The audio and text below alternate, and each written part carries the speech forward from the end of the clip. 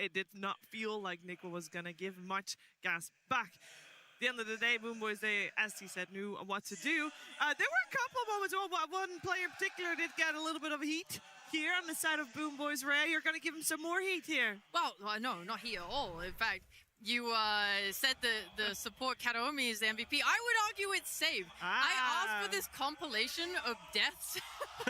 Not because I want to flame him, but because I want to show that this was literally the only play that Nigma could make. They would bring here, look at this, they brought so many, all 3 cores are wrapped around this Dark Willow right now, and they're getting nothing else. Like, I think these were 3 back-to-back cores. They're using smokes, they're using moonlight shadows, and Save is always positioning himself in the more dangerous areas of the map to either break those or to draw attention on the map, whilst the rest of his cores can play like in safer areas. I think Save did a really good job of just dying this game, genuinely. That's what happened. Best POS4 players in the world, that's exactly what they do. They always want to go to get extra information, to extra little things. So props to Save for making this life more animated than it was.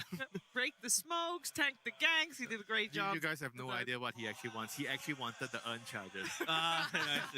Wait, oh, no one's dying. I'll do it myself. Free TP. Oh my god.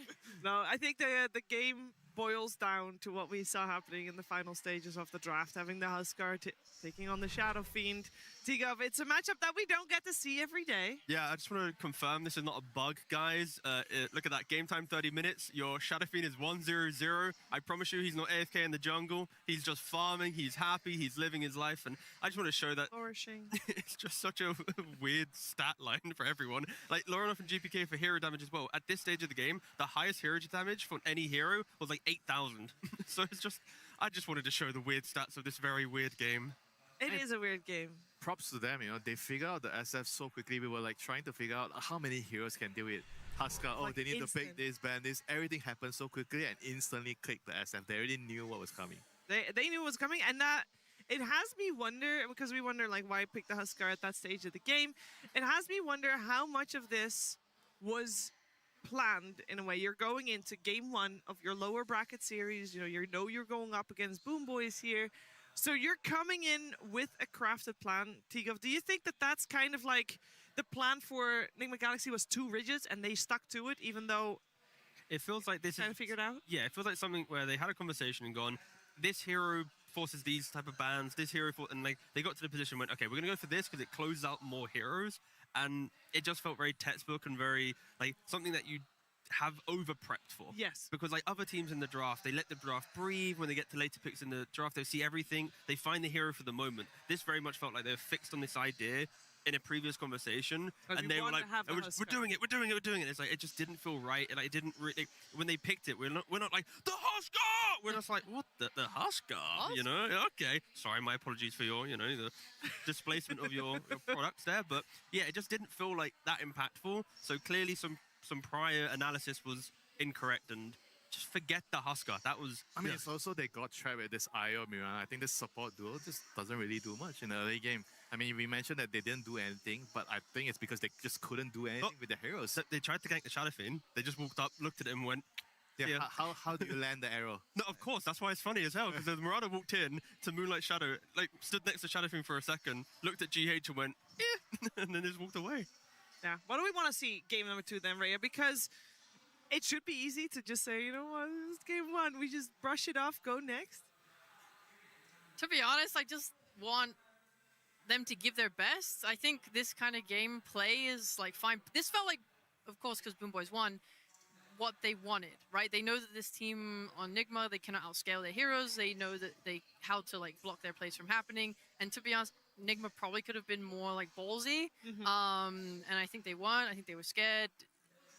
In that case, I want Nigma to give a little bit more gusto. I don't know if they actually realized they needed to be ballsy to actually have a chance to win the game. They sat back and felt like they were saying that it's okay, we can go late game, but in fact, they couldn't.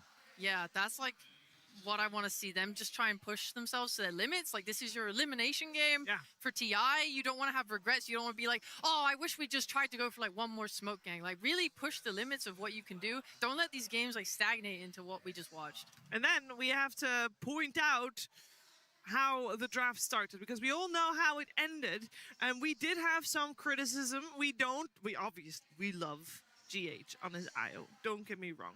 But if you first pick IO in your team Nigma Galaxy, there is no flex potential there. And everybody knows that. And even though we love GH's IO, we know that right now he's stronger as a core. And that means you are spending your overall first pick, which we've discussed, is at the moment maybe in a stronger position to draft from. And you're spending it on a support IO. Yeah, I mean, as you see from the graphic here, IO is a common hero between both teams. Nigma, they want to take it themselves. I personally don't think it's too much of the IO problem, because GH is so exceptional at the hero, the best in the world over multiple years, that you probably can just find a different way to draft around it, that you aren't forcing yourself down this, last two pick situation that we have been, talking about for the last 10 minutes. So I kind of feel like that's fine because of how important the hero is between the two teams. Because if you do ban it out, suddenly you're letting through a Lina or a Bounty or a Tree or an Earthshaker or a Coddle or some other, TI winning hero to the other team. We're gonna find out what's coming and who stays alive at the end of this series. Boom Boys 1 game up in this best of 3.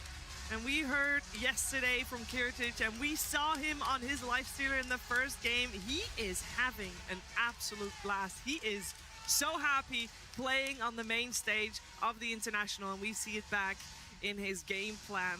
He just had the freest game. I think that's the best way you can think of to start your series here against a team that has pulled out some crazy moves. And on the side of Nigma Galaxy, we are waiting for those crazy moves, because game 1 was not it. Maybe we have to get some Enigma coming out. I know, I mentioned it before. It's just, I think that on the grand stage like this, having the power of the crowd helping you out, you need those big team fight ultimates, and you really can play on good vibes. And we know that for the Vi, even though he's tempered himself, we know that he thrives on those moments. They should try and throw them off. I think Boom Boys, Kiritich especially as a carry, when he gets a stable game like that, where there's no one threatening, pressuring him, he is very reliable. He will get the farm, he will hit his timings, and he will play exactly where he needs to on the map. When you throw him off, that's when we saw see moments of anger, like when he bashed his table. In that game, you had such a high pressure team lineup on the enemy, right? They're running at him, they're under his tier 2 tower, they're forcing him to show up when he doesn't want to show up, and he doesn't know how to react to that. I really think if you throw off this man's tempo, that's how you get him. And this is with Sumail on Nigma, who's willing to play these carries like Clinks and Necrophos. Heroes that can be around the map, playing more like assassins or playing with boosted travel. You can definitely be more mobile and active if you want to be. Yeah, you don't want to get eliminated from the International with a game like that either. You need to show your best Dota, as Rhea mentioned earlier. Winter, what is the best Dota you feel Nigma Galaxy can bring to the table here? I think they just need to play standard, and not try to get into their own hits too much with some kind of prep strategy. Just play. I think they're more than capable of just winning the game, just playing normally. Play to their strengths. Certain heroes should be prioritized more. The support duo has to be a very solid one, so to ensure that the early game, there's some stability in the early game, so they don't get pressured too much. I think they're just overcomplicating things too much in the last game. Sure, it's the first game. People will always say if you have an idea, you want to try something, always do it in the first game. You have some leeway. But right now in the second game, just go back to your roots and do what's worked for your team so far. Do what has worked so far. And so far, we have seen Nigma Galaxy do good work. Also, when they're down, we of course had them start this main event bracket run in the upper bracket, and they were coming out victorious, and that was a long series. They know how to come back after losing a game on this main stage, so I am not worried about that. I want to see them play their best Dota. We want to have a competitive back and forth clash, which we did not get in game 1, which is a shame. And hopefully we'll get our hands on that very type of Dota 2 that will soon get on our screens. 1 game up for Boom Boys. Nigma Galaxy backs against the rope. Good speeches from Kuroki incoming, I would imagine. And heads together. Get the best strategy out there. And just play some good Dota. And guys, just win. Easy. Nigma Galaxy versus Boom Boys. Game 2. And we're already quite deep in it, might I say. Nigma Galaxy Radiant side, Boom Boys Dire side, Nigma Galaxy overall last pick, and we had an overall first pick, Keeper of the Light. New one from Boom Boys there, an instant answer from the Ember Spirit. I think when we're talking about comfort on the main stage, lore enough on the Ember, a lot of people have called him the best Ember Spirit of this year's International, and that is big praise considering the mid laners we've had on this stage, Tigoff. Yeah, and now it's, when you pick it in this position, of course, against GPK, he will happily try and counter that to Oblivion. There's Slardars, there's Huskars, there's so many options. So we'll see where Boom Boys go for that. But yeah, the Keeper of Light, it was banned in the first game. Very high priority throughout the entire tournament. So also interesting to see what type of partnerships Boom Boys are going to present with that one. Of course, there's so many options.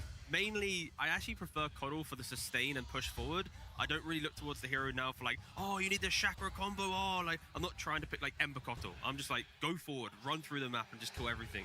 Yeah, but at the same time, I do feel like when you mention these counters, this hero counters to the Ember in the lane, they don't really like playing with Coddle. Like sure, the heals are, like the chakra is not just the hero, but you do want to have someone that you can play with in the early stages as Coddle.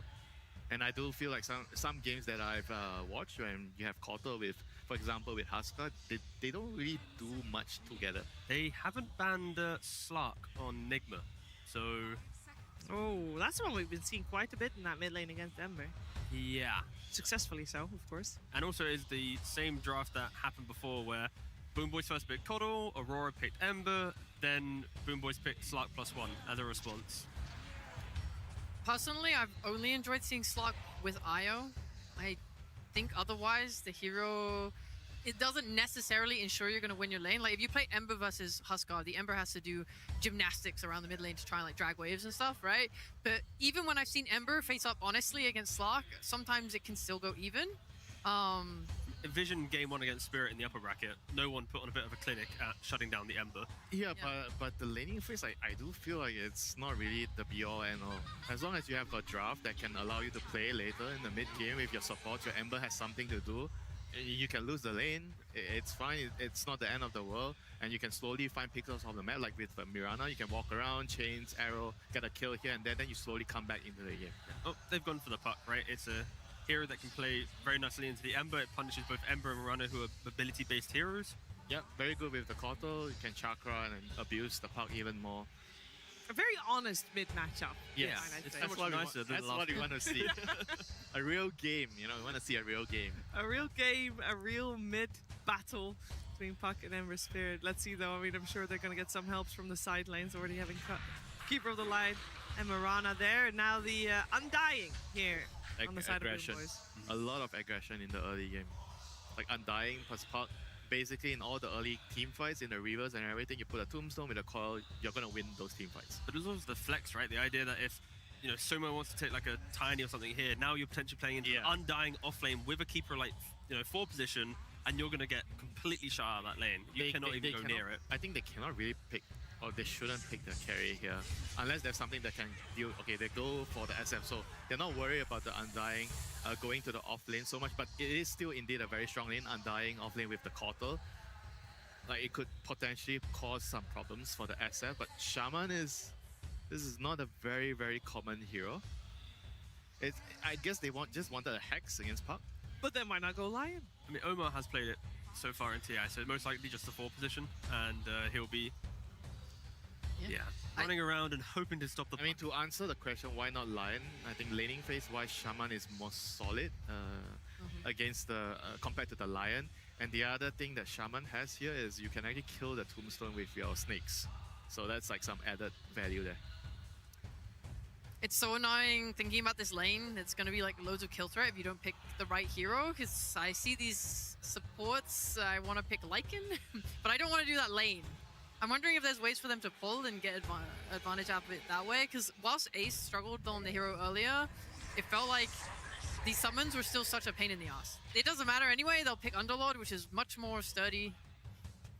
And the Axe Rush against Ember is so good. He does get bullied by the SF in the lane. And with Coddle, like some supports can allow the Underlord to play the lane, like Underlord plus Rubik, Underlord plus Lion, any stun. But with Coddle, it can be quite They're complicated. gonna stack though. I mean, that's mainly where Mirana, I think, helps the Underlord pick, right? Because Mirana isn't this like explosive kill laner. It's more like a lot of chip and poke over time. So Underlord, by the time you get to level 3-4, you'll have your point in pit, and then you can distance yourself from the Shadow Fiend. I mean, Boom Boys, their entire draft, it just feels annoying to kill. You jump a guy, there's a Tombstone saved from Undying, or there's a keeper like Hill, or Puck has an Aeon Disc or some Yules or whatever. Underlord with the auras, it's really just obnoxious to fight into. So Nigma Galaxy, luckily for them, they do have very clean damage once they find a hero. It's just a matter of like, just pretty much stop Undying and you can burst anyone. And that is hard. Like, their initiation being like Hex and Shackles from Shaman is just gonna be completely stopped by Undying's Shard Tombstone. So but it's hard to kill this hero too. I think when you can react to any go with Underlord Portal, and like if they're also playing the map correctly, you have Puck coming in to punish as well. It's so quick how fast Boom Boys can collapse onto a fight. Yeah, I can see what you're saying here. Like, it's gonna be more complicated for Nigma to play the map and around, find kills, whereas Boom Boys, you have the global presence of the Underlord. It's easier for you to set up.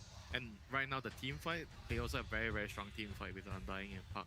That's why you always need to kind of respect the Mirana. So like the map play of Nigma, even though it's quicker for Boom Boys to get around, like you are going to have the invisibility, the speed to play on the runes. If you set up the Mirana at the rune with the Shaman, you get the Puck kill, it's going to feel quite nice. And they do ban out the Enigma on Boom Boys because Divide does have last pick in draft priority. So based on the last game where he kind of got sacrificed on a Centaur, now he's going to see all 9 heroes in the game before he locks in his own.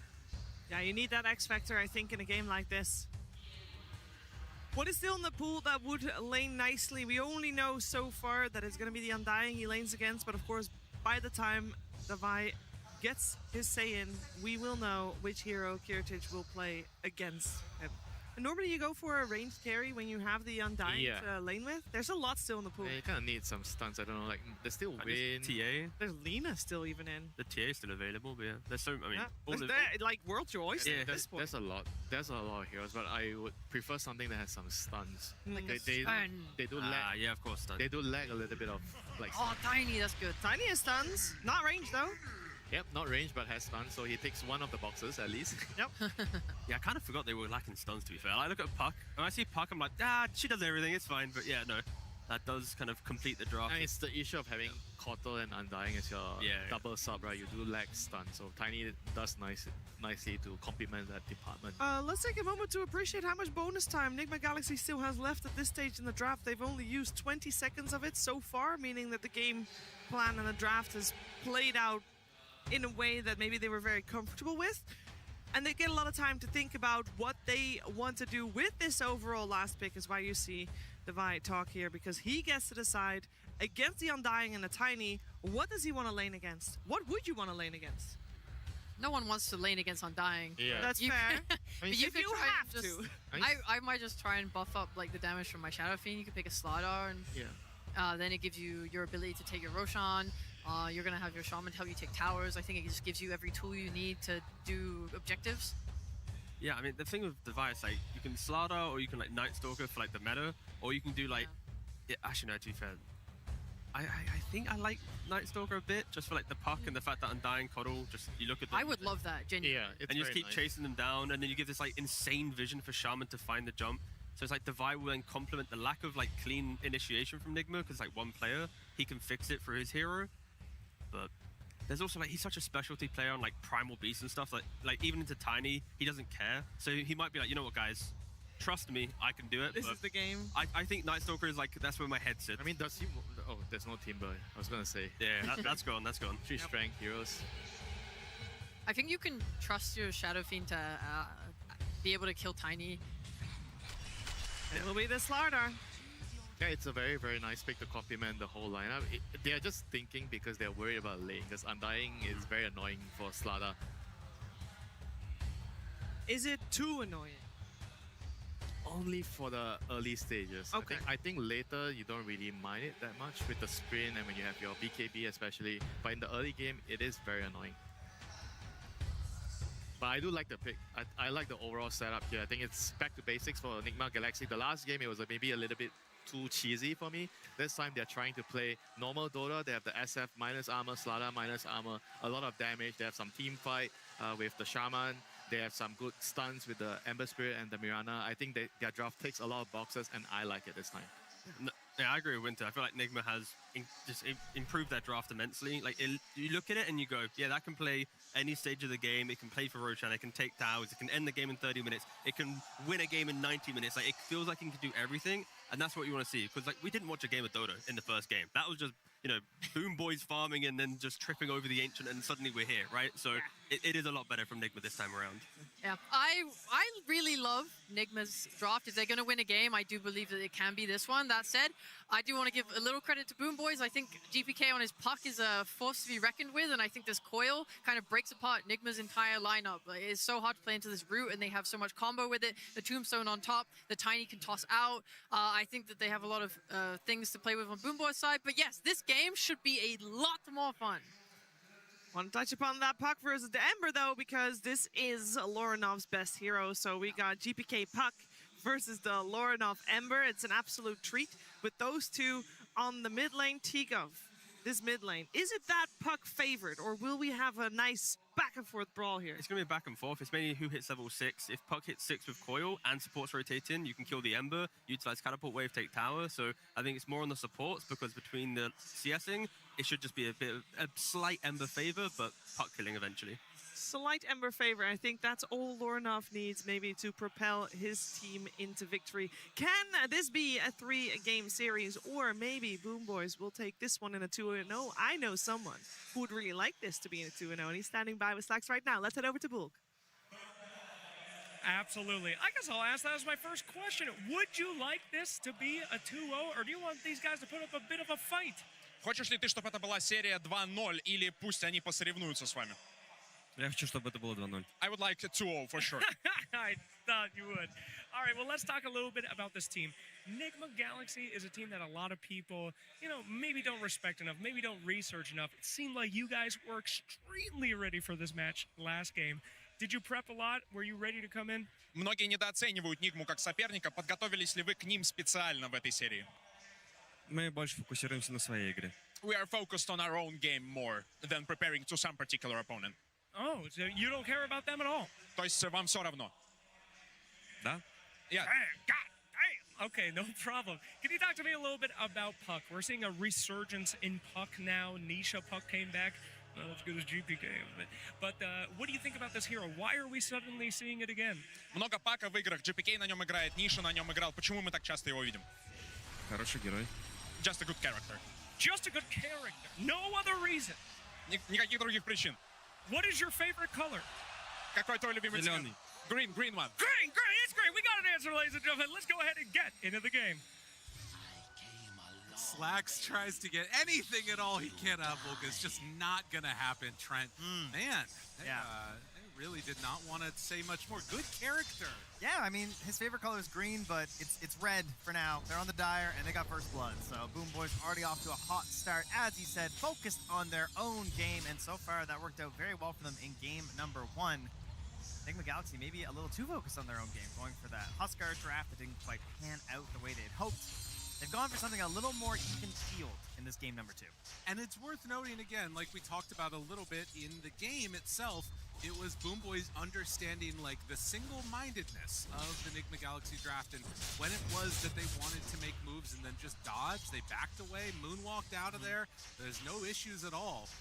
This time around, though, you have a little bit of a different dynamic. Obviously, Slardar being played out of the off lane. This time for Divai, going to be looking for how early do you think we're going to be seeing a Blink Dagger from him? Yeah, I mean, it was pretty early last game for a Centaur, but, you know, Centaur, you can still just have that confidence you're going to buy the heart and scale much later and later. Slardar, not quite as good in that department, for sure. So you are definitely encouraged more so to get your Blink, get your Shard, get into the back. So definitely early moves for sure. Omar going to get punched and pummeled, and a crush to try and keep him alive. Kill a zombie, maybe. He does go into a little sheep form and then runs out of there. Gets some separation. Divai getting pressured underneath the tower here with that early tombstone drop down.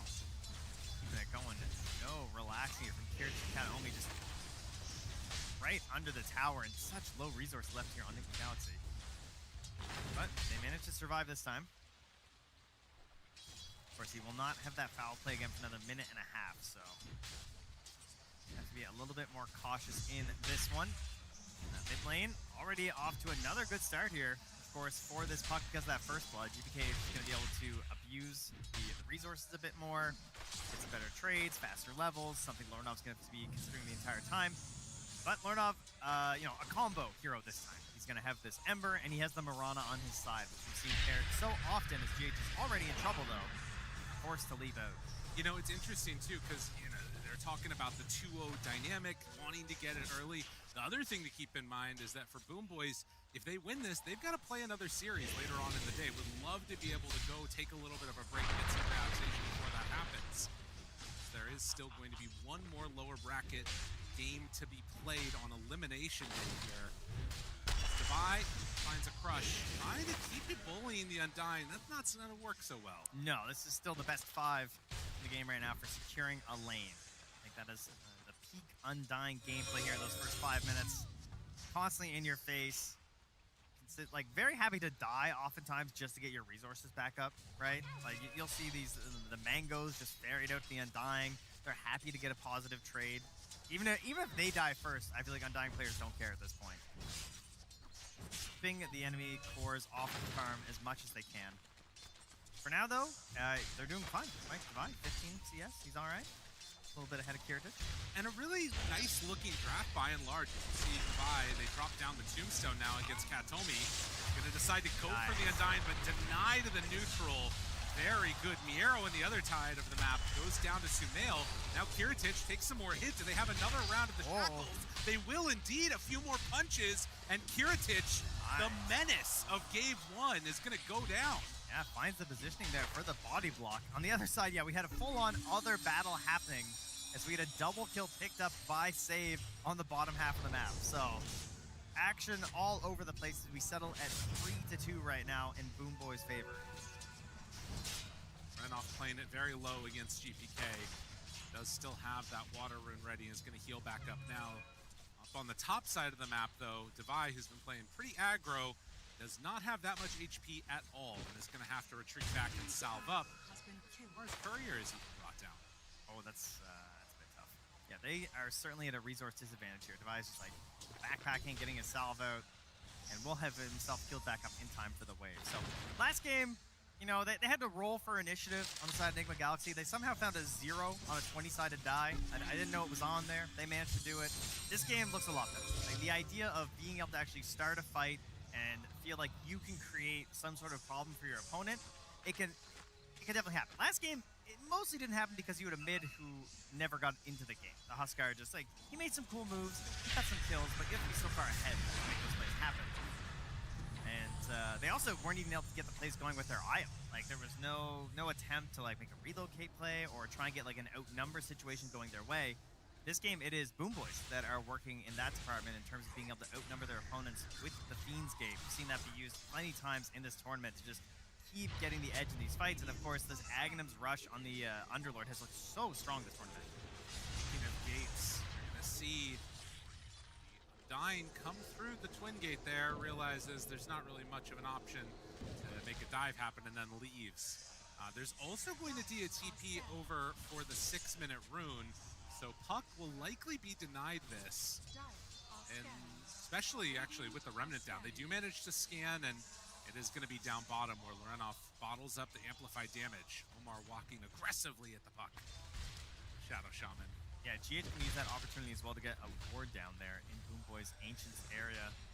Keep an eye on any sort of stacks they might want to build up here. Omar even runs in behind the tier 1, so he is saying, I'm gonna go over towards that Wisdom. Are you guys gonna fight us, or what's the plan? Mirana's backing away. Is he still gonna go for this? Omar's here.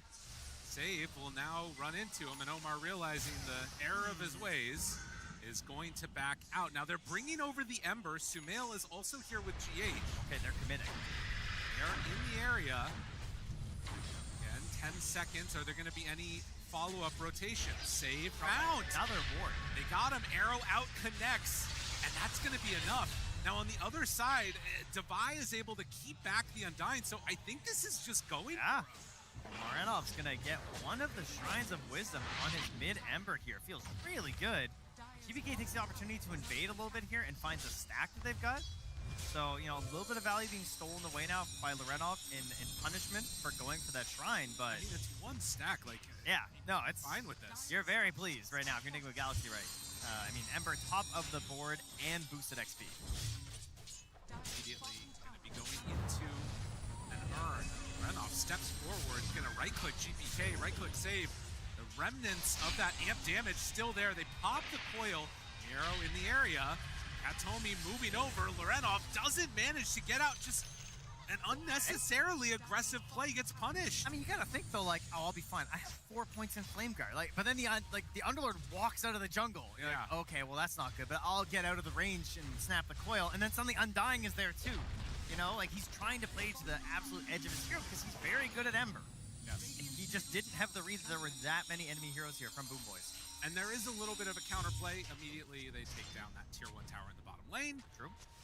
Sumail now steps forward. Omar and GH nearby. Shackle and the arrow follow-up. So they move in with the Shadow Fiend, and Sumail, obviously very comfortable on this hero, playing it so many years out of the mid lane. And you can see GH immediately thinks like they have wards here. They just barely missed the one by the Ancients, and then there's also one that's in behind the tier 1 down bottom. So they have complete control over this phase alone. Like, he's still playing up on that hill right now. Yeah.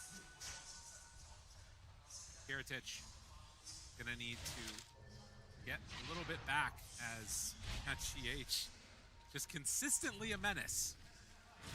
But they will stack up these camps, it looks like, and try and build that piggy bank from Yarrow. Now look at GH. He arrows one of the creeps, and then he body blocks the bottom camp as well, so they don't get the stack. And he's going to sit here, soak a bunch of the XP, and steal some of the gold. And what can they do? He's got a leap. They don't have the catch to punish him right now. And this is, as you heard Winter on the panel saying, like, they brought out this Tiny, they have the Puck. A lot of what these two heroes do, and even the Underlord, is they're making up for the support to him, having no catch, right? Undying, Coddle, you got nothing you can do against these pesky little supports. They just want to come in, poke around your side of the map, and leave scot-free. And if they can keep this momentum going on Nigma and take some more of these towers, we're already seeing the ways in which you might be able to sort of build up a pretty substantial lead for Nigma Galaxy. Just need to make sure that Lorenov doesn't take any walks through the woods with the Underlord nearby. Yeah, it feels a lot like these bounty hunter games that you're seeing, where they're spending so much time having to keep up with what these supports are up to and these little ganks from Lorenov that you don't have any time to go and deal with the Shadow Fiend. At the same time, your Tiny is also free to farm right now, but he's not going to farm as fast as Shadow Fiend ran out of Raiders. Oh, Lorenov gets the bottle. The shield rune is there. Gonna pop it now, trying to stay alive. Double round of hits, and do they have enough to kill GBK? Not quite, but he gets caught by the fear. And that is going to be enough. Now Lorenov steps further forward, finds Katomi. He has chains, but with no arrow follow-up, they're just going to take down that tombstone and then move for the tower. I mean, this is a catapult mid. Keep it up. Who cares about a catapult? We're on the snakes. Lorenov. Ace Katomi won't do much more beyond that, but with those snakes down and buildings hit, they can do some serious damage. GH backs away from Yarrow. The remnant forward. The two wards, the chains. Oh, is there anything else for Yarrow? They don't have any way to save him. The Underlord also goes down. That sentry missing by just a couple units has destroyed the early game of Boom Boys. The snakes do get cleared out. Omar's still sticking around, threatening a little bit around here, but Sumail willing to even hit the tower a few times here with his Dragon Lance. He does not necessarily want to leave. I mean, they don't have coil for another 10 seconds, and maybe understanding, as you can see, that ward being the difference maker. Yeah, it's so painful. They just keep getting him over and over again with it. How do Boom Boys respond to this? They had a pretty dominant game number 1 once they decided to finally get online and start fighting. They decided it's that coil. It's back up. They're smoking right away. Finding Sumail would be great. Do they have the damage to deal with him, though? I mean, I guess the Underlord gate is back up to 15. He might have to join in on this. Tiny is coming through. If they find the Ember, it's pretty bad. I don't know if they can do much. Look at this. They're hoping that Sumail was down here farming, but they miss with the scan. He's too far back.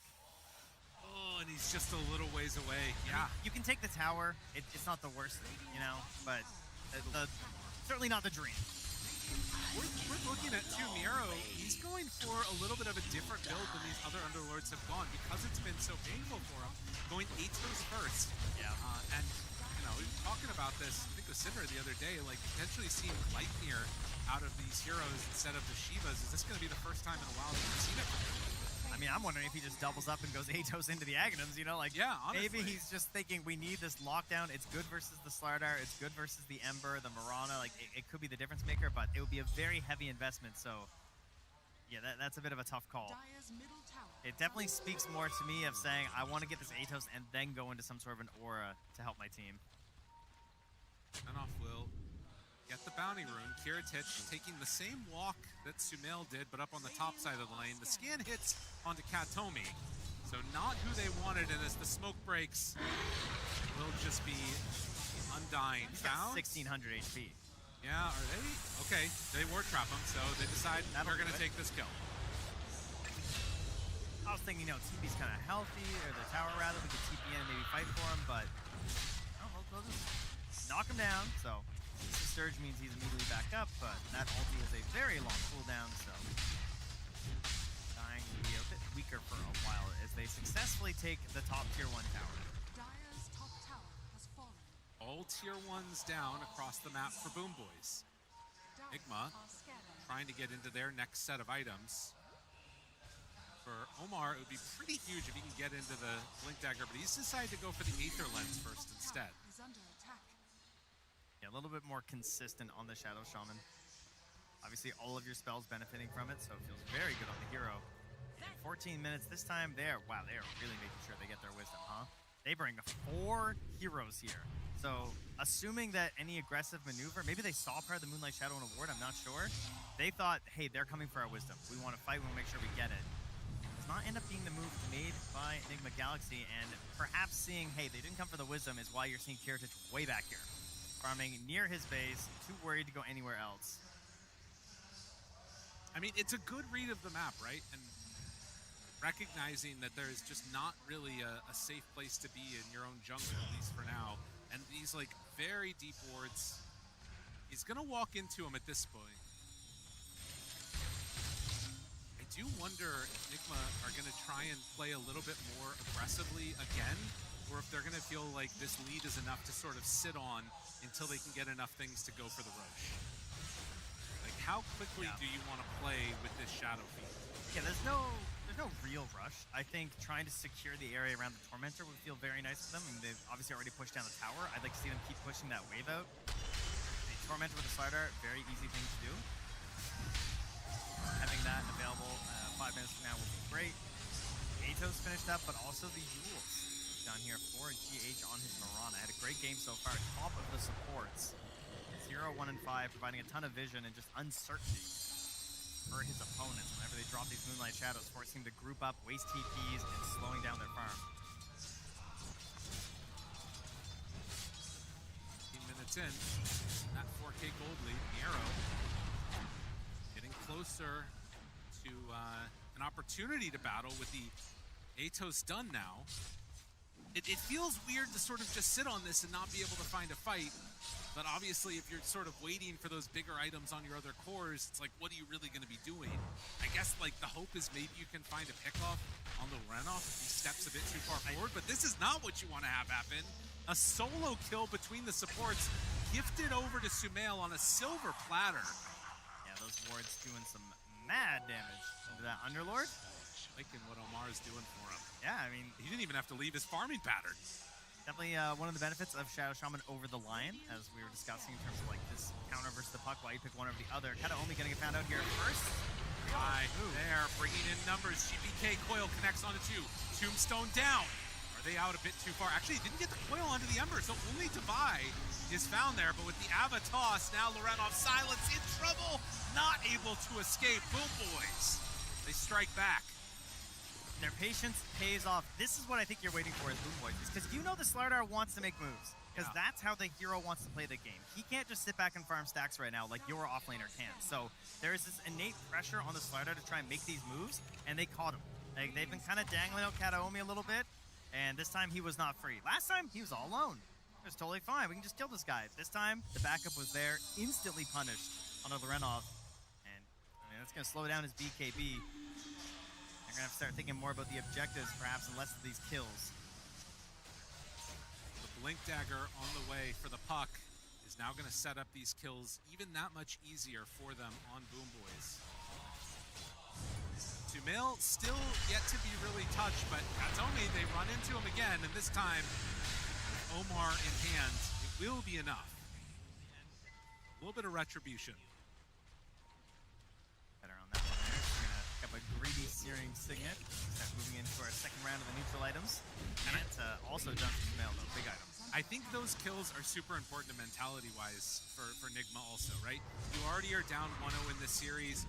If you like lose the Slardar and the Ember and then you're not getting an immediate kill afterwards, yep, you could start feeling like tense in these moments where there's not much happening. Yeah, you don't really want to be the Slardar being like, guys, can we go do something? Because like my farming ain't that fast right now after losing 1 kill. Heritage, they find him. The Hex is there. The friends are here. They gotta bail. Yeah, they gotta go. Okay, so they bait out the Fiend Skip. Okay, then they'll get out. Renov trying to keep this mid lane pushed in here. There's GH backing him up. They don't really have a kill combo though, with just these two on the Underlord. I don't know. I'm starting to get worried for Nigma here. Feeling the dread. I am typical Nigma fan. When their team is up, they get more worried. I believe is how it usually goes. I mean, what can you say? After that last one, got this aggressive style. This would be a nice catch for them if they could find him, and yes, they do. Oh, the Tumbler's toy into the control, and yes, they find and kill GPK. Oh man, he is really punishing the lack of stuns on the two supports. It's very good. He's just getting full-length shackles. Omar having a standout performance on this unorthodox hero, the Shadow Shaman. Opting to go just straight into that Aether Lens and making good use of the Tumbler's toy. BKB nearly done for Renov as well, so it gives him a nice focal point in these fights. He can get up ahead, provide some vision, let Sumail just run on in. He's close to his Force Half as well to pair up with his Dragon Lance, and already has a Manta versus the silences of this puck so that he can stand tall and threaten the Requiem. Which means that if you're on the side of Boom Boys, you are waiting for Kiritich. He's only a little bit behind the Shadow Fiend. Definitely growing to a larger and larger threat over time. But you're going to be trying to get some sort of a Shadow Blade play once that's finished. Yeah, and you know, it really is like when Sumail shows up, that's the big commit that happens in the Shadow Fiend, right? You've got like the little crush coming out from Devi, you've got Ember's things to sort of start fights, two different heroes to start fights, and then one that's definitely going to be there to end it. Get the right type of control out. All right, 20 minutes here. Slardar lineup. Tormentor and Roche on the menu right now. First, we're going to check for the rune. It's going to be a regen up top. They instantly smoke. The circles are being drawn on the map here, I believe, by both teams right now. Yeah. Radiant going to scan. Dire going to scan. Takes out the wave in the mid. And as that shows, maybe this signals to GPK to be a little bit careful. Broke in. Get him. He's over to the side, but no, backs away. Now Remedy forward, learning off got wants one to find more. something. Last one. Good Yules, keeping him alive and save. He gets caught by the root. The blinding light pushback. Needs a few more hits, and Sumail, he takes it. They had to spend a lot for that kill, but there was no idea of counterplay here from Boom Boys. We saw it previously, they would just instantly all TP, you know? So they clearly have very direct and clear communications as to when they actually want to fight, and that one was just not happening. It means they're going to get this wisdom. They go back. Katomi tries to sneak it on the other side of the map. He gets pushed back up by Lorenov. They are not letting you get something on them right now. That's right. Gonna use the Tombstone Shard. GH starts to hit it. Yule's Scepter. Giving the last hit over to Lorenov. Misses the arrow. Don't worry, nobody saw. It was zoning. Yep, exactly. And Katomi eventually goes down to Lorenov. I mean, he's living for a long time.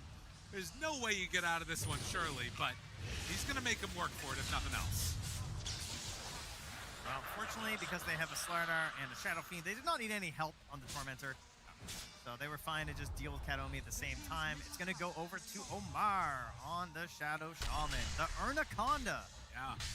Do you want some? That is the question. 5,000 gold lead. 12-6. GH stacking up camps. Try and keep building that piggy bank up for the squad. Omar, no, it's interesting. We think about this like answer for the puck, but usually it's off the back of a blink dagger. He's been making GPK feel pretty afraid with just the Tumbler's toy, and now going to be going into the 4-stat. So thinking more about like saving his own team from these problems. I think part of it is that you already have some other tools that are causing like a mental stack issue for the puck between like the Slardar Crush, the Slardar Punch, the Ember Searing Chains. So he doesn't necessarily have to be the first one in. I'll also mention, we keep looking at Miero. The Atos has not felt like it's been helpful. He's an Atos? Yeah, I mean, I don't know if I've seen him use it even. And going towards that Aghanim Scepter as soon as possible could maybe help make this Ember feel a little bit less comfortable. I mean, it feels bad though, because he has a BKB. It's true. And you've gone Atos into Aghanims. Yes, yes. That does not feel great. Well, Omar there to try and help take down Roche. So the first Aegis of the game going to be going to Sumail. One of the few heroes and players in this. Oh, GH. Under a sentry, they missed the coil! Oh, that's not what you want to see if you are a Boom Boys fan. Now Divide getting closer to a BKB as well. Everything this game too seems to just be going Nigma's way. It is a very balanced lineup. They did very well in their lanes. Maybe they have relaxed into an even further state of nirvana thanks to Kuro, do you think? A zen state, if you will. Yeah. I mean, Lerna looks pretty relaxed. I know he's chatting up a little bit here. Radiant's top tower is under attack. See if they can keep that going.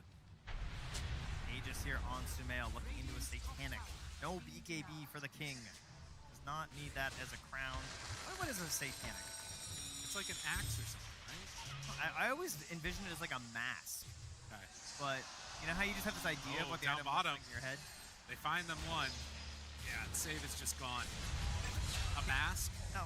Yeah, I don't know. It kind of looks like something goes on your head, kind of like the Mask of Madness. You know, I feel like it's a similar thing here. It saves deaths last game. Great deaths. I think Ray brought up on the panel as well. I was thinking the same thing. Like he had some fantastic feeds last game. He was always in the right spot to prevent any sort of like a comeback kill from Nigma. This time, comparison. they're more of deathly. You know, they're just like, okay, well, that's unfortunate. These feeds aren't quite as good, unfortunately, because they're more forced feeds of like, I'm just trying to delay things, you know? Whereas before, it's like, I'm getting a good trade out of this. Drop down snakes. Kiritich as they step up and smoke up. All right, here it is. Let's see the double roots. How many roots does Miro have? He's an old gnarled tree. Atos, Aghanims. It's going to be going for the Crozier next. But as they see GPK on this ward left behind, Nigma realize we're not in danger. They're not chasing right now. It's an amp damage puck.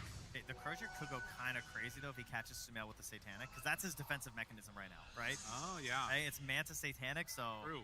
that could be beastly. That could really turn things around, because he sees all this magic damage from Boom Boys, and he just says, all right, well, I just Satanic. They don't have enough disables. We have clearly seen that this game, so I'll just heal through it. Boom Boys just need to keep farming. Just keep farming, and everything will be okay. That's what I'm hearing here. Is that? I don't think that's what I said at all. The Crozier. I was describing a the Crozier. fight. Oh, I see. Okay, yeah. All right. Okay, up on the high ground, he Anacondas and just finds him. Oh man, understanding what was happening, and they take the tier 2 tower. He's a little stuck right now. It's okay though. Don't worry about it. You got blink in a few seconds. 5k gold lead. This whirling dervish of damage that is going to be Sumail's Shadow Fiend.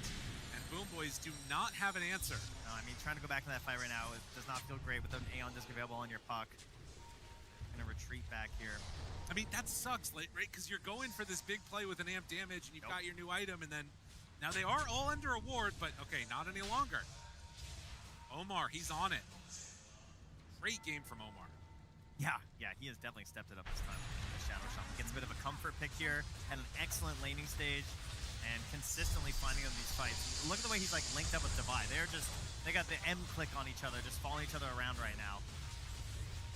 Third thing is that this next Aegis they are that hunting. they get, as Miero may be in a little bit of trouble here. Dire's middle Oh no. tower is under attack. When they end up having the banner, I I mean, that paired together with Shadow Shaman is super nice. Drop the wards, get out. Omar, he's got the read on this. They kind of saw the way that GPK's been playing this map right now. He does not jaunt to that orb. Oh, GPK, Just he sees them and they find it. The Hex is there. Miero, you are not going to save your puck, sir. As they get that kill, Aeon Disc 15 seconds away from salvation. It was too late. I don't even think they had a ward down here. That was purely based on how the puck played up top that they managed to find that. They figured that he had pushed out top, gone to the Twin Gate, and wanted to farm those camps. So they pincer in between with the two heroes that both, like whoever finds him first, will chain into the next because he's still at 20 seconds left on the Aeon Disc. Really well played and well coordinated here from Nigma Galaxy. Feels like that last game and all of the frustration long forgotten for this team as they have looked like an entirely new roster without Huskar. Hero is terrible. Did not work well from the previous game, it's true. Things much brighter this time for them. And the bright side for Boom Boys, you would think would be this Tiny. Yeah. He is still very farmed. Peerage is the big beast this game, but he has not found any way to get involved whatsoever. He is 1-1-1 with 399 last hits. The creeps fear him, yes, but the enemy team don't even know he exists. You're not wrong. It's just been basically nothing out of the Tiny so far. And you think about this game, and it's still very possible that any high ground push that gets made there, as you can see, 3,300 damage for the Tiny. At any high ground push, this could all turn around. One toss back underneath towers. Aeon Disc again here, perhaps GPK.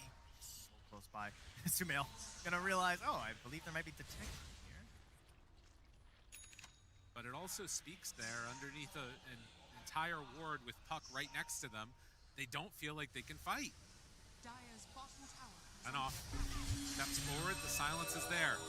No follow-up. No force the BKB either. That would have felt like... I think even throwing a Fiend's Gate might have been tempting there to try and bait up the BKB. Tries to hit the pit. It takes too long. That ward untouched. Heritage? He picks up his Hyperstone here, but they are close by. Kataomi's backing him up with the shard. If they go for him, oh, but he's out. Instead, trying to find Kataomi, maybe? That is the problem of no blink, though. Yes. As he brought up before, right? He tries to 4-7, Tumbler Swipe, it's not enough reach. Kataomi, though. Easy catch, easy kill. No Ceaseless Dirge this time. And an AC is done now for the Tiny, so they've got a lot of physical damage. It does pull together. Obviously helps a lot versus the Slardar. Maybe help one of your allies not get burst down. Have this help up with Aura. Still oh my god! Okay, goodbye. I mean, the good news is they're gonna use the root on the Slardar mid. Divide does not appear to care at all. They're trying so desperately to burn his BKB. He is not doing a thing. Zero cares. And, you know, they had this Ob-centric combo for the longest time. It's going to be expiring here soon. I mean, they might even deward it. Yeah, there it goes. So many potential opportunities of lurking near this board gone. This was your best chance as Boom Boys. Finding a fight up there with GPK in that area, and they could never find quite the right moment because of this positioning coming out of Nigma Galaxy. I mean, very defensive. Maybe like a coil tossback is the option. I mean, they've had the blinding light a couple times. They've managed to snap the coil. Something like that is definitely what you have to do. But it doesn't feel like GPK is comfortable coming back to it yet. Now he's going to TP in, actually right on top of the Shadow Fiend's courier, interestingly enough. And as they see GPK TPing back, now they leave. Nigma not wanting to go high ground without the Aegis. 15 seconds till we don't know how long it's going to be. How have we found 2 games in a row where one team seems like they can't make a move? You know? But I feel like Boom Boys are trying more, but they are failing equally as often. Yes. All right, they have vision on this Slardar. He's still sticking around. They're like, this guy farms pretty slow. We move pretty fast. Can we make it to Divine in time? It's like a tease right now. He's going to get this range group. He's going to get out, isn't he? I mean, he also has a BKB, so like, he's not going to die. He's getting away. He's just going to run out. They've smoked across the entire map, and he's gone. They scanned. They see that he left, and now there's not a dang thing they're going to be able to do about it. Oh, double scans used too. The pain. At least they're in position to come and contest for Roche, if nothing else. But yeah, this does not feel good for Boom Boys right now. Okay, but tell me, give me something, anything. Need to find something honestly, for these guys. I just clicked the HP pools of Slardar, Ember, and Shadow Fiend, and I just stopped dead in my tracks. They're each like 3k plus HP, like 2,800 on the Ember. They are tanky. Yeah. Like I'm trying to think, like, can Heritage really burst them down? Like, does he have the damage to maybe have a big impact. And it's tough because the reinforcements are going to be quick. Yes. I mean, they don't have a mech or anything like that. They don't have a traditional save on the side of Nigma Galaxy this time, right? What's our Crozier check? All right, we're getting there. Oh, I thought, no, he gave up on it, didn't he? Yeah, he gave up. Halberd instead? Oh, yeah. God. No, the Crozier was a bridge too far, he said. Oh, man. It was 3,300 gold too much. Well, I mean, he's even with the Slardar in terms of farm. Yeah. Ish. That's an Aghanim Scepter done for the Mirana. Gem coming out as well, just to secure their position on the map. 10,000 gold lead. It still could completely turn around with, just a little bit of bad positioning. I think that you can't underestimate how crazy these late game scenarios can turn into, particularly on the main stage TI. Yeah, and if maybe you get forced into a play with the BKBs being down inside Nigma, that could be doing something. Right. Mail again, though. No BKB. Maybe they hit everything perfectly. On the side of Boom Boys, you have the Undying save with this Tombstone. We don't have a similar tool on the side of Nigma Galaxy. Maybe that's what can do it. Now tell me. It's hanging out by the trees. I mean, Roche is going to move in a minute and a half. Maybe we're just going to sit here until then. In the meantime, Shadow Fiend is getting bigger, by the way. Yeah, they are not really losing out too much on the side of Nigma Galaxy as the Butterfly is now picked up for Sumail. And with a minute 20, yeah, they are good to head into the pit. All right, Kiritich, he has waited, but a sitting rock gathers moss, so he wants to roll. And Roche roars. They get some vision. They see Sumail, very, very tanky. Roche, half HP. Kiritich calculating, finding his angle. By damage is there, ready for a jump. They drop down the snakes. Now the walk-in, but he's not going to be able to do much. The jump forward, Avatar, and he snatches the Aegis. Kiritich trying to put his team on the back, but I don't know if it's enough to carry. It's a hard one to make work. The Requiem comes out and Sumail destroys the arrow. Kiritich also gonna fall. You can take the Aegis. You're not winning the fight. You're not getting out of that one alive. At the very least, you remove it for a potential high ground push, but obviously things still going very much in the way of Nigma. Male king of that fight. No concerns about not having a BKB. Yeah, it gives up the Aegis because of it. That's A-okay for them. They're now pushing up high ground. No snakes available. Chuck the Anaconda. Building goes down. In spite of the creep wave being gone, they are still going to be able to take look at Divide down bottom. Set of racks. He's stalking GBK. The hunt wants him. Jumps forward, crush, bash, damage, trying to get out of there. He's nullified. And they find him here. He's gonna watch him farm. Yeah, I mean, he's waiting for his Blink Dagger to come back up again. Wants to chase this guy down. GBK over to the side. GH is there. Arrow out, and hello, there are more friends.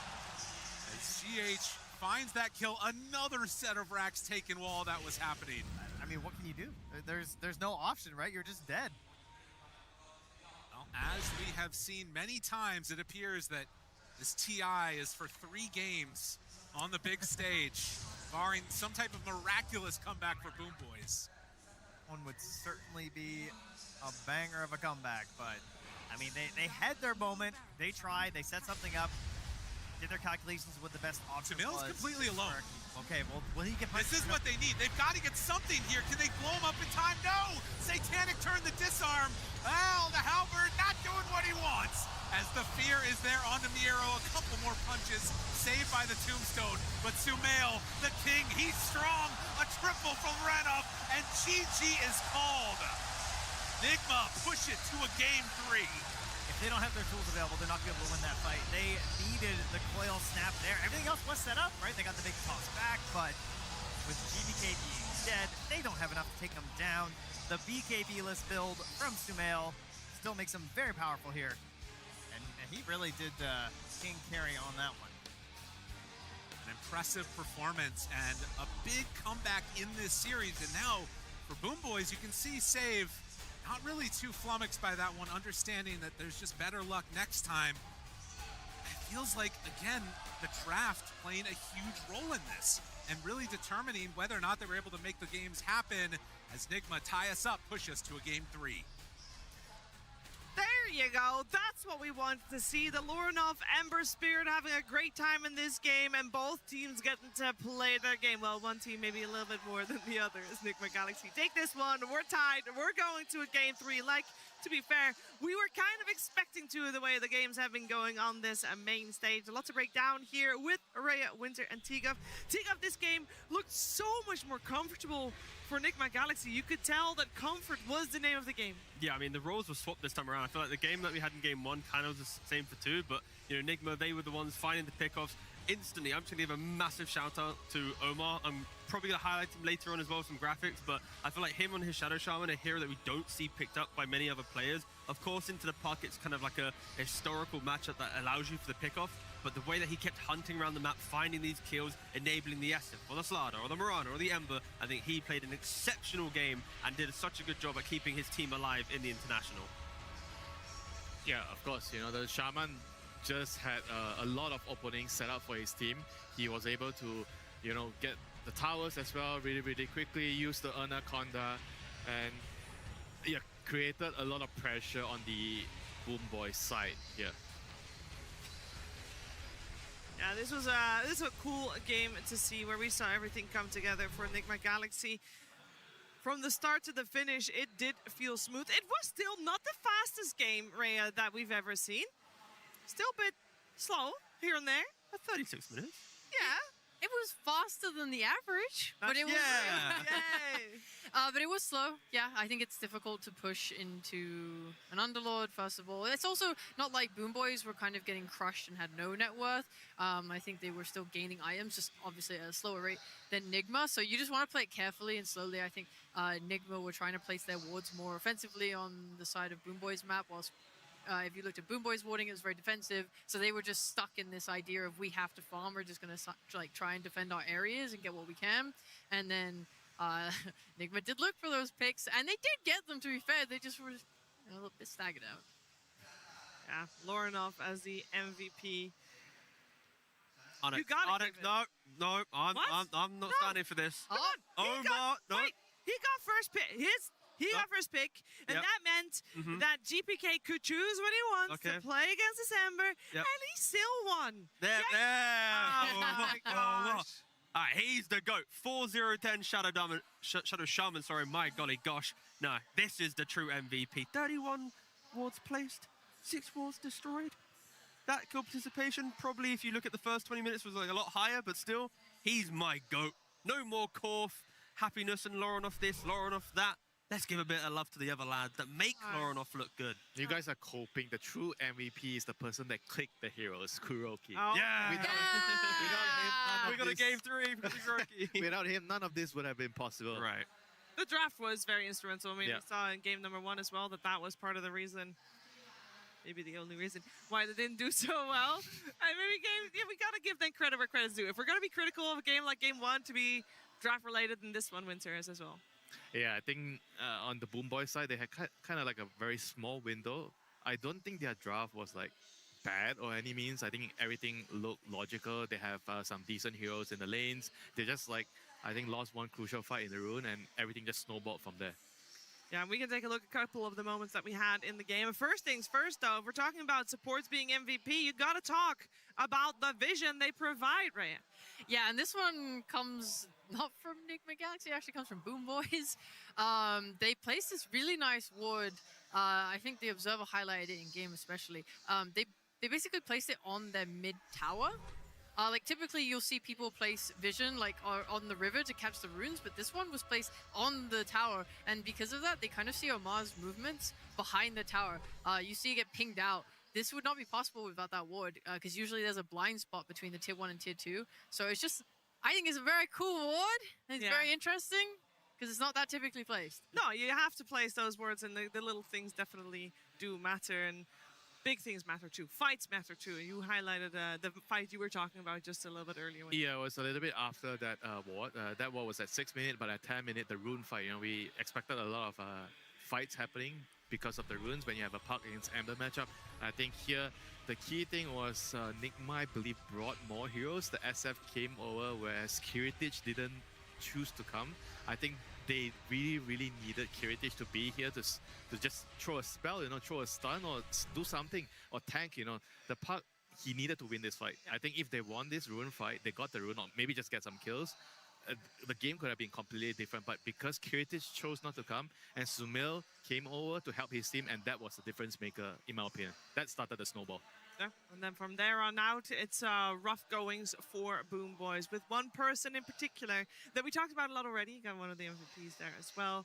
Tigo. We're doing it again? Yeah, you go. No, come on. No, You got it. You got it. Do it again. No, do it again. Do it again. Omar. Yes. Hey, see, look, kill participation, 80%. I told you that it'd be better if we looked earlier in the game, and that's why production was like, you know what, let's help this lad out. Let's show bigger numbers for Omar. I've already made my case, lads. I'm not going to try and do it again. Okay. He's my goat. I mean, with that logic, if I'm playing Zeus and I have 100% kill participation, but I'm in the jungle farming. So yeah, luckily they nerfed that. Right? Okay, they nerfed that for a reason, because you fake, pad statin players, we got rid of them. So yeah, we're in the clear. Okay, well, I'll give another point for Omar then. Yes, please. I think Winter actually pointed this out while we were just watching the game together, is that on the dire side of the map, right beneath their base, there's those two camps, right? You know the one Lone Druid always farms in with his main guy? Yeah. They placed a ward there on the side of Nigma Galaxy, and they saw the hero, they can see heroes move through that, so they know where they're going out onto the map. And as a result, Omar is able to go and hunt for Puck at the bottom side of his map, because typically you don't want to be giving up map space by moving all the way back there, but because they know heroes are going down there with their amazing, excellent warding, thank you supports, they're able to go look for that kill, snatch it up, and then continue on their way to victory. People say it's quite difficult to choke out the map, but it's like once you take the tier 1 towers, the best vision to place is at the entry of the river spots, because when you die, you're not going to TP back to base. You're going to run to the river and then go down, or you're going to go to the jungle camp. So it's like having that type of vision is the best way to choke out the map, to have that type of pick-off understanding and to have the heroes to do it. So yeah, just great understanding from Nigma to utilize it. Yeah, not a lot of plays for Boom Boys to make during this game. And with that in mind, we're going to find out a little bit more about how Miero tried to play this game as we head over to Purge. Thank you, Shiver. Yeah, Miero had two rough laning stages in both games, actually. In this first game as Axe, he left the lane early against a Wind Ranger and didn't really come back, but eventually caught up farming. And we have kind of a similar situation here in game number 2. Miero focused a lot on blasting waves, which normally you don't actually want to do against the enemy carry because it pushes the waves into them. It makes it safer for them to hit last hits and things like that. So you're going to see him using Firestorm. On this, it's going to do a little damage to Shadow Fiend. Some of his creeps are going to get denied, but he'll get some of the farm. He's basically conceding, like, my lane sucks. I know that going into this. I'm just going to do the best I can, and I'm going to try to catch up in farming later. They even had one really good kill opportunity against the Shadow Fiend a little bit later after this because they had a good opportunity to go for this kill.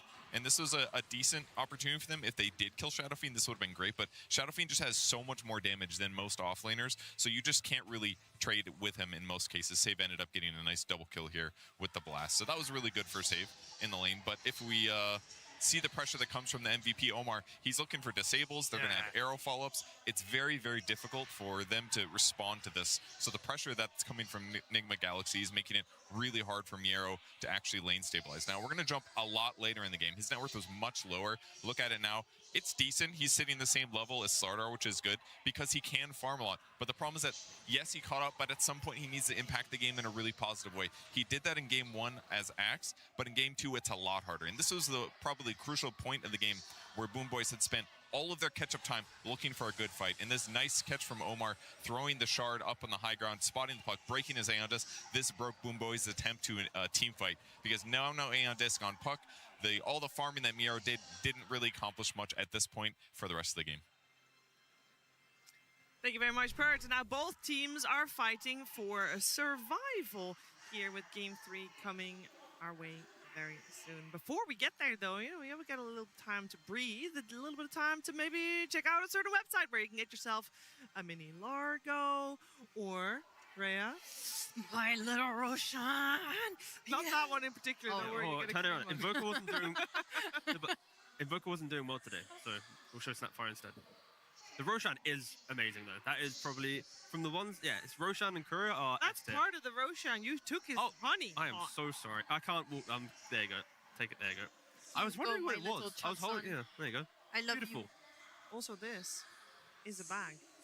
I took it. Like, what do I have? There you go. It's a bag. You can. Oh. You And there's bags on the bag. They have clips. You can actually put stuff in the little orange bags. You can, but it seemed like that actually closes pretty well, so I figured I'd not open it as to not. It's actually a shoulder. Where's my gem? Give me my gem. 1 second, I'm looking inside. No, oh, no gem. Oh, Gem, maybe. Not yet, can't afford it. Maybe it's one I of those haven't, other bags. actually, I haven't got enough gold to upgrade the I courier think it was yet. Saksa stole my gem. Yeah, of course, right. I Let me would put- like no violence towards the couriers, please. Yeah, this is the bag strap, by the way, guys, not the guts of the courier, just in case Stop! you're wondering. You can get your own. Of course, you'll get not that one, but you know. a You can fresh get this one. if you go to the perfect world. There you go. You know where to find it by now. Make sure you check out our secret shop as we are preparing for our final game in the series of this elimination between Nigma Galaxy and Boom Boys. We've seen both teams take a game off each other, very different styles, and that leaves me with a very simple question, Rhea. What's happening next? Game 3, I think. Okay, thank you. Yeah. I don't Do know what or happened die. over there, but And there was a little bit of a moment shared there with Omar and GH. That's awesome. To be That's fair very though, after game one, They're practicing. Croaky was giving quite an important speech. Like it felt like he was like honestly speaking from the heart. Yeah. Obviously we don't know what he was saying, but I know. that I'm clearly gonna tell you, Stay calm. guys. It's my fault. I messed up the draft. You guys are the best. Yeah. Don't worry about it. But that's the thing. I love the fact that after the defeat, Kuroki stepped up, had a conversation. You could see it on camera. Now after game 2, the win, there's no need for that speech. It's kind of like back to, you know, why we're here. We know what we're doing. There's no need to overthink things. It's just calm. You can let the players do as they wish. So it's like you talk when you need to talk, and then you let the players do the thing when it's going well. So yeah, I think it's just, you can just see the vibes going well now for Nigma. Yeah, we see Save talk a lot on the side of Boom Boys. Of course, a very experienced voice. He seems to be having a smile across his face also while he's chatting. So I would imagine pretty good spirits there as well. It's not the first time they've been in this situation. Not their first rodeo with the 1-1 on the main stage with elimination on the line. I'm sure that they also got what it takes. Same thing for Nigma Galaxy. One game to decide who takes it home, or rather, who takes it to the last series of the day, because that is what is awaiting for the victor of this third and deciding game. Two very different games have been played so far, and I would imagine that we're going to take the best of both worlds potentially for that third game of this series to decide which one will come out on top. And Winter, where are you going to look to? Because we've seen in that second game, which I think we can learn maybe a little bit more of compared to game number 1, we've seen Nigma Galaxy, they insta-locked that Ember Spirit for Lorinov. They prioritized that comfort. Do you want to see that again? And I didn't really like Boom Boys opening with the Kotal so much. I felt like that kind of really didn't work out. Maybe they had some other plan in mind and it got messed up somewhere along the way. But they need to do something different here. And I agree, with the Ember needs to be higher priority. But I don't really get with Boom Boys in game 2, right? When you first phase the Coddle, in the next phase, like, why are you going for like, the puck there? Why not go for like the Slardar plus another support that has some catch? You can flex the Slardar a little bit longer between off lane to mid. You then see what's happening elsewhere in the draft, and then you utilize GPK. I feel like taking the puck so early, sure, you see the Ember, but now there's a Shaman and a Slardar to deal with GPK. The way that GPK thrives is like, if there's only one solution to him, Boom Boys can find ways to deal with it, and GPK can take over games by himself. The amount of times that we spoke about his puck just being auto-win is insane. But the fact that they kind of sacrificed him so early because they saw Lorinov Ember, if anything, that kind of, you fall into their trap. Like, so I'm not too impressed with this, like, early phase puck. Like, if it was later in the draft, sure. If it was on 18, great. But the fact that they put it straight away in that early phase, not my fan. I want to talk about Devi, who was just on the screen as well. I don't know if this man is a genius or a fool, okay? We've seen everyone being so greedy on the offlane hero builds. I spoke last game about the Centaur going Blink second item and how that was a little bit faster than usual, but he also went Blink second item on Slardar this game. He didn't opt for anything smaller or more team-oriented in terms of, like, there's no drum, there's no Echo Saber, there's no, like, scaling item here. It's just straight Blink. And I think we saw in that game, it didn't always go well. One of the nicest fights that Boom Boys got was when he initiated on Kotal and didn't have the damage to kill him because he had not, built to have that damage. And they got like 2 kills off of that. But at the same time, he is getting involved. He is not taking money from his other cores, it's like, I don't know if this is... That's Divine in a nutshell. Yeah, like what is going on? I mean, he always wants to be aggressive. Like every time you play against him, even when he first started playing Dota, like his enjoyment was like he wants to beat you in the lane. He wants to take a 5,000 gold lead and then just obliterate you. Like the reason why he was on D2 Hustlers leading the charge, bringing them into DBC, was because of this mindset. And you need to know when to do it. I think he's so far matured a lot. He's improved a lot as a player. Like he can be sacrificed. He can be the priority in the draft. And I think he is a totally different person right now. Yeah, he got overall last pick in that draft, and it showed that he felt comfortable on the Slardar, and it showed that Nigma Galaxy took this one. Let's find out what's going to happen in the last game. Nigma Galaxy versus Boom Boys. Game 3. It's over or under, do or die. Deciding game 3 of this lower bracket match, the International. Getting eliminated here. Still top 6, still not bad, but of course, making it top 4 at least for Boom Boys would be rivaling their same position that they were last year. For Nigma Galaxy, it would mean surpassing that same result they got last year. And I know you didn't like the Keeper of the Light first pick, but we get it again anyway. Book says that was not the problem. Oh, they left through Earth Spirit instead. They did. Woohoo. I think maybe they want to put Lauren off on it so he can't play his like Embers and stuff. Yeah, that is pretty much the kind of the bluff Boom Boys are playing. We've seen your Earth Spirit from yesterday. We don't think we're very impressed. And they don't fall for it. Exactly. Well, they also don't care. Yeah. How does Ember do against an Earth Spirit? I would imagine actually we're going to see Nigma Galaxy banning out their Earth Spirit in the next phase.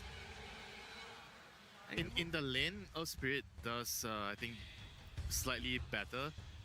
I think Ember is kind of good against the Earth Spirit maybe later in the game when you have the chains to catch him and when you have the Mage Slayer. But in the lane itself, I think Earth Spirit is a little bit happier in the matchup. Like he just has a lot of damage, so he can win the lane. Again, for me, I just don't want to see Boom Boys early pick their hero here. I want the Slardar. I still want to see this concept be applied. Like the early phase part, giving Omar and Devi all this information, it just... I mean, it's not just that, it's like the combination of heroes. Like, what are you pairing with the Keeper of the Light? Was the Undying the issue, or was the Puck the issue? You know? Probably both, to be fair, and so depending on who you're talking to. Yeah, whatever it is, they need to come to the same conclusion as a team. Like, what do we do? You know, they're gonna make some adjustments here, and we're gonna see it. Beastmaster once again gets removed. So if they were comfortable with it, they can take the Mirana again. And they probably will. If I mean, they won the game, everything felt good. Yeah, on the side of Nigma Galaxy, why would you change anything? You are expecting maybe a curveball to come out from Boom Boys? I think the only difference is now they don't have a Shadow Fiend to work towards, and Nature's Prophet's also gone. I think Drow has felt worse, so I'm not sure if I would want that. Yeah, they'll probably be leaning towards like Klings or an Elk, you know, for Summon. Yeah. I mean, those are heroes that he's really, really comfortable with. I mean, you take the Mirana because if you lean towards Omar's heroes, like a Clock or something, then you are going to struggle a little bit at kind of counter-picking, down the line. Okay. Hey, there's that Slark. Sure, okay, so they go for the Slark that was spoke about in game 1 against the Ember, and that it doesn't need to be with the Eye based on what Vision was doing, and Boom Boys go, you know what? We can do what Vision does, and they're going to do it as well. So yeah, Slark to the mid lane to counter the Ember. It is an instant response, but the difference is picking Puck to Ember, and why I didn't like it was like it doesn't crush the Ember in the lane.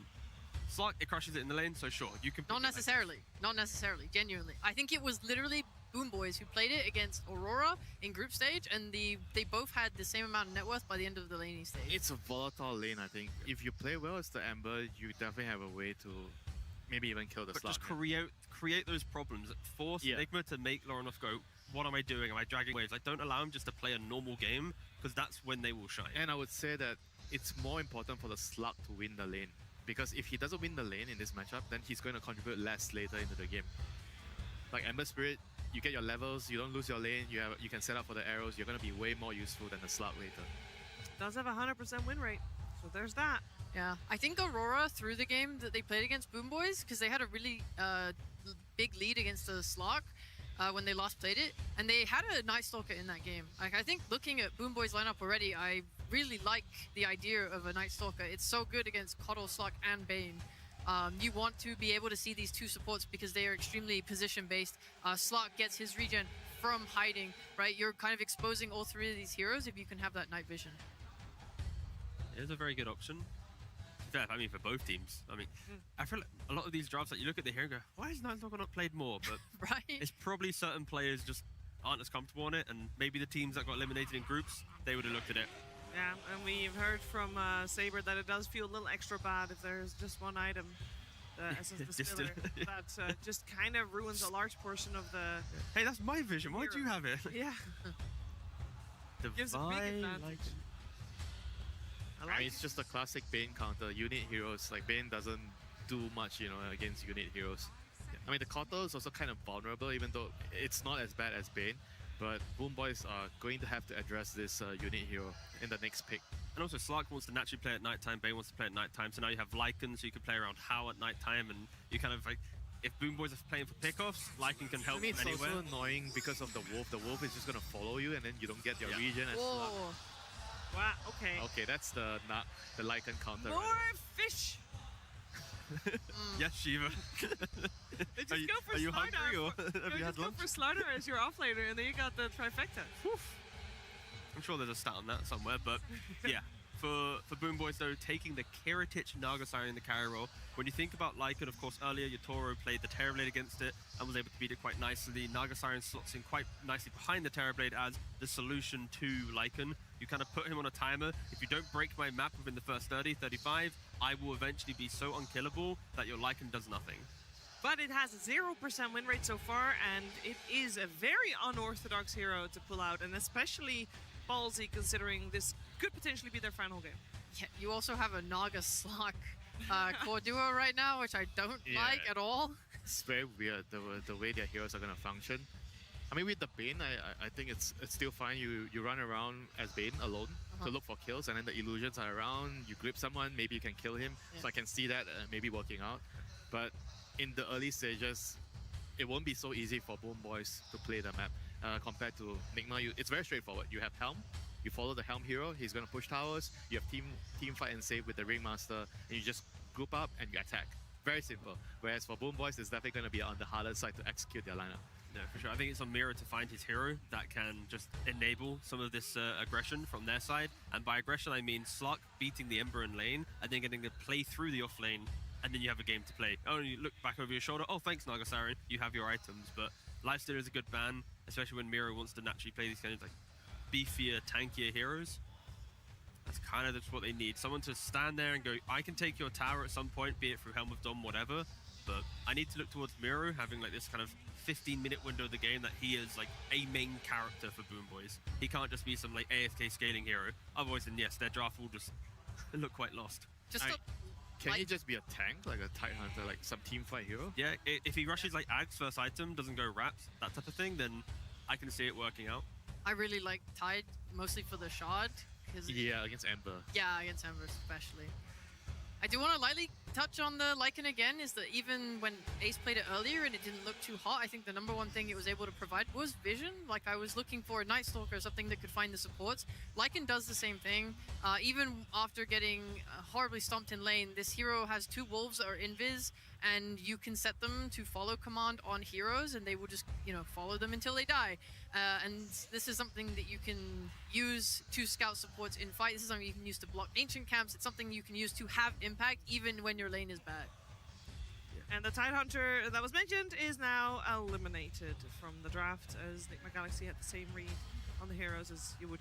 Actually, you know what? Tidehunter is also a big fish. It would have also fit. That would be nice, but no. He eats the fish.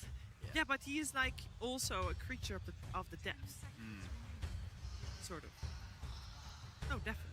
So the only thing remaining definitely has to be Slada. Yeah, there you go. Yeah. No, which other heroes are coming to mind? Because we want something with the stun. We want something that is allowing Boom Boys to be active early. I mean, so Centaur isn't like crazy active, but you buy Helm of Dome, you can play on catapult waves and take towers. and then you eventually have this like Heart and Crimson Guard. And how'd you kill anyone? How about an unpicked hero, Bristleback? Cotter, Bristleback. Bristleback is great against Lycan. All that Boom Boys need to do is buy time for Naga to get like 3 items. We have So said pick anything that can do that. Miero is the most versatile offlaner of this international, with the deepest pockets that he's actually shown on the main stage. And it will just be the stable centaur. All right. He reached very deeply, a whole half a centimeter into his front pocket. I'm so sorry for the boring one, but it is. It's boring because it's good. Yeah, It's exactly. safe. Yeah. Makes sense. The damage on Boom Boys, though, is extremely lackluster. Their entire concept is we are going to outplay you in lanes that enables us to get to our items. Ooh, new hero! Oh, this All right. nice. Yeah. Sumil, Lash? Yeah. Harry Lash? Yeah. They're ramping up the tempo here. They see the fact that Boom Boys, they don't have the damage. They don't have the way to like take the fight to them after the laning phase. They need a bit of scaling. So that's where Nigma, they take the carry Leshrac. They have an offlane like an Ember. Like, these are heroes that will just run through the map and try and take over a game. Do you think they're going to lane swap here and put the Shrek against the mid Slark?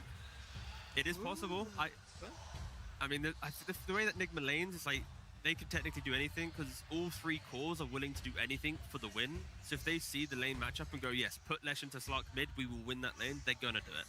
Guys, the stars are aligning. The stars are like... The stars are seemingly aligned. They're so cool for this, honestly. I think Lesh is... it'd be so fun to watch. It's such a great pick. It's really good against Naga. It's really good against Slark. It works with their lineup. There's a save. Like, whenever you play Lash, you want to have a save so that you can play aggressive and you can always be bailed out. And I love this combination here from Nigma Galaxy. If the Lesh goes mid, is there any other lane shenanigans that Boom Boys can do to try and, you know, move their Slark away? Because it's not just bad, it's pretty horrendous, no? They don't really have the same fun and flexibility as Nigma does. So I feel like it's just kind of like you have what you've drafted yourself now. You've got to deal with it. Oh, you remember we had mid Centaurs? Put mid Centaur offlane Slark against the Ember? Between Slark, Naga, and Centaur, none of them are going to go to the Lesh lane and go, haha, we got you, Leshrac. You know, it's like, that's true. There's no value, you know, so they might just have to accept it. But I mean, for Nigma Galaxy, they've got heroes that they want. They got the pacing that they naturally play for. Yep. My only concern is like, I'm going to start a timer, and when it hits 30 minutes, the game will get like infinitely harder for them. So I am, unless they have like, of course, like some 20,000 gold lead, but yeah, I am looking for them to just dominate the early to mid game. This is what their draft is for. So average game time, for people wondering, is like 46 minutes 55 seconds. You want them to have that, and then they I need easy win. If they get to the average TI duration, I'm worried. We're gonna find out. It's one game in between advancement and elimination. Let's see who comes out on top as we head over to our commentary duo of Trent and Lyrical. Thank you so much, Sheaver. Man, you know, I'm not gonna lie, Trent. I was worried.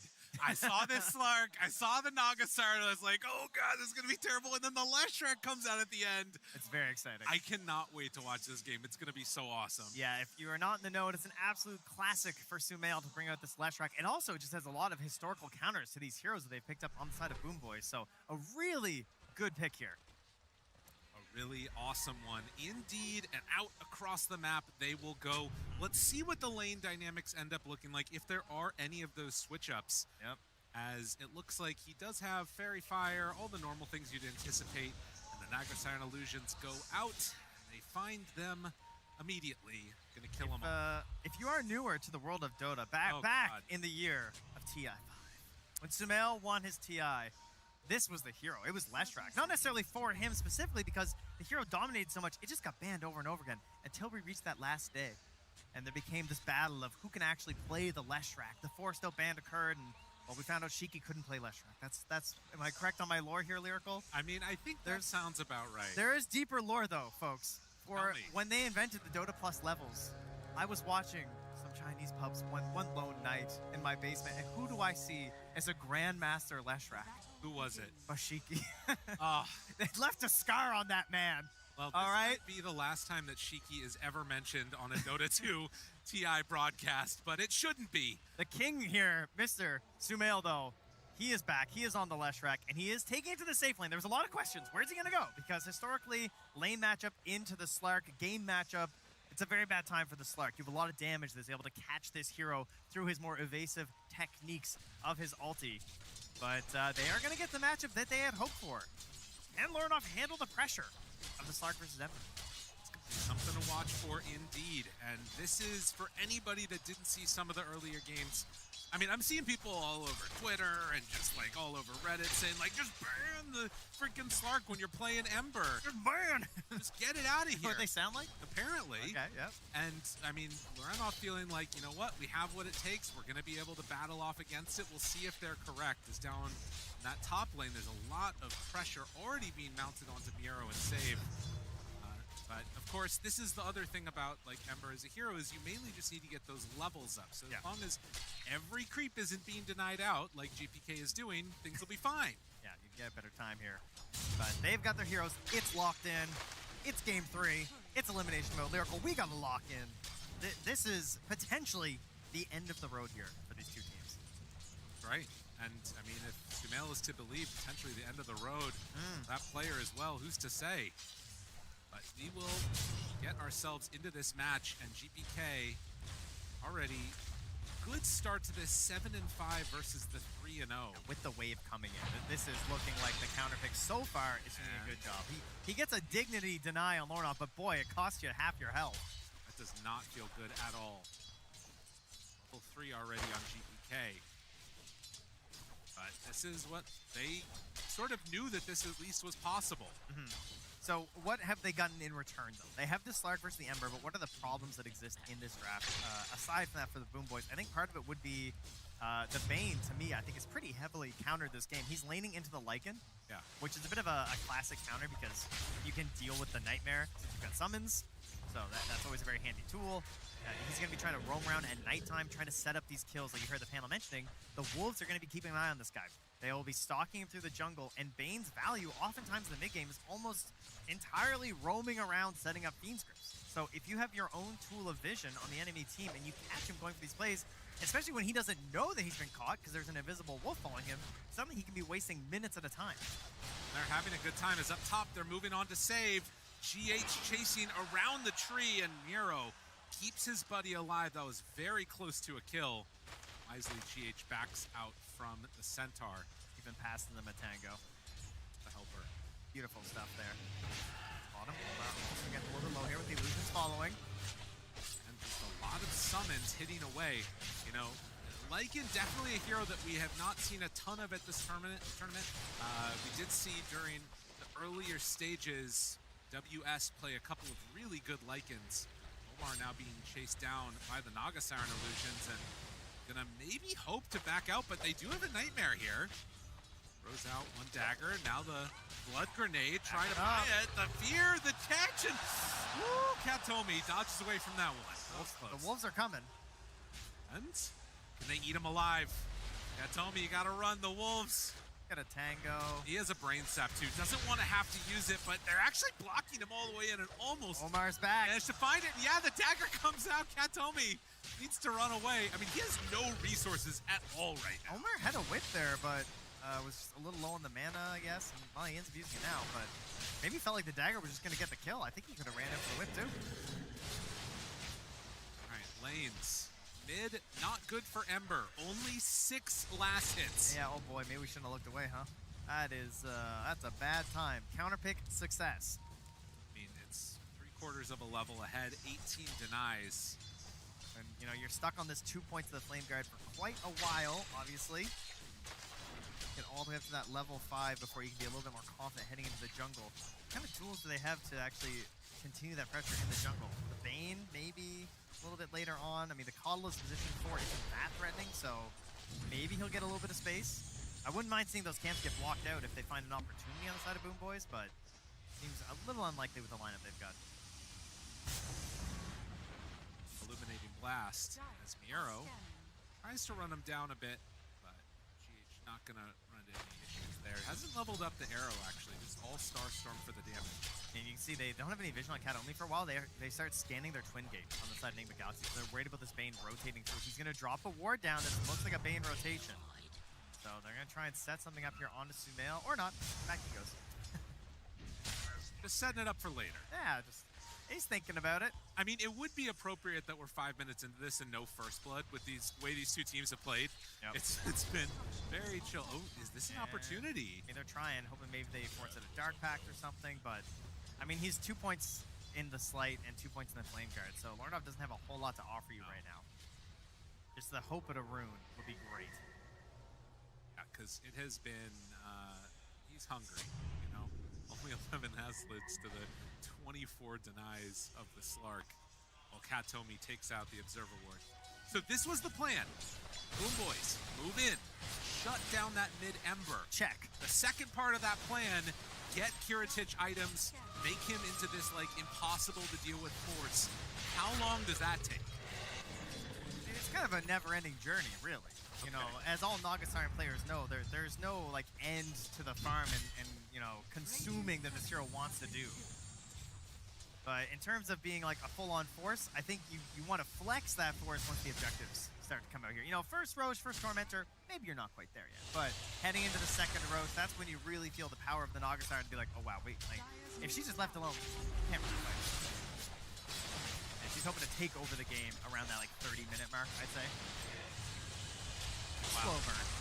And towards mid, BK gonna pop the ulti, chasing Loren off. They force out a TP rotation. And keeping that pressure on. It's gonna be the tower taking some damage as the full wave is gonna go into it.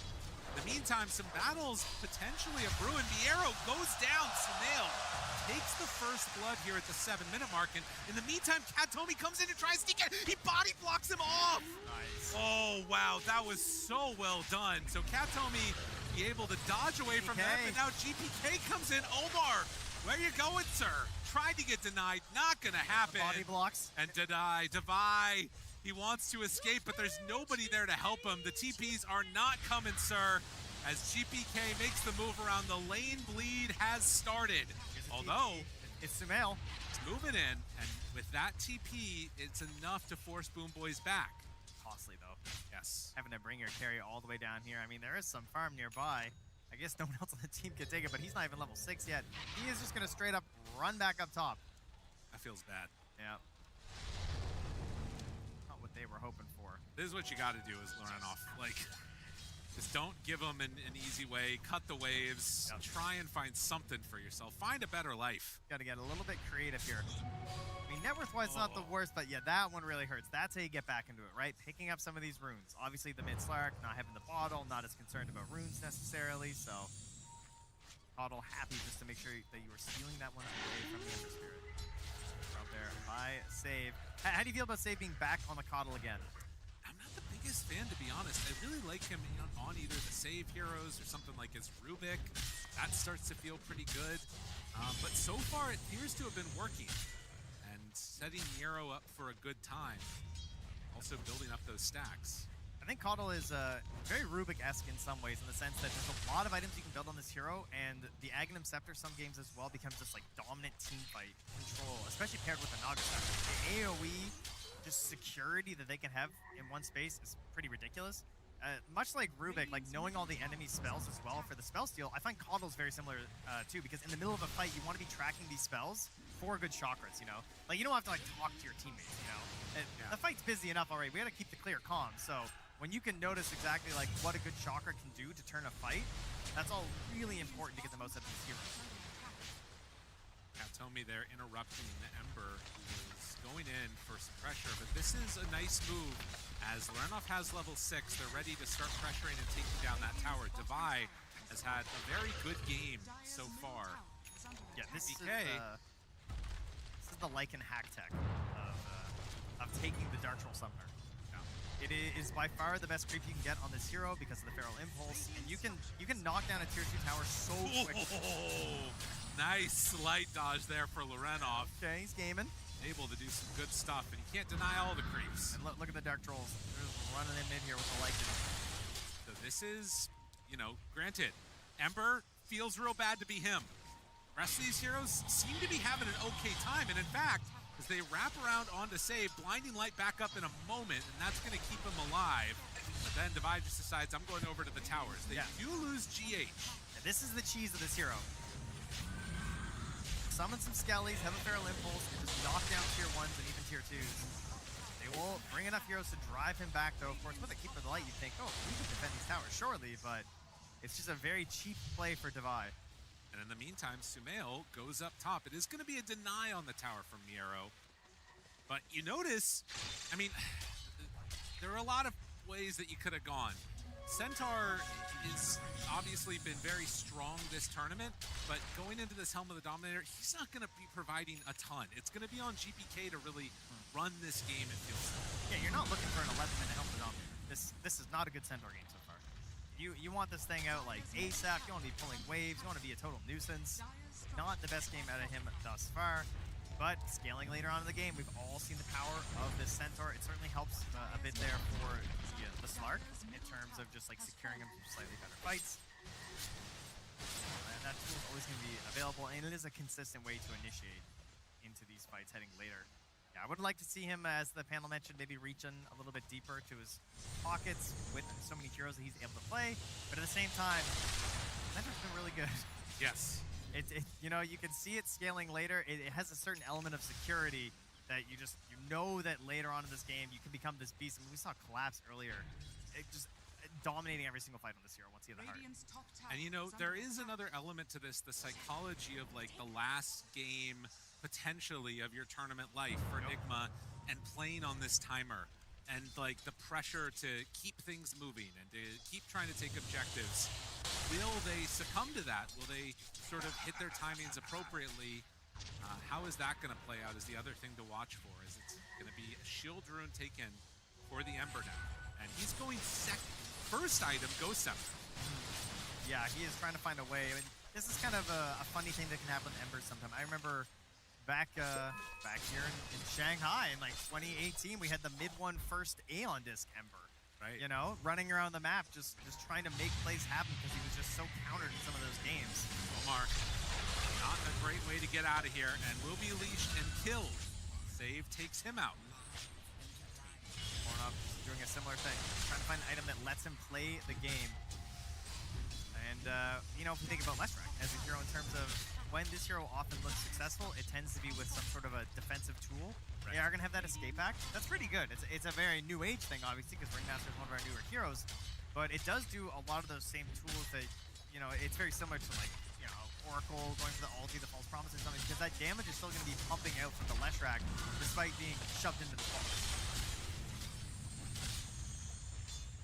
Have to watch and wait if they're going to be able to take these good fights. So far in this series, Boomboys have seemed to be very good at dodging when they don't want to engage. And we haven't seen either squad really able to push that tempo as of yet.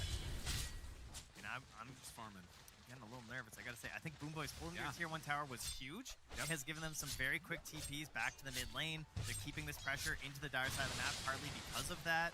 I think had they succeeded on that earlier push with the Helm of the Dominator and Divide to take that tower down, I think they would be in a better spot right now. Again, Lorenov in here very deep, farming up these waves, feeling pretty confident himself. He's got to be playing this one as best Shadow that was spotted. Sumail was on the wave. See, respecting it. Boomboys back away to their side of the river. Yeah, it just forces Kataomi Miro to just run them on back. Yeah. No, it's true. And I mean, now with these Boots of Travel online for Lesh, there is some interesting dynamics that you can have with like TPing onto the wolves too. Yep. And Sumail can just sort of like power farm for now and then eventually join in those fights. He's doing his best Spectre impression, essentially. I wondered if maybe there would be some sort of a similar tool coming out here for the Boomboys, like that Dawnbreaker or something last. But they're, I think, a little bit more inclined towards the just like slow it down a little bit state. I don't think they're trying to necessarily like rush for a bunch of kills. I think they're going to be more objective focused in that regard. But this is a pretty free looking kill. Easily done. GH goes down. GPK building up those stacks on this Slark, running the game. 4 stacks of the permanent Agi so far. Lorenov has done a good job of finding this farm. He has not opted to dive into that Ghost Scepter. You know, it has been queued up for a while. He's going to pick up the shard. Okay. Delaying the game a little more. Getting some extra charges. Oh, Miro. Keep an eye on what the the Dire side are up to, just running his creep through here. Now moving into this mid tower. I mean, he getting into this hard is going to be very hard to bring down. The damage. Nigma. I mean, look, that's a play right there where if it doesn't hit, it tells you something about how they're feeling. Yeah. Maybe a little bit anxious to be making these moves. GPK easily gets away from that one. They're very dependent on their Ember to set anything up, and unfortunately that's part of the counterpick here of the Slark, because it's not just the laning stage, it's this mid-game where you have these classic Ember Mirana combos. Slight into the Searing Chain, into whatever stun is following up. Slark's getting out of there. He's going to press one button, and the follow-up's not going to hit. He doesn't need a friend to get a 4-stab or something to bail him out. He can just take himself out of the situation. Katomi finds another, and this is just a little bit of a bait, trying to force some TP rotations, which are then canceled. Looking for a Moonlight Shadow as well. They do get that mid tower finally, though, pushing it with the dragon here as it battles against the Centaur and the Wolves. Renoff finally gifted a good rune. GPK up the Stampede after a bit of a jump onto Sumail. Sumail liking what he's seen out of Omar. That Nightmare is not going to turn into anything. All right, well, the Hightail is out and online now for the Lycan as the Shard gets delivered to Devi, so gives the Wolves a lot more power, and that potential for the TPN from the left track that you mentioned becomes a lot more real. I mean, this is the moment right here where I feel like I would want to see Nigma making some type of a play, right? You just get an amp damage on the Ember, and granted, it's got the Ghost Scepter. It's not exactly like the fighting item that you want. Not the intimidation that you're hoping for, is it? No. Oh, he's got the Ghost Scepter, guys. Look out. He won't die immediately. Net. Now the reel in, finds the stun, backs away. They do get some damage out from Devi. It starts to hit into Katomi. Chase forward, amp damage there, but the song already used, and the TP away. This is why it is so frustrating to play against this hero. GBK was still showing on the wave down here. Is there any way he can't get out here? They're hunting, trying. He does have ulti TP. So rooted, but if they're able to bring in the Lesh in time, now he can't TP if Lesh finishes in time. The arrow is there anyways. They find and kill GPK. Devi with the tip. I mean, that's just a pure greed tip right there, right? Like, there was a song, there was time. Yeah. And he stuck around for a little bit more farm and thought, oh, I can waste their time. How many times have we seen that, right? People chasing, wasting that time, and these slippery heroes still escaping. GPK not successful in that one, and that one hurts. And if Nero comes in right now and shows on this wave, now Sumail shows first. So they can't make any play there. But has the Sanj and Kaya done? Omar is trying to build into a Blink Dagger. Again, elimination games. You think you're safe on the Slark, not so. Yeah, this 5 minutes, 15 to 20 minutes, this nighttime has been so pivotal this tournament, because this is where you can gain enough of an edge that makes it so the enemy can't fight you with the Tormentor, or can't fight you in the first Roach, or you find the little holes in the vision to get in and drop some wards. Sumail leading the way here. They do have Miero, they also have Wolves. Tries to get it, the Fear not quite gonna connect. That was almost enough for a kill, and now GPK coming in from behind. Does have a Lotus. Is it gonna be enough to keep him alive though? The damage is out, the silence is there, the heal comes in, and now the arrow dodges away from it. They bring down Sumail. There's no escape act in time. Omar not able to keep his buddy alive, and the Tame the Beast will not matter. Tried to max it like crazy. I think he had a Lotus as well that they got through that, and then the Lotus. And they find another. GH next down. What a response here, bringing in Kiritich. A mistake maybe from game one where they weren't able to get him involved as early on. This time he shows up, he has an Orchid, and Sumail is out of it for a while. Because until he is a BKB, he's going to be very worried about coming back into a fight. And that goes for the Ember too, obviously. Like, he cannot afford to get Orchided. He just got gripped up to his death. An Orchid being in these fights, this game is not for him right now. Kiritich. Channel was talking about getting 3 items, but him being involved that early definitely spells some issues. Vi, the only one not to die in that last little battle. And he too is trying to, after the Helm of the Overlord, go in for a BKB and then the Nullifier. But will it come online quickly enough? Now a 5k gold lead. Arrow's gonna have that heart in just a moment on that Centaur. And I don't think you have the damage to deal with him and then everything else that's left there from the Boom Boys. Mage Slayer, the Diffusal Blade. Definitely an issue. Nearby, GH. Back out. But yeah, I mean, you can see some of the ways that this stuff could work, and it could look good for Nigma if you get everything working together in concert, but it feels like slowly and steadily, this Boomboy roster kind of has what it takes to control the game. Yeah, it's worth noting that, you know, a historical counter that Leshrac was to Slark, Mage Slayer didn't exist back then. Yeah. And Mage Slayer, obviously, it reduces all damage that you're dealing. So it's going to reduce that pure damage. It's going to reduce that magical damage. It's just by sticking on top of that Leshrac. And that's where the escape action really comes into play, too. Yeah. Just removing the possibility of attaching that debuff.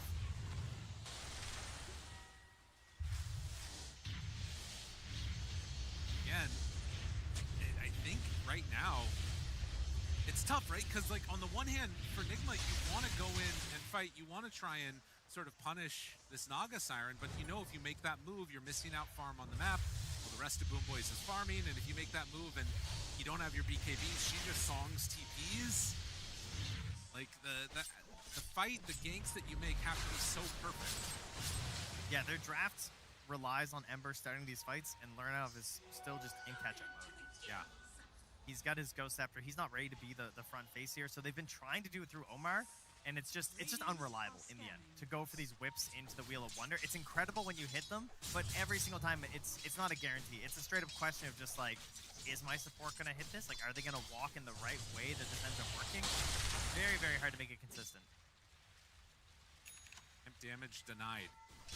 Thing that makes the game a little bit scary at all. Boomboys are going to try and shut down, not give them the ability to take that fight. Now, this is going to be a completed BKB on the way for Divai, and when BKBs are there, that is another way to make sure the Naga Siren does not TP out.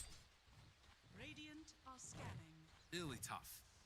Smells is getting there as well. I mean, he's kind of nervous. Like, look where Omar is sitting next to Smell right now. There is not a Radiant hero for miles, but they don't know. I mean, he's just camping right next to him in their river, just sharing all the farm together because they're not sure what Boomboys are up to.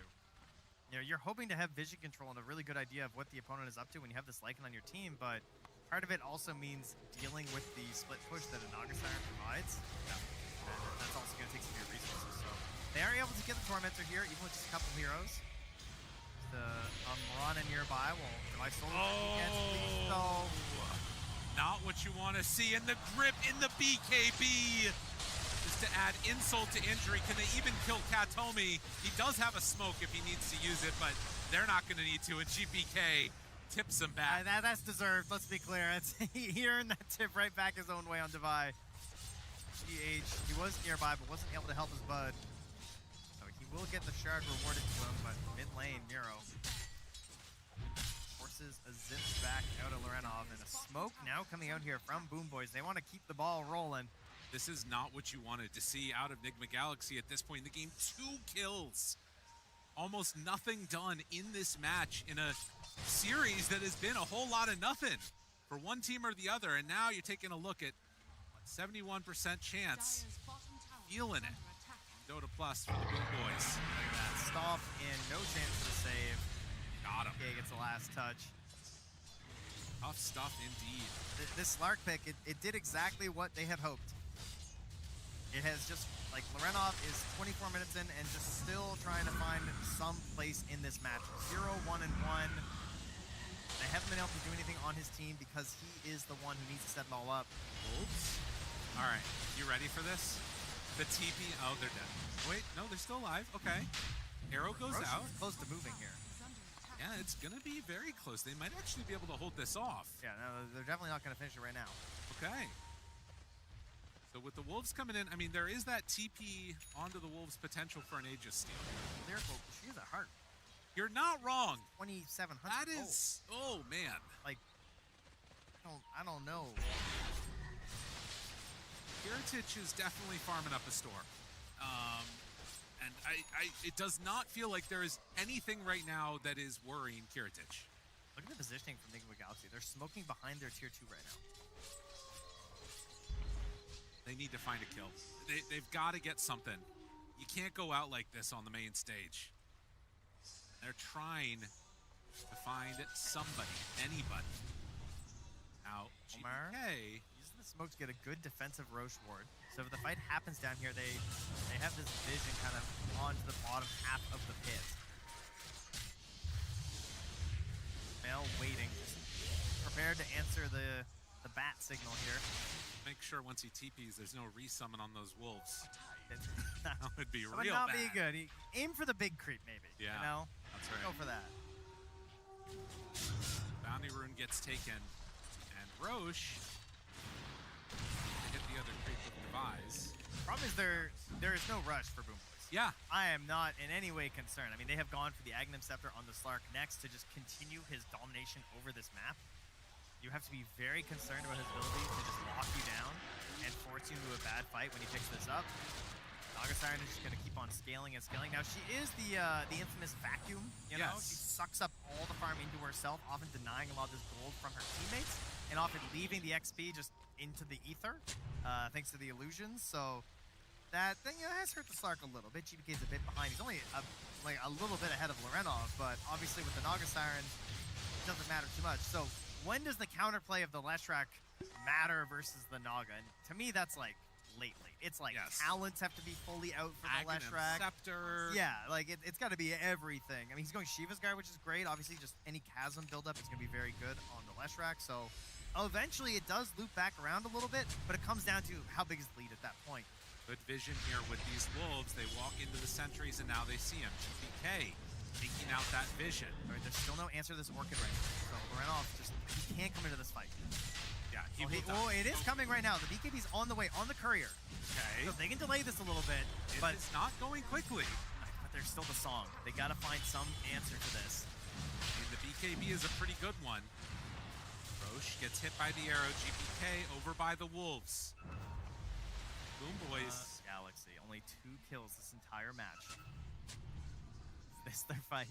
I mean, listen, if they get an uncontested Roche, I don't see how they really deal with the pressure that's coming. They're setting up. They want them to walk out here a little bit.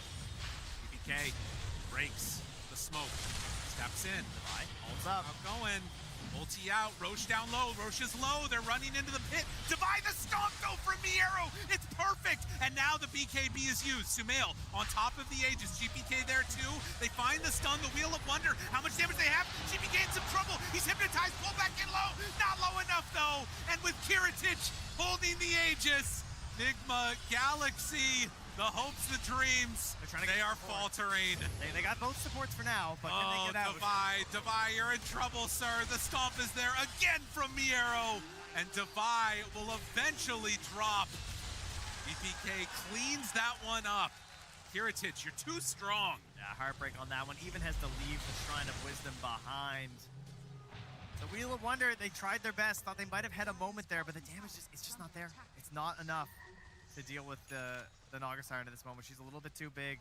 Hearts on 2 of their cores, and Leshrac just can't match that damage yet. Death by 1,000 cuts. The Naga Siren forgotten.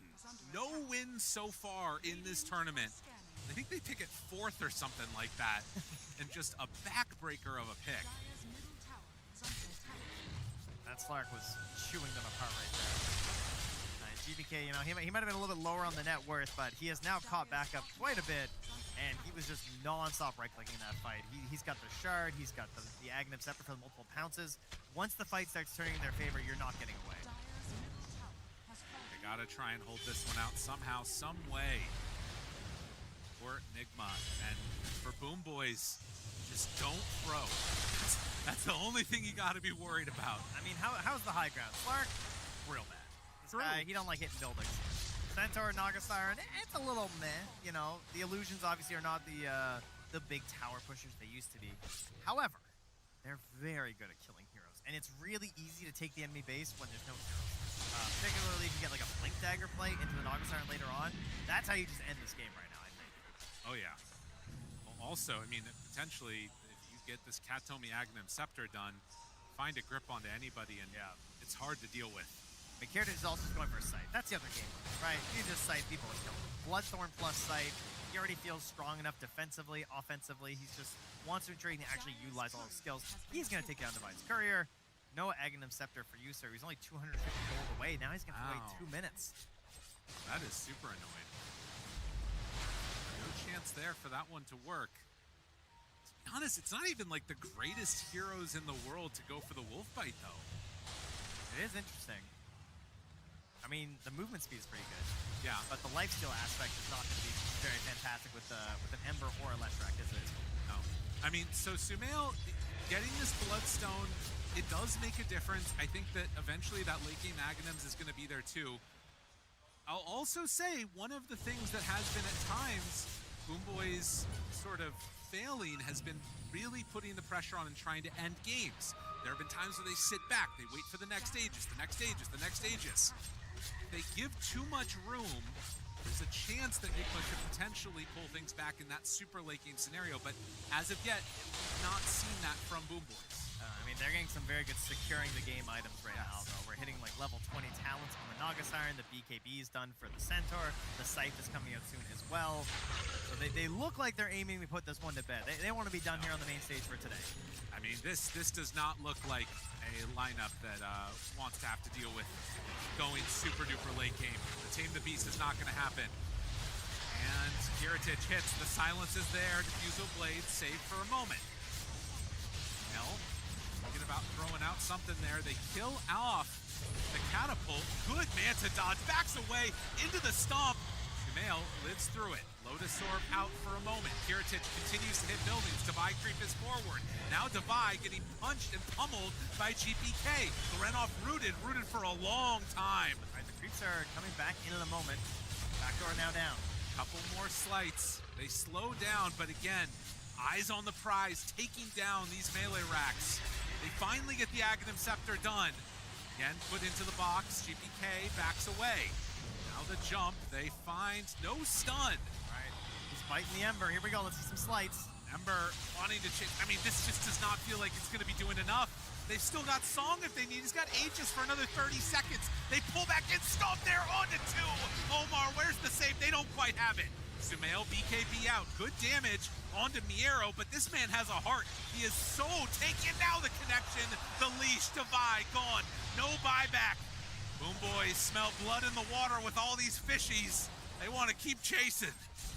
And a building to fall. As Boomboys want to put the exclamation point on this game. Sumail's going to buy out here. He gets the Veil. He's desperately trying to find damage for his team. They got to clear these illusions and have a hope at killing this Naga Siren. Now the Aegis is gone, but there's a Bloodthorn there ready to tear you apart if you get too close. They need something. They need anything at all just to try and stop the push, but the push will not stop. They have a coddle behind this. The stun is there. They don't even need to run at Sumail if they want to, but they can. The root, the control. Boys, are they finally going to back? Doesn't feel like it. Arrow actually out connects GPK. Brought somewhat low. They got to throw that wheel just defensively, trying to keep them alive right there. I mean, they're getting silenced on Omar. They have to trade over the Lotuses. They're playing so well to get their spells out, but it's just a little bit more time that they're buying for each other. And save, yeah, definitely getting the value out of the Coddle in this game, keeping up this pressure. They will finally take a second to reel in their aggression. I mean, get a few more spoils. It does feel like with the Coddle Naga Siren, they could just like keep spamming mirror images in and, you know, hitting buildings, but I guess a little bit wary of pushing too far too fast. Yeah, there's some cooldowns, like BKB on the Centaur is down, you know. Yeah. Just take a breath for a second. There's no massive rush here. Get the creep waves going in your favor. But big upgrade. Renov finishing the Aghanim Scepter. I mean, you need to take everything that you can get, but everything doesn't feel like enough. Nigma need more. More items, they need more time. They need different heroes, it feels like, the way this has been going. But level 20 there for Sumail. That's big. Is this going to be enough with the Bloodstone almost done? It's definitely the spell you're trying to boost, obviously, as you're just hitting everything, right? That is compared to the Edict, so trying to deal with all these illusions, this is the one that can really pay off for you. But obviously this is not just one of those games where, oh, as long as I clear the illusions, the fight's going to be fine. I mean, the Naga herself is still a beast. The Slark is a second carry, who you also are just struggling to handle, and essentially has 2 lives with the ulti and the Death Strap. Has that to save the Naga Siren too. And then they've also got the save from the Centaur. The Aghanim Scepter completed. It's a lot of layers to get through, even some of the harder ones there, like the Nightmare, maybe saving in a clutch moment. So many tools available for the Boom Boys. Vlads to back it up as well on save. Items ready to end this game. Prophet's Pendulum to boot there on Heritage, as if he wasn't hard enough to kill already. That is really going to be a struggle for the Leshrac to handle. I mean, again, all these things in a vacuum seem good for Nigma Galaxy to try and get these items and hope for a defense. I mean, I know actually taking a fight. I know it feels bad. I feel like maybe the shard on Leshrac could be good too here, you know? Yeah. This idea of it's so good defending high ground, creating opportunities in these fights, but obviously he really, really wants to finish that bloodstone first. Sort of the spellcaster Satanic. It's a lot of damage amp as well. Of course, too, for the Mirana, trying to get into that Aghanim Scepter. Yeah, have a chance at pushing out these waves. Having a bit of damage in these fights. Already having the Aghanims, though, for Lorenov means that into the Refresher next gives him this ability to jump to the back line, try and create some issues for saving Kataomi. Sumail would also love to get to his tier 4 neutral. If he can get Conjurer's Catalyst, that has proven to be one of the more insane things that you can get.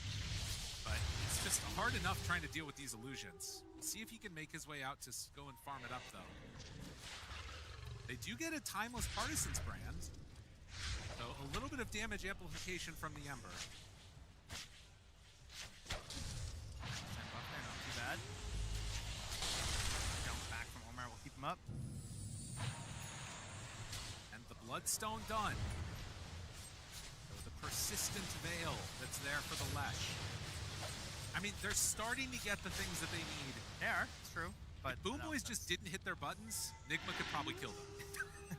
Maybe. But the backbreaker is picked up.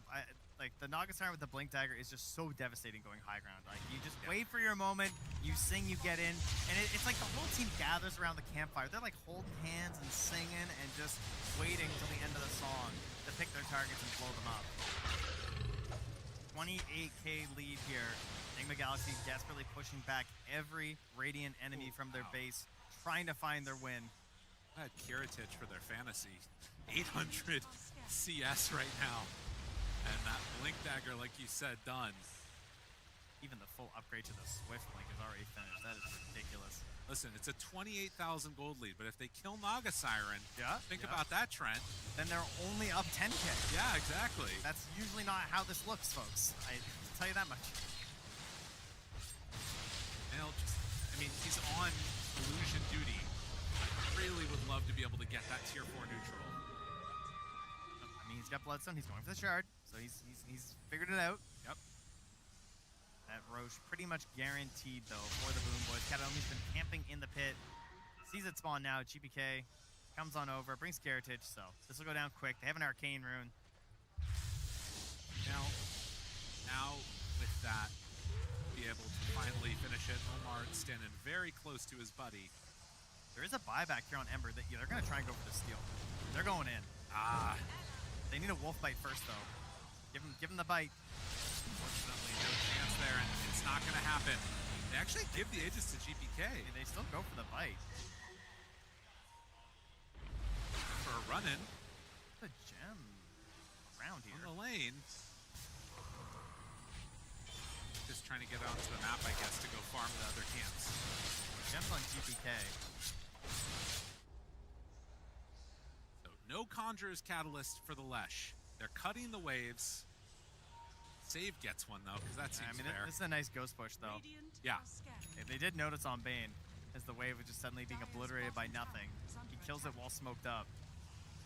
Worried that he's being chased, will go down and then sit back. Wise to see.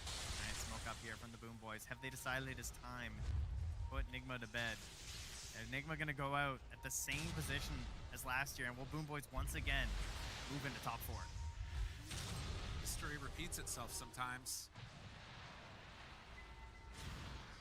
Kataomi, they see that ward placed down. Sumail starts to build up the stacks of the split earth. Now they jump. Stomp is there. Catches him. Where's the save? They need it right now. Right now. Nullify. Hit. GPK still sitting pretty in that BKB. Now, BKBs have been expended. The stun connects onto GPK. Another one is there. As the ulti wears out, the root comes again. Get the banner knocked down. It's a good start. Okay, they hold their high ground for the moment. All right, they dangled at their Leshrac, but they have that nullifier, so there was still a lot of layers happening there, but they keep the Aegis. BKB down on the Slark for a minute. Are we going to push back that next push? No BKBs used for... Lesh did have to use his. Okay. Renoff. Bound. Omar still nearby. Okay, the stun connects. Now the Tame the Beast of Fear, the arrow, it hit! The Force Staff trying to keep him alive, they don't know. And actually gets saved by the cart too. Now they run in, find these Naga Siren illusions, try and kill those off. There's also an infused Agnes coming for the Naga Siren. That lockdown. It's so much damage. It's really hard to stop this push that keeps coming in. The arrow there finds the stun onto 2. The catapults stand strong. Finally, they're going to be able to force him back. Well, look at Kiritich down on the bottom. The arrow is out. GH throws the arrow to connect. Now the follow-up stun. The fear immediately keeps him away. GPK onto Sumail. Still not a lot of mana. GPK keeps hitting these ranged racks. It feels impossible to find a fight into this lineup. He's all alone. There's nothing to do here at all. Nigma Galaxy, they have been stuck on 4 kills for so long in this game, not even finding a way to take a fight. And GPK continues to hit away on the melee racks. Where's the answer? There is no answer. They get the root control onto Lesh. Now finding this Ember, Lernoff, he goes in the wolf fight, trying to find the backlines, but there it is, the grip, but still managed to kill off the Bane. Okay, the first signs of potentially a decent fight. Sumail still getting focused and taken low. Piero chased down with the Naga Siren to the side. GPK gets hit by a freehand arrow. What a connection from GH, but the buildings are gone. The mega creeps are coming. They find their man. Nowhere to go. Omar is gone. They have only taken 1 more kill, and the TP away not gonna happen. Supports pairing together to bully back this Ember that just has not had a prayer. Got a buyback here. They're approaching onto the throne. GPK hasn't given up yet at all on this push. Boom boys, they know what's coming. Although, if you lose this, well, Slark, that doesn't matter. There's the silence that comes out onto Sumail. Tries to find the stun timing, doesn't connect. Nullify there onto the Slark. He backs away. Nero finds the stun. Kiritich onto Sumail. The GOAT taken down on the GOAT as he is gone. No buybacks on any of these heroes. Nigma Galaxy, there is no salvation in the well because they are taking your tier 4 towers. Lorenov tries to find a moment. He remnants away. But as the Ancient is exposed, Boom Boys, they get the grip. They get the triple kill. They go into the fountain. GG is called. Boom Boys, top 4. Congratulations to them. Another game where it felt like one team just figured out how they were going to operate, how they wanted to play this game, and the other team just didn't have an answer. We had 3 straight games of that, where one side just knew what to do, and the other could not find their moment. Issues in the draft feels to be a consistent concern in this series, and then the play that came out, I mean, what a good pick. Sumail going to be left thinking, what could have been? After he didn't even get to play that game, it felt like devastation. Yeah, it's a long history of TIs for him here, and obviously he said, you know, this will be my last one. That's what he claims. We'll see if that ends up being the truth. And on the other side, Boom Boys, they come in, they do their job, they go to work, and they take down Nigma Galaxy. Impressive performance from the squad, who aren't done yet today. No, they got a little more work to do, and they got some questions to answer because I think for both teams, this series did not go the way they had hoped. Neither really leaving here with a whole lot of confidence, as some of these games just felt wrong in a lot of ways, right? Like, you gotta go back, examine, and figure out, you know, why did some of our games go so well and other games just go so sideways? Boom Boys definitely getting the love from the crowd in this one as they are continuing on in this tournament. Still a lot more to play through for them. I mean, I think for Nigma too, it's this team that obviously has such a pedigree, such a history. We're this close to being able to make it through to another series. had us all thinking maybe they had a chance to make it, but Boom Boys shut the door on that one in this game 3 in a pretty spectacular fashion. Yeah, they got themselves a standing ovation here from the crowd right now. So lots of friends and family here. Very happy to see them win here as we head to the stage. 观众朋友们，欢迎来到赛后采访。那现在在我身边的就是来自 Boom Boys 的 Save 选手。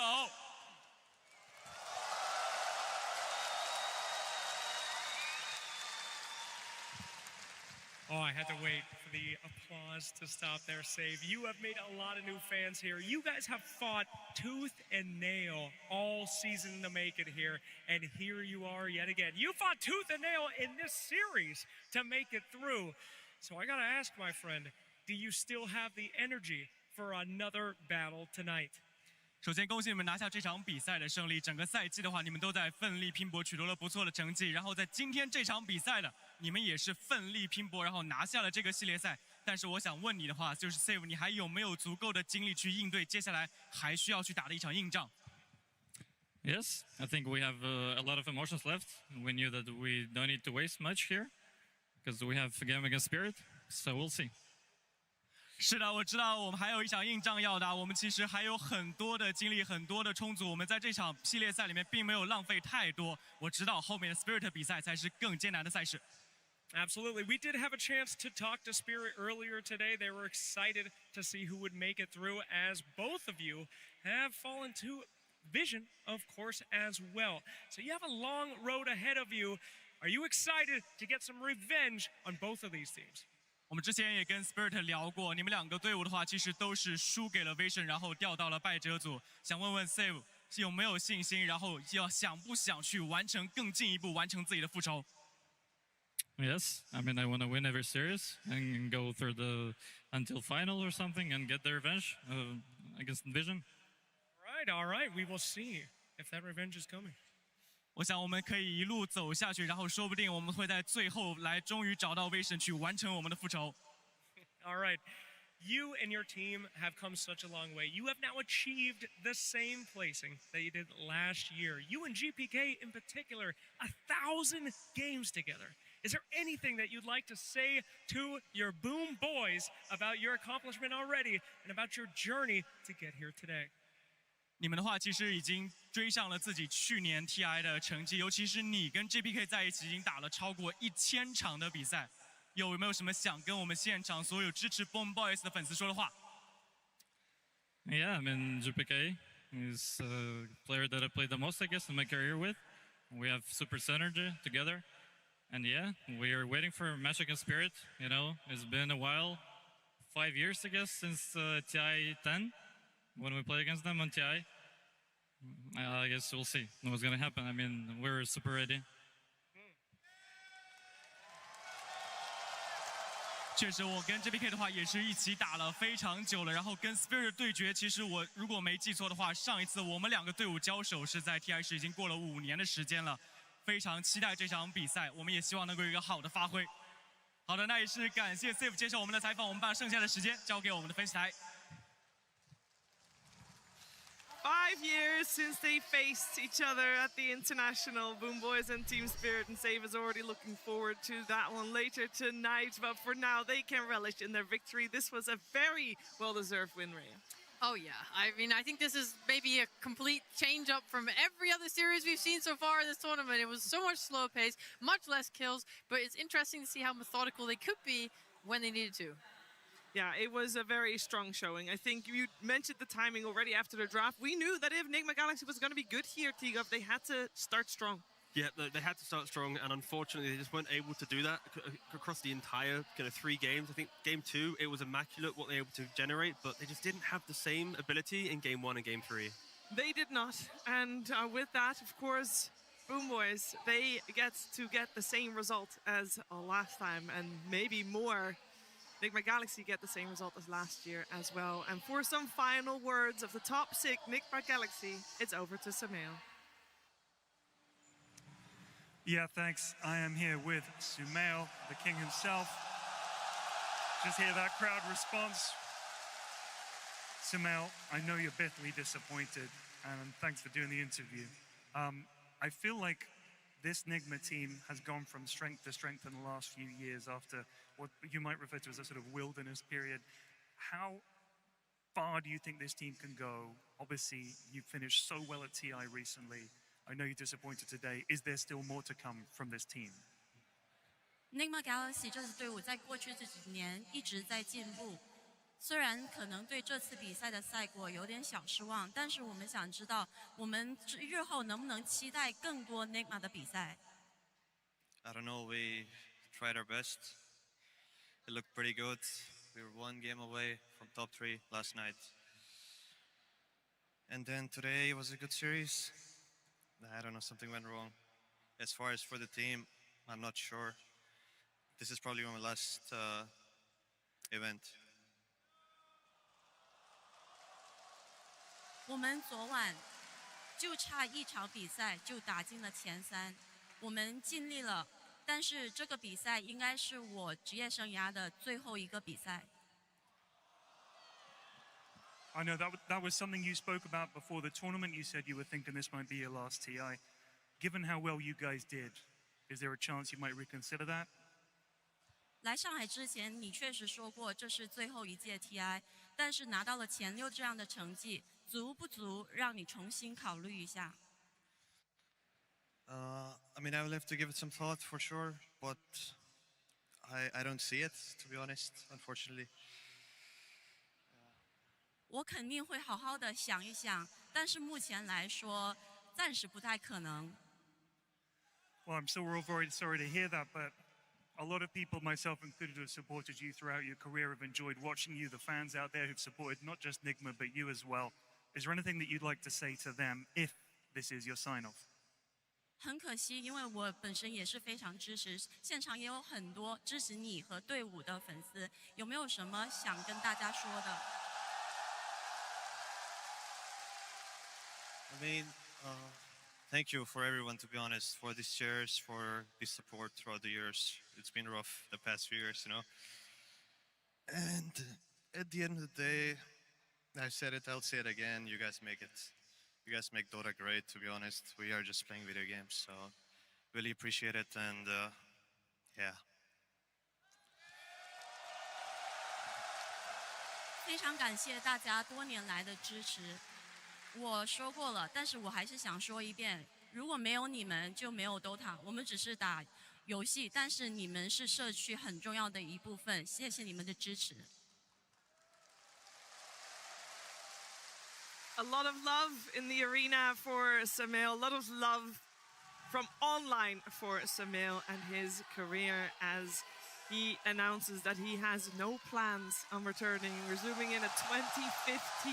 That was his first international, and he was a Royal Roader at just 16, 17, T-Gov, which is incredibly impressive. I mean, you cannot understate what Sumo did for Dota, has done for Dota. So it's like, again, like hearing him going for retirement, ending his career, it's just sad. It's just like no one wants to, you know, everyone wants to watch Sumo play. Like the fact that Nigma weren't informed to see them at every LAN, it was sad. And now, after this performance, how they played yesterday, unfortunately didn't work out today, but it's like, this is the type of player, the type of team that you always just want to see at every single event. Like they captivate the world with how they play the game. Yeah, and impact the world, impact the mid lane, right, as well. Impact the mid lane, impact my heart. Yeah. I mean, Sumail's like, you know, one of the old god of players that like I grew up with Dota with watching him play. So, you know, to have him at the TI was a treat. I'm so glad I got to see him pull out the distract, even though it didn't work out. You know, it's a hero that has been wholly ignored this tournament, and it's something of a beautiful classic. So, yes, it was nice to see them at least try. Poetic in a way, absolutely, as this game did not go the way that Nigma Galaxy wanted it. And of course, we say goodbye to Sumail here from the scene, and of course with Nigma Galaxy now also from the international as a whole. They end top 6. This game was not meant to be, Winston. Yeah, it's very, very sad. You know, it looked really good. I thought the stars were aligning, but I mean, this Lash hero, he's not really picked for a reason. He has a lot of glaring weaknesses. His window in the game is very small. You have to snowball really hard, and this Mage Slayer item kind of just makes it so difficult for this hero to enter the game. I mean, it was a really good try, though. I genuinely thought that there was a chance that this strategy might work. Yeah. Oh, sorry. I just want to say I did take a look. We talked about the Slock and the matchup mid against the Ember Spirit. So GPK has played this matchup twice, and last time it was against Mikoto Ember Spirit, and they did go even on net worth at minute 10. The reason for this was simply because they tried to get a kill at level 1 on the runes, and he skilled Pounce. That is literally it. Because he did that, the Ember Spirit was able to gain 5 CS and 2 denies on the first wave, and was able to get a HP advantage, and then literally, that was it. That was enough to make it so the Slot couldn't dominate Ember Spirit. In this game, we see that GPK has replay reviewed. He understood. We skill our E, we shiv the Ember, and he cannot lane. It was unbelievable advantage. The CS was just like he had 20 plus it. It was not even close. It ends on 95% kill participation. Granted, there weren't that many kills in the game, so that definitely helps towards that percentage for sure. I also want to touch upon what we heard Save say, Tigav. He said they didn't feel like they needed to use a lot in this game, energy-wise. Yeah, I feel like, honestly, this series comes down to a lot about draft, in my opinion. I think the team that had the better draft just kind of walked through the game. In game 1 and 3, of course, Boom Boys had the better draft. I think Nigma did get the edge, of course, in that second game, but it didn't really feel too much about big play, big team fight, the synergy of communication, and all this stuff. It was just, what do you have on paper, throw it into the game, and as long as you click your buttons, you're going to naturally win the game. Yeah, so, unfortunately, the prep was just, I think, what made the difference. You know? And you could say that maybe yesterday they ended really late. You know, it kind of made it really hard for them to have enough time. I'm sure they had time, but whether it was enough, we don't know. And the result clearly showed that it was not enough for them to get a victory here. It was not enough. This was still hard fought. They tried their best. They tried to delay the game, even knowing that that draft was going to be so difficult the later it went. They went late anyway, fought valiantly, but Nigma Galaxy, the stars are lining on number 6 for them. 5th-6 is where they'll stand. Now, I know we have heard Boom Boys and Team Spirit that are facing each other later today. They both talk about facing Vision. So they're kind of already eliminating each other in their heads, which is cool. And they also have in their heads that they're going to face Vision in that grand finals. And there's still another team that would like to say something about that, because we do have 4 teams remaining. We'll have 3 by the end of the day, because either Boom Boys or Spirit won't get that chance to face Vision. But maybe they'll face Vision a little bit earlier than they thought, because they might be in the lower bracket. I'm talking about Yandex. I'm talking about the upper bracket finals. We have got Team Vision taking on Team Yandex. After a little bit of a break, it will be Natty and her team to take you through that one. Before we get there, we are going to explore the venue with Slacks. Hey everybody, I thought I'd give you a tour around the arena. Sir Action Slacks here with a little walkthrough of all the different sights to see around the old bowl, as they say. We're going to start things off with this embroidered Aegis. This is a real embroidery done by a master of embroidery in his own specific style, specifically to the Aegis that you'll be seeing on people's backs. Here we have our haul of different jerseys and rings throughout all the TIs. This is where it all started, baby. TI1 over for the free-to-play pin is there, the original shirt, the original ring, and there's so many beautiful designs. We've seen some of these before, but just seeing the growth of Dota 2, all the different rings, you get to pick your favorites. I know mine, one of mine used to be this guy right here, just a standard Team Liquid, got a bunch of gems and stuff, but I have to say, oh, this is a cool one if you want to say. This one is Tundra, and they made the ring itself look like the logo, very cool. But I gotta take you to the new edition. This is last year, Team Falcons, absolutely beautiful purple ring in there. I can't wait to see what next year's ring will be, but we'll have to do that on next year's tour as we keep going onto the attractions. Do you want to take a little seat? Well, come on over to the Secret Lab booth. You can see a beautiful replica of the Aegis, partake in some stuff, and go look at some chairs. Now, Secret Lab has been one of the only sponsors with the International here, one of our official partners here. We have had custom chairs every single year, and they are beautiful, dating back all the way to 9. Look at this purple bad boy. So yeah, I personally love this year's chair. I think it's fantastic. We've got that nice logo on the back, celebrating our embroidery theme this year. A lot of Chinese stuff, but me at home, I'm a classic boy. Dota logo for life. Hi, hello everybody, yes. What's your name? My name is Scarlett. Oh, fantastic. Welcome. This is our secret shop area. We saw you hanging out here, admiring it before we came. We have all the stuff in the secret shop in this glass case. What did you like? Was there anything interesting for you? I buy this one.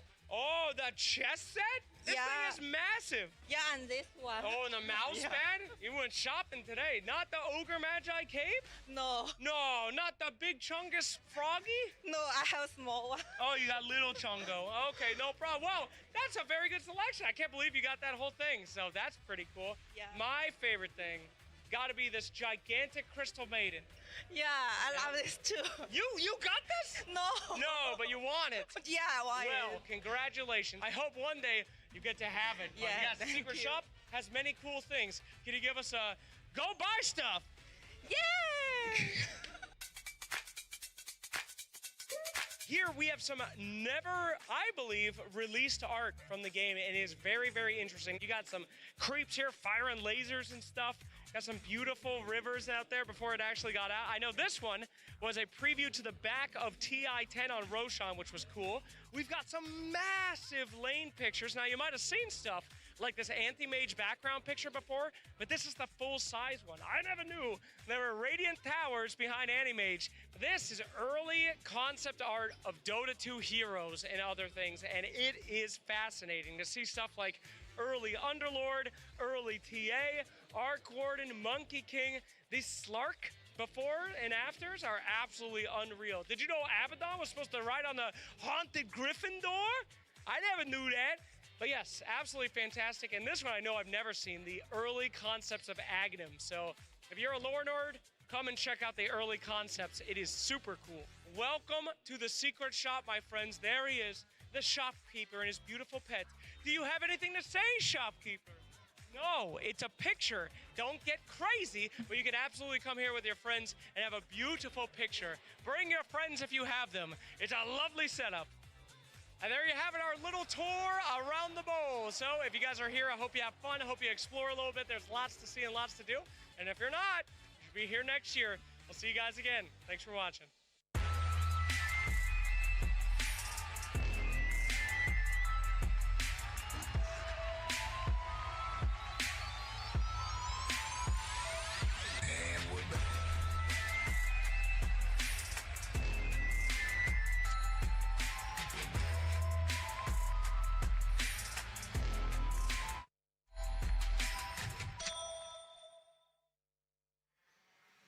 What a beautiful and fantastic tour Slacks gave us there of the arena here in Shanghai. It has been so much fun already over Thursday and Friday, our day 1 and 2 of the main event here. But we continue on in our day number 3, where we still have 2 more best of 3s, where we do have our first grand finalist to be decided, and another team that we have to say goodbye to, because just a couple of days ago, we started off with our top 8. We have our top 4 for now, but we're going to be looking towards who makes it to that final day, who will be in our top 3. And to walk me and you guys at home through the rest of the day, it is going to be Quinn, Mira, and Insania joining us here. I'm going to start with you this time around, Quinn. I've gone in order. How are you feeling for day number 3? The weekend feels like it's officially begun for TI?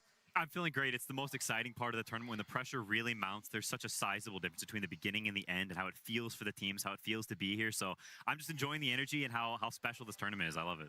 Yeah, it's been amazing and also very emotional. Today was quite the emotional day of eliminations for me, but we're getting close to crowning the champion. I think any of the top 4 teams could take it, and this is the best part of the tournament. Yeah, I'm a little bit sad that Sunil interview kind of went hard, to be honest. But yeah, I mean, that's what TI is all about. It means so much to all of us that are here, and it's always sad to see people go, but that's also what makes it so special to win.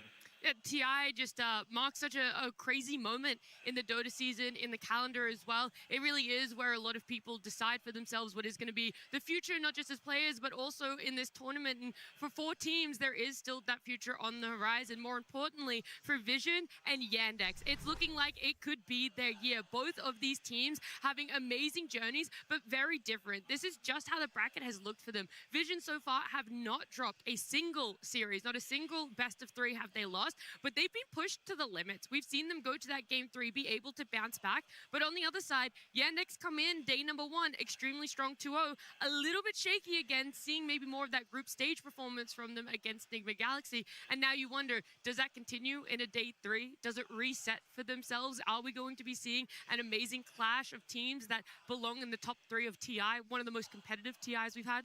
I think so. I think these are very, very strong teams. They're in the upper bracket for a reason. I look at Vision as the favorites. They were the favorites coming in, but they're just a different beast. I think they are incredibly high skill, incredibly consistent in all of their players. But I think Yandex have the means to beat them. It's capable, it's possible, but they have to perform very well because Vision is they're just monsters. They really are. But Yandex's journey has been pretty awesome.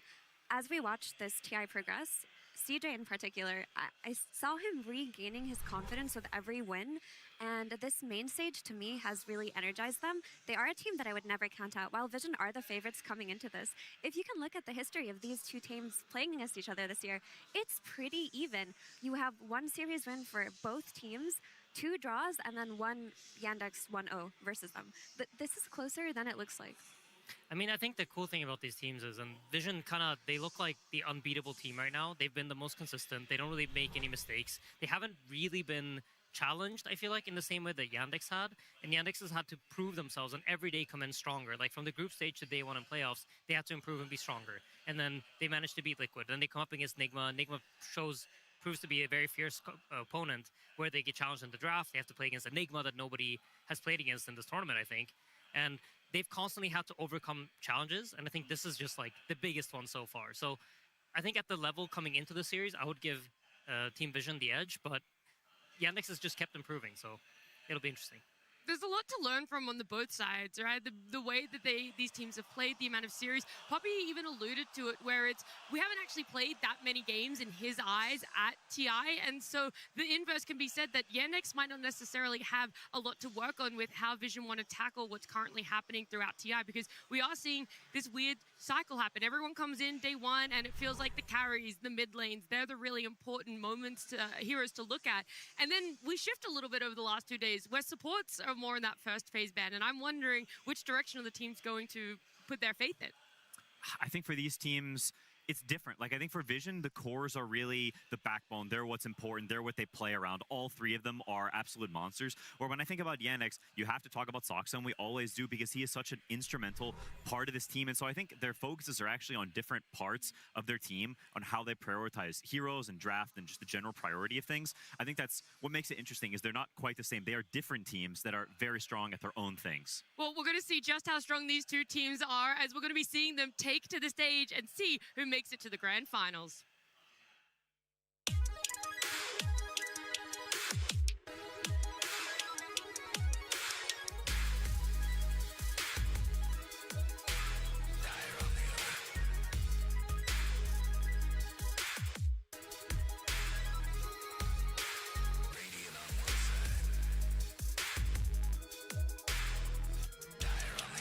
Team Vision! This team has not yet dropped a series at TI 15. They come out of group stage 4-0, and whilst they've been pushed to the edge and pushed to the limits, they're still sitting in this upper bracket. A top 3 at the absolute minimum for them, but they're not going to walk away happy if that happens. They want to make it to a grand final, and all that stands between them is this best of 3 and their opponent, Yandex.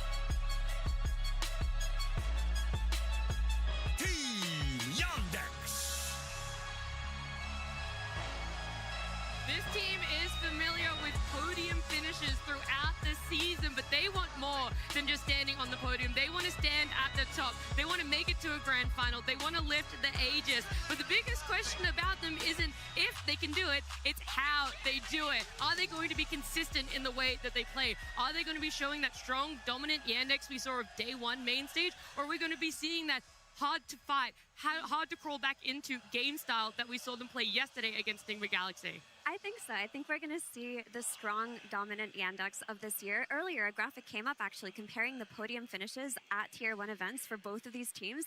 And because of their group stage performance, a lot of people forgot Yandex were cooking the entire year. 3 first places. They had, what, 4 second places, was it? Yeah, I think so. Something like that. Whereas Vision, they've peaked at the perfect time. They didn't have the best season, and they kind of became the raid boss, final boss energy in the last 2 months.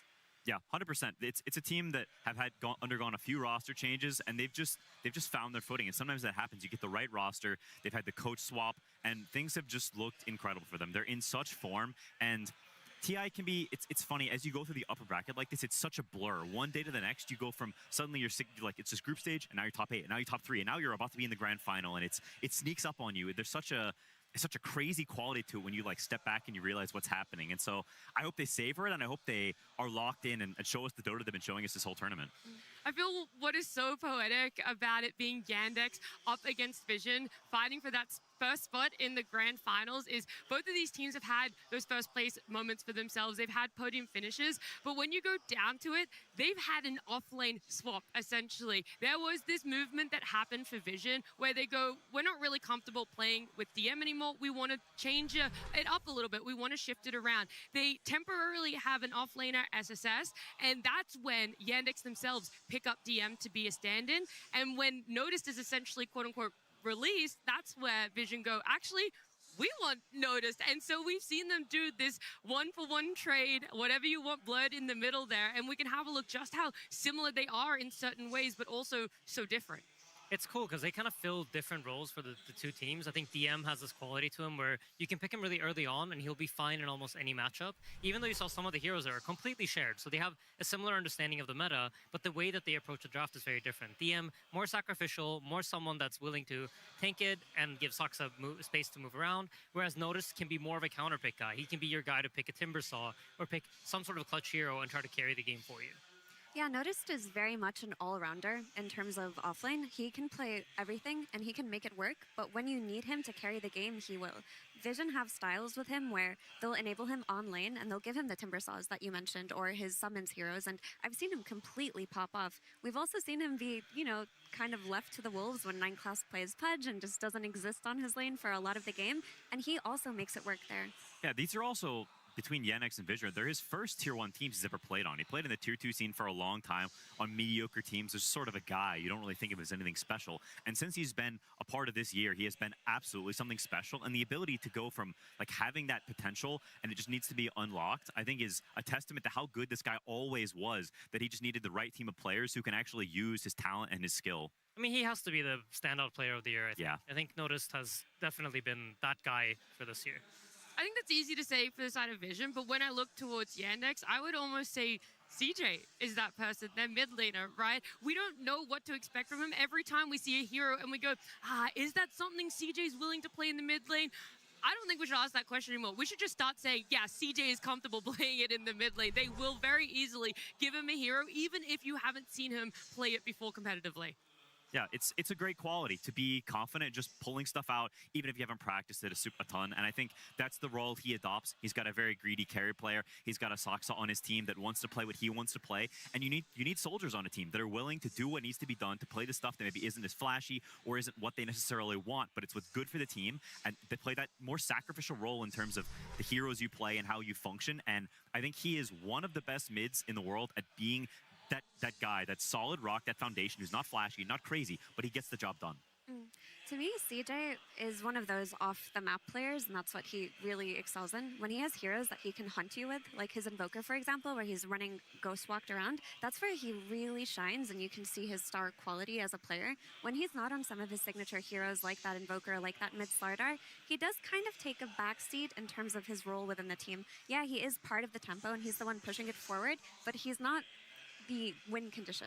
That's what Watson is for on this team. Yeah, and that's exactly how you build. You want some sort of like solid foundation to your team where like you have these guys that can pop off given the right positions, given the right roles. They can be the guy to win you the game, but when they're not put in that position and they're not able to do that, they're still stable and the team functions without that.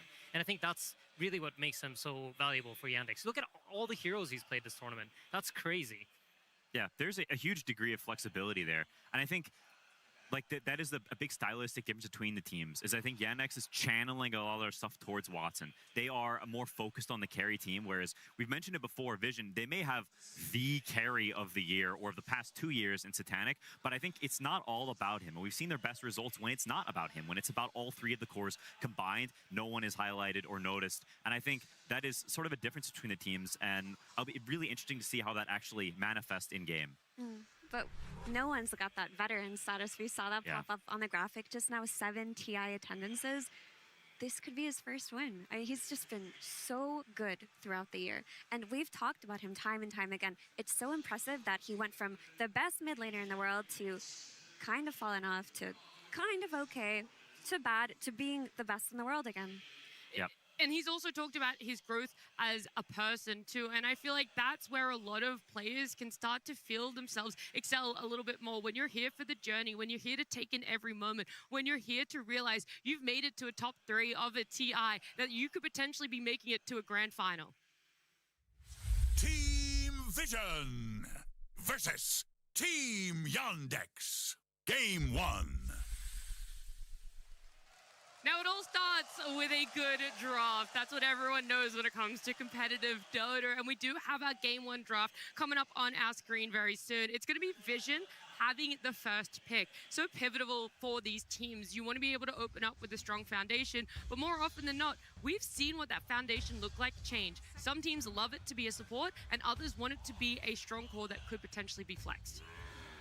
Yeah, both approaches, I think, have their pros and cons. A lot of it depends on how these bans go, and I think we've also seen both of these teams shift their priority decent amounts, especially Vision, the hero that they first pick, is quite hard to predict. We saw Willow first pick, the Shadow Fiend, Nature's Prophet. Like, they are willing to pick a lot of different things, and so it's honestly hard to call. Yeah, I think they want to look at a Lone Druid this game. It's a hero that fell out of popularity, but if you look at their bans alone, with the Wyvern gone, with the Enigma gone, it could be a sneaky hero that pops up later in the draft. I think I like Vision the most when they start the drafts with something very defining. Like we saw them pick Willow the other day on first pick, and I think that was probably, from my experience of watching them, the weakest first pick I've seen from them. When they've dropped like a hero that actually sets the pace for the draft, that's when I think they've looked the best. And Lone Druid, you know, he sets the tone. There's this very specific way you need to play against him. If you want to beat this hero, you're going to have to bring heroes to his lane and try to kill him early on. Otherwise, he's going to absolutely demolish your offlane. Yeah, I think this also illuminates the Enigma ban. It's a hero that we haven't really seen them ban, or many people banning its Yandex early on in the draft, but I think that is why it was banned here. It's a hero that they prioritize very heavily against Lone Druid. It gives you a chance to fight him in the lane. You've got 2 units, well, I've got 4 units when you spawn the other ones, and even more when they multiply, and we've seen them use it to pretty good success against Lone Druid in the past, so it's sort of a setup ban saying, hey, we're calling your bluff. If you don't ban this, we are going to prioritize it, and you need to have another answer. Satanic, to me, has been the most, if not the second most impressive Lone Druid in this tournament. A lot of teams in the group stage tried their hand at it, and it didn't look so good, but Yatoro and Satanic had pop-off games on this hero and made it seem like a main stage menace. It just changes the way that you want to draft, it changes the way that you want to play, and it's going to put Yandex in an uncomfortable position. I feel like... So I just want to quickly mention that Yandex do have a very good track record against Lone Druid, though. They consistently beat this hero at EWC. They were the one team letting it go and just drafting to beat it. Yeah, I do think Vision is one of those teams that they thrive off of having pressure. Like, if they have 3 pressure lanes, then that's when they feel impossible to play against, because you have some of the strongest core players in the world, and you're being attacked everywhere, and you can't do this game where you can bring numbers to one side, because there's so much pressure happening all over the map. So for that reason, Lone Druid fits perfectly into their playstyle. Yeah, it's a disgusting hero in lane. You just, he walks past the wave and he just hits you relentlessly. He keeps rooting you over and over again. And so I think a key part of how you fight back in those lanes is you have to be able to fight back. There's no hiding. There's no, honestly, even really pulling waves that much. And so I think that's why they picked the Hoodwink. They want something that can come into the lane and battle. We saw the Hoodwink Underlord fight against IO Necrophos the other day for Yandex and did very, very well. And I think they'll look for something similar, a Centaur Hoodwink or some lane that says, we're not going to just give you the free lane. We're actually going to bring the punch to you a little bit, look for gate rotations, and you don't give this guy that free pressure you're talking about. And in order to get those rotations, I think it's important to have crowd control in your lane, right? You need to be able to buy enough time for your heroes to connect. So having like stuns on the lane sets that up for your team. Even though maybe like Centaur doesn't do super well on his own, it provides the opportunity for supports to come in through the gate or the mid laner to rotate over and set up that play that way. Yeah, no, I fully agree, and I think this makes a lot of sense. It's the combo I've seen them do the best with against the Lone Druid outside of the Enigma, and they really, really love the Hoodwink against it. So even though Vision sort of set up for this, it's interesting because I think Yandex is also okay with it. Like, it wasn't, I don't think this is a surprise. It was, they considered it as a possibility, especially when you see the Enigma. These bans, they trigger matchup knowledge in your head, and you think, okay, now this is a possibility. And just to backtrack a little bit in terms of Yandex's history versus Lone Druid, so at EWC, they were the only team that were willing to let it through, or one of two teams, and they beat it consistently against everybody except Team Vision. Like, they lost in the third game of their series that dropped them to third place at EWC to it. But they didn't have the heroes that they were beating it with all of the time. They mostly beat it with Slardar plus Lina or Slardar plus ranged carry, and versus Vision, they didn't do that. So maybe we could see that come up again. Lina's still in the pool. This hero feels like a potential Ducalis classic. We talked about how 9 class came up playing this hero, but I think the last time I saw Vision play this hero, it was played by Ducalis, and they did this really cool thing where they just placed a bunch of mines all around the gates. And modern Dota functions so much around abusing the gates to make the map small. Essentially, it connects the two side lanes to each other and changes the way the map flows. Usually, you were forced to play through mid because that was the connecting point between all the sides of the map. And when you play with techies, he kind of removes your ability to gate. So it's an interesting dynamic shift in the game, and you have to suddenly play the game so totally differently when he's here. Yeah, it's a great point, and I think because the hero's not picked that frequently, it's hard to actually adapt to that, and it can mess with you in more ways than you might expect. Suddenly, you move in a certain way naturally. You push a wave, and you just walk in a certain direction because your intuition tells you to do so. You're not thinking about the direction you're moving, and now suddenly those mines are there, and that's going, oh, now you have to walk back the other way, and you're burning time here and there, and that adds up and can make the game feel very weird because your teammates are not in places you expect them to be in. It does seem like if we were going down the route for Yandex where they take range damage versus the Lone Druid, it's one of the better things to play against techies though. Like, if you have a means to kill heroes from a distance, like with the Hoodwink Sharpshooter plus a Lina or a Drow coming out with this Undying, it can be a way to throw the wrench into the techies.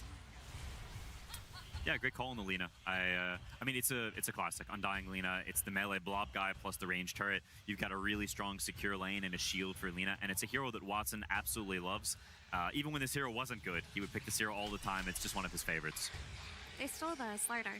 This was their combo for Yandex. I think this is a very cool and heads-up thing, and it shows how the teams have a history of learning from each other and respecting each other. Because while we did see Vision play Slardar mid 1 or 2 times this TI, it hasn't been their go-to. I also feel like we've seen Lone Druids kind of fall off as the games have progressed sometimes, where it really struggles to connect to the team fights and like actually have impact, and eventually just turns into this like split pushing hero. But when you add amplified damage, you kind of shift that dynamic, and you're giving him like a steroid that's going to make him so much stronger in the fight.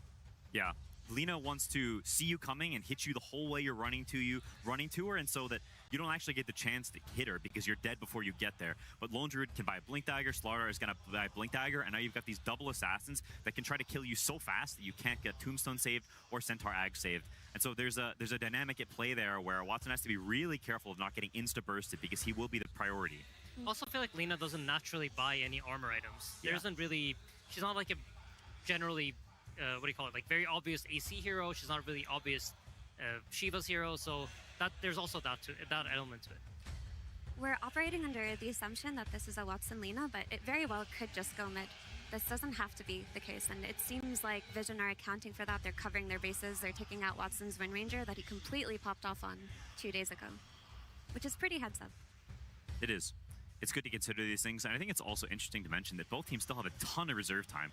We've seen a few of the teams that have been eliminated already burning through tons of the reserve time before they even get to the last pick, but these teams know what they want. They've done their prep. To me, this is very logical, very quick, solid thinking, which is why they have so much time to really consider things.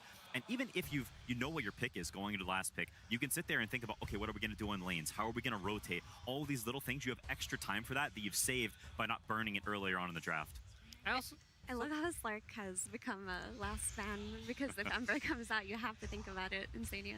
It's also an interesting idea of like, you ban the Slark, so now maybe Yandex has this idea, we're going to ban Earthspirit plus something else, and now you have to reconsider. Because it's like, they want Ember. Do we want to ban the Ember or not? So it can kind of throw you off of whatever path you're on already. And I think this is something that like Puppy likes to do a lot, where he kind of challenges the ideas that you come into the series with, and he presents you with something that you didn't really expect. Yeah, whenever both the last picks are also mid-heroes, there's a funny mini-game where you're considering, if we ban this, then they want this, they might ban this, and so you run through these possibilities of, if all these heroes get knocked out, okay, I pick this, what counters are remaining? And at the end of that pipeline, they think it's Pangolier that is the hero that doesn't have great responses. And I mean, I can see the rationale there, and it's a hero that no one is also very comfortable on, and Coddle helps this hero a ton, because it means you don't have mana problems anymore. It's one of this hero's biggest issues, and what slows down his farm is that they've just nerfed the mana cost of his spells, but with Coddle, you've got more mana, so you can farm way faster and get to that diffuse at a crazy timing. There's also something we always have to mention when it's there. There's a lot of minus armor and a lot of synergy between those spells. So this Lone Druid even further gets amplified by the Pangolier being there. So a lot of physical damage coming out from Team Vision. I do think this will most likely be a no-one Pango just because he's so comfortable on this combination with Coddle, but I think something cool that Team Vision did in their draft was they made it so that their last pick in mid was also flexible to the offlane. In case there's some abysmal matchup that comes out, you can always throw Slardar mid and have Notice play Pango. He's done this before. And this is a really cool thing to do when you're responding to a last pick draft. Yeah, it is. It's definitely very solid, and I think Vision is happy with what they got. The NX still have the choice of where they put the Lina, and I'm not exactly sure. I think both things are valid. It is a little bit weird in that you have Undying, and Undying wants a ranged hero in his lane. So if you put Lina mid, you're sort of compelled to pick another ranged hero in a lot of instances, which then means, okay, we've got double turret. We've talked about that before. It puts a lot of strain on your draft and a lot of pressure on your Centaur to be the one guy who can go in and start things. And the heroes that kind of can fill that second turret role, like I think both Nature's Prophet functions a little bit different than something like a Drow Ranger or an SF or something like that. And Wind Ranger, I would say, falls into the same category. Both have been banned out. So I think for me, I'm leaning more towards the Lina safe lane, but Watson seems to be talking, so. Is Muerta a dead hero? Because typically she's a really good, okay, Terrorblade. Because she used to be good against all these physical damage lineups, but so is TB with his very high armor. Yeah, it's interesting because I feel like, so Vision, they were amping up the physical damage, right? And Lina kind of, as we mentioned, doesn't really have any nice ways to deal with that kind of situation. And Yandex also mentioned before, they really are all about Watson. So this is their way of doing it. They decide like, okay, you know what, this Lina is going to have a tough time carrying this game and staying alive. So you know what, CJ? It's time for you to tank it, and we're going to pick TB for Watson, which ultimately has like, he's going to be the raid boss in this game. Yeah, I think they're asserting lane dominance for Yandex because this Lina versus Pangolier lane sucks for Pango. Like, you have to play extremely well to even do okay in this. And because of that, I think the Terrorblade will have a good lane against Slardar. So you're looking for early towers being taken and early map pressure, because if you don't get that, well, suddenly there's a Slardar blinking on you and a Pango blinking on you. And these squishy dudes who don't buy armor, like you mentioned earlier, they will explode. I really like this last pick from Yandex. I think the physical damage becomes negated, and Terrorblade's a hero that stands its ground and fights from a distance. So in a sense, he's not really scared versus the techies. And because he stands his ground, if Slardar blinks on him and they don't burst him, he's just going to Sunder and be able to stand there and fight, which also counters Coddle, who wants to solar bind your primary target. He wants to make it so that he can't win the fight for you, and it's a really good pick in this position. Is there an answer to the Lone Druid as well? Because we always have to come back full circle. That's what they opened their draft with on the side of Vision. That's their foundation, and that's what they would love to be able to win through. But is there enough of an answer on the side of Yandex? I feel like they're trying to create a scenario where this TB is going to outscale the Lone Druid, and that's what they're trying to play for. And I would say it's absolutely possible. So yeah, I see it. All right, we see the avenues in which both teams could potentially get a Game 1 win for themselves, but someone who hopefully gives you a little bit more confidence for all the Vision fans out there is going to be Puppy, who's joined with Tsunami. That's right, I'm standing by with Puppy of Vision. Now, as the man who has attended 12 different TIs, I was hoping to get a little bit of a history lesson. How do you think people are going to remember this TI's meta? As TI3 was like Rat Dota, TI4 Deathball, 2022 was Auras. What's this TI about? I mean, like last TI.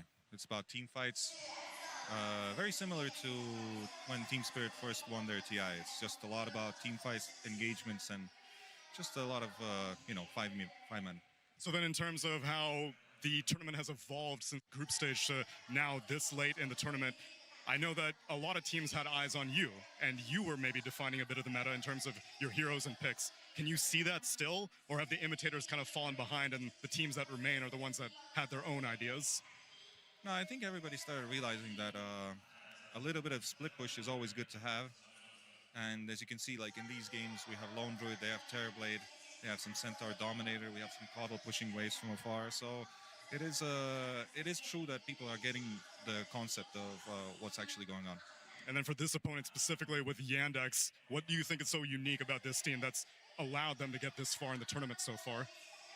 I think, in my opinion, they were the ones doing this stuff first in the whole year, and they were always kind of like figuring out the meta, how to split push the enemies. They're lovers of Invoker, they're lovers of Naga, Terrorblades, and they know how to like make the map huge for themselves. So, you know, they are the pioneers this year at least, and we learn from them too.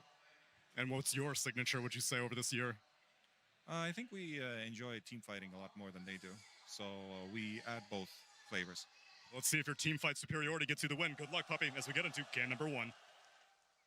Thank you very much there, Puppy and Tsunami. Yeah, time for the upper bracket final here between Vision and Yandex. And as sort of Puppy alluded to in terms of their strats, Yandex, earlier in the season, they were the first to sort of start... Bit of a dictator. ...doing the new stuff, you know, starting to sort of set the meta.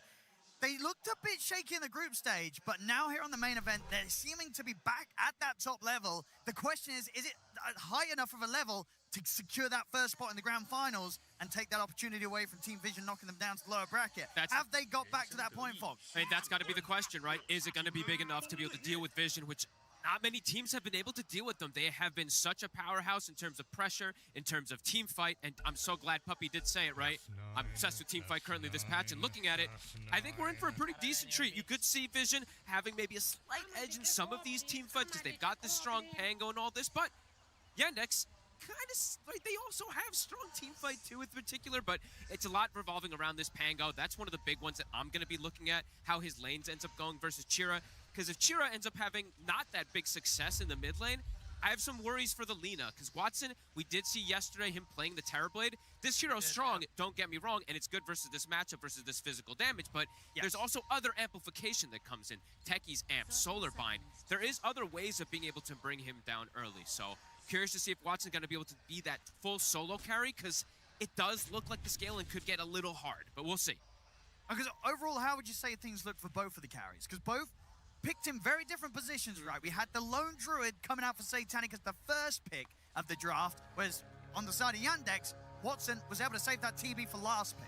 He got his pick of the litter, right? He sees, okay, they're going for a semi-minus armor draft, right, with the Pango, with the Slardar, and he is getting to see his lane immediately as this Terrorblade playing versus that Slardar, so he does have a bigger benefit, but I'm not sure how well the addressed lone druid is going to be, because so many times I've seen Satanic when he plays this hero, even if it gets addressed a lot, he ends up having a really good game. So curious to see if it's going to be enough in this game, since he does have the backup of maybe not the most ordinary support, but to call us with the techies, it's a hero that just prevents you from getting aggressive onto a carry at times. The taser, you know, blast off, it always ends up being that kind of protective hero, but also a very good aggressive hero. So let's see how the lane goes. I think this top lane for Yandex has been so important for them so many games. How much Saksa can do.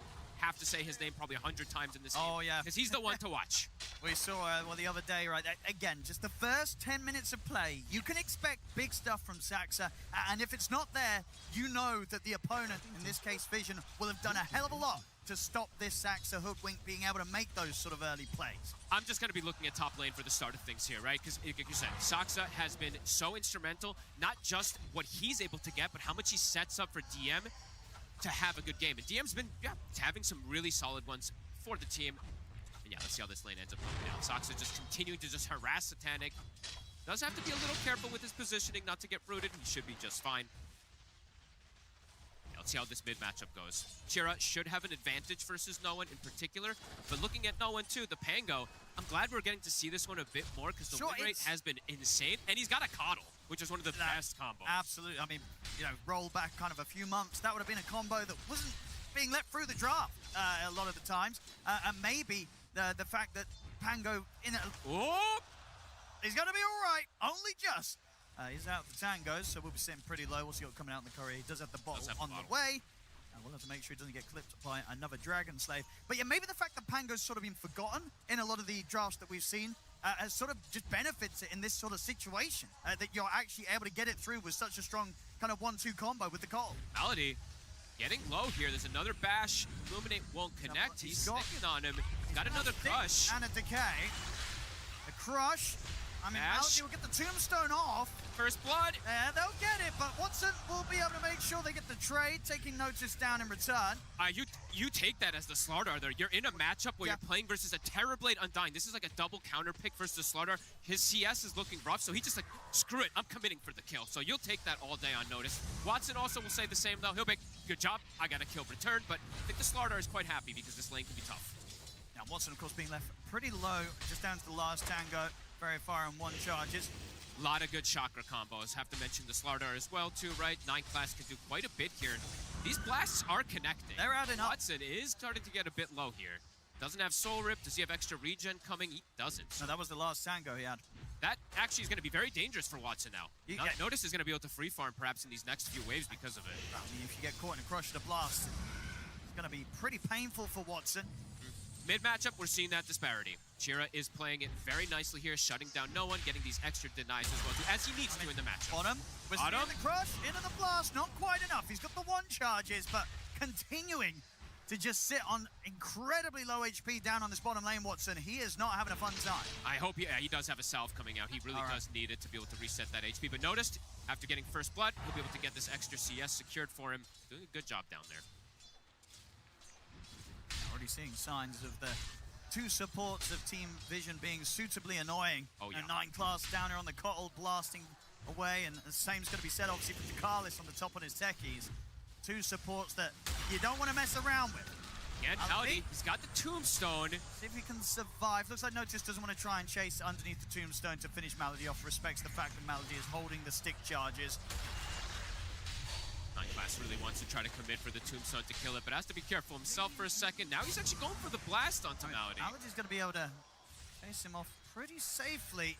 Can't really line up another blast, even if he did. Unlikely to hit. Watson! Melody makes a mistake, but maybe indeed Watson's going to be the one to take the hit. No, not quite. Angle's not there. They're able to dodge it. They're doing some decent work down here. These blasts are very annoying. Seeing more people go for this skill build on the Coddle recently, at first people were just always skilling the Blinding Light, but in this lane matchup can absolutely see the reasoning to just go for this Illuminate with the stuns. Honestly, gotta say though, considering how much Watson and Melody are having to dance around, look at the CS. Good. Yeah. 16 and 8 on the Terrorblade. The amount of pressure that's being put onto Watson, it's high. They're trying their best Vision, but they're not massively slowing him down. He's keeping his cool throughout it, still able to find the CS. But it's a lane where he should be, like, on paper, right? This is the design to have total free farm. So the fact that they're doing this is pretty big. 9 class gets the catch there, of course, onto the Undying. We'll be able to get the D ward as well. And looking on the flip side, too, right? Satanic, he is getting the free. So it is that 25-8. They're not able to pressure him as much with the Centaur and the Hoodwink just yet. But that mid lane. Look at the CS. It's playing it beautiful. Yeah, this is a painful laning stage for no one. But you said, well, not necessarily a surprise, or not a surprise. Even to this extent, you're still kind of signing up for this. Maybe he could have a couple more CS on the Pango, but this is to be expected. I think these Linas have just shown they can dominate. But the Lina is not the safest in this hero, as we were mentioning. She could be super fragile. Yes, you could be, speedy and all this, but there's so much damage that's coming out from Vision that Chira is going to have to be careful in the mid game of his positioning. It has to be perfect. He's got saves, he's got Stampede, he's got the Tombstone eventually, but in the early game before those come out, it's going to take a lot of damage here. The Tombstone's down as well as the Blood Grenade. Bushwhack. It's going to connect. Saxa, he don't miss. Yandex bringing in the numbers mid and ensuring that Chira Jr. around that Laguna Blade take him down. The blast not enough to finish Chira Jr. Will lose his courier to 9 class. He's got another blast. Is he going to get this connection? I mean, that would be pretty crazy. No way. It hits him. Oh, what? All right, 9 class. All right. Quite the moves there. He's been annoying down bottom lane, and now he's come over to mid, and he's only just gone and helped take out Chira Jr., who was having a fantastic time in the lane. You want to have a little fun one? Look at the net worth right now. 9 class is ahead of his Pango now because of these 2 kills that he's been able to find. And honestly, not the worst support hero to have this sort of boosted net worth on, right? A Cottle, there's a reason why we see Cottle core as well sometimes. This hero can do a lot with the money. He can do an absurd amount with this Holy Locket for sure. It's crazy how much potential you have. And as you said, has great chakra targets in this game. And all this meantime, too, the Undying had left the bottom lane. Notice is able to get that extra farm. He's matching the farm as a Slardar versus the TB lane and Undying. So very good start here for the side of Vision. But Lina, as we see Chira still at the top. All right. Yeah, we all love to see this. Gonna do the classic bear things here around the Wisdom. Yep. And this is because, I was actually just speaking with Arteezy in the backstage too about this, but this is because he's won his lane. He's able to just play, farm, send the Baron, has no threat right now since they have the backup to go for that Wisdom. Pretty even on the numbers though here, but it is this Pango, right? No one, very tough entry into the game. He's gonna need some help. I mean, where's that help gonna come from? 9 class. Just 9 class being constantly ready to swing over to mid, throw out a few blasts. It's chakras, blast, and then it's just stacks, right? If they can get some of these stacks in order for him, that can also be really nice. Of course, Coddle being one of the best ones to be able to set up those stacks for something like the Pango. So I'd like to see some stacks being formed from Vision to get no one back into this. Saxon. Eyes on the mid again. He's going to swashbuckle forward straight away. They come in with the burst. The Laguna. No one is dead again. Jira. Another connection. Won't get the haste rune. 9 class will be able to get away, but the pain and suffering continuing for no one here in this mid lane on the Pango. There's got to be very early boots of travel here for Chira to get involved around the map. And the tower, too. It's going to be gone here. 8 minutes in. Kyle is trying for the deny. They know he's there. Ooh, nearly gets it, but wow, I think rolls a little low there on the right click. 0 damage. Tower gone. Mid lane. Couldn't be going any better, really, there for Chira Jr.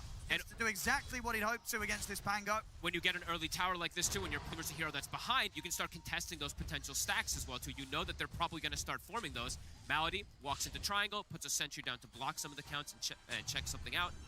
Is going to get instantly dewarded, but they are aware of the move that Vision is doing. Great preparation here from Yandex. Double bounty rune now too. Saksa is going to be able to steal these away. That is essentially the boots of travel finished up here for Chira Jr.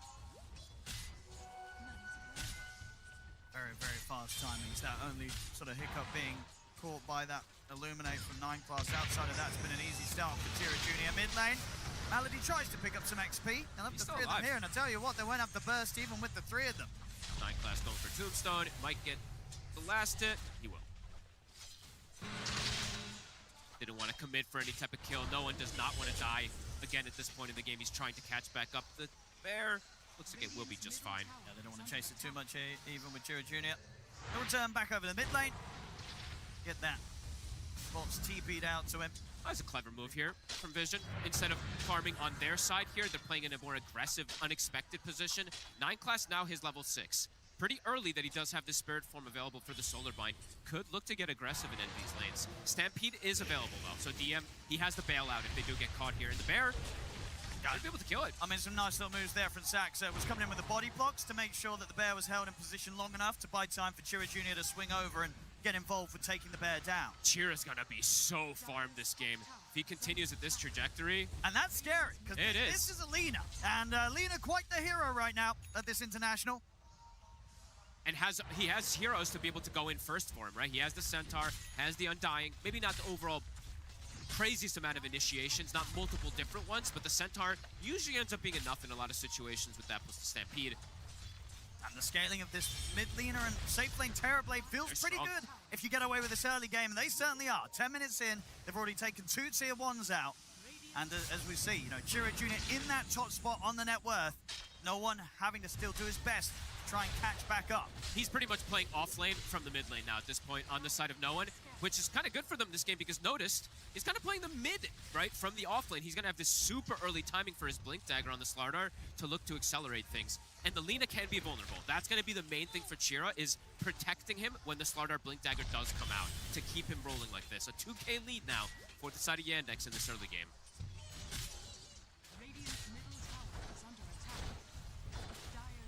Vision, at the least, have been able to keep Satanic out of the danger. He's now outside of losing that tier 1 tower in his safe lane.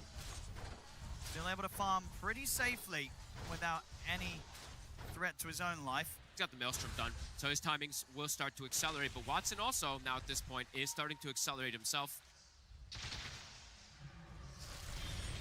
Satanic. These 2 early towers are very important for Yandex to continue this pressure, to continue shutting down Vision's early game. The fact that DM was also able to get that top one is important.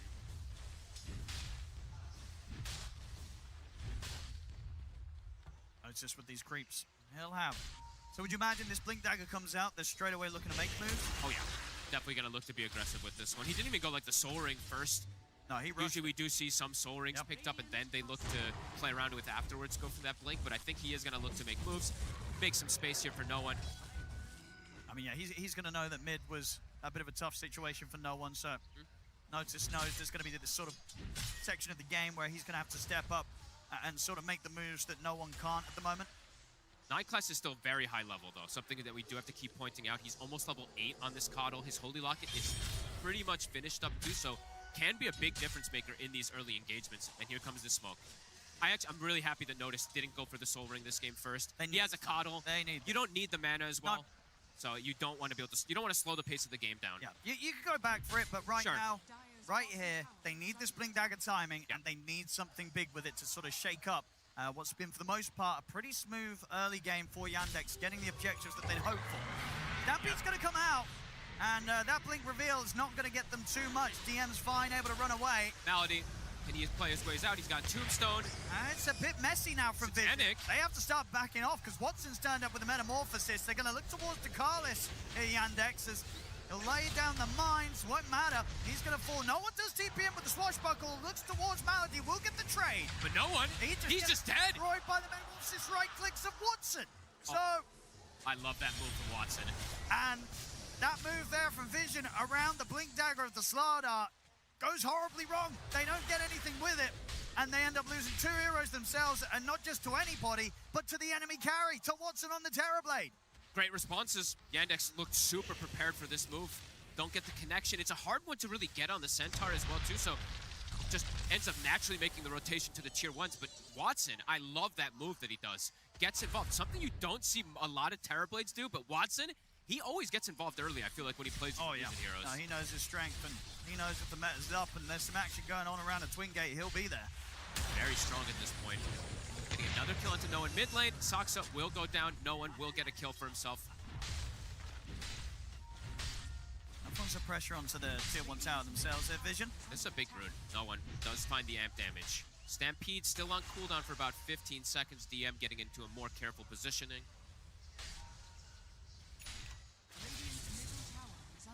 And like you said, now it's fine for Notice to go back for the Soul Ring. It's such an effective, efficient item. On the Slardar, we'll have that one finished up. It is continuing to beat on the mid tower. This is surprising that they're not reacting to Notice.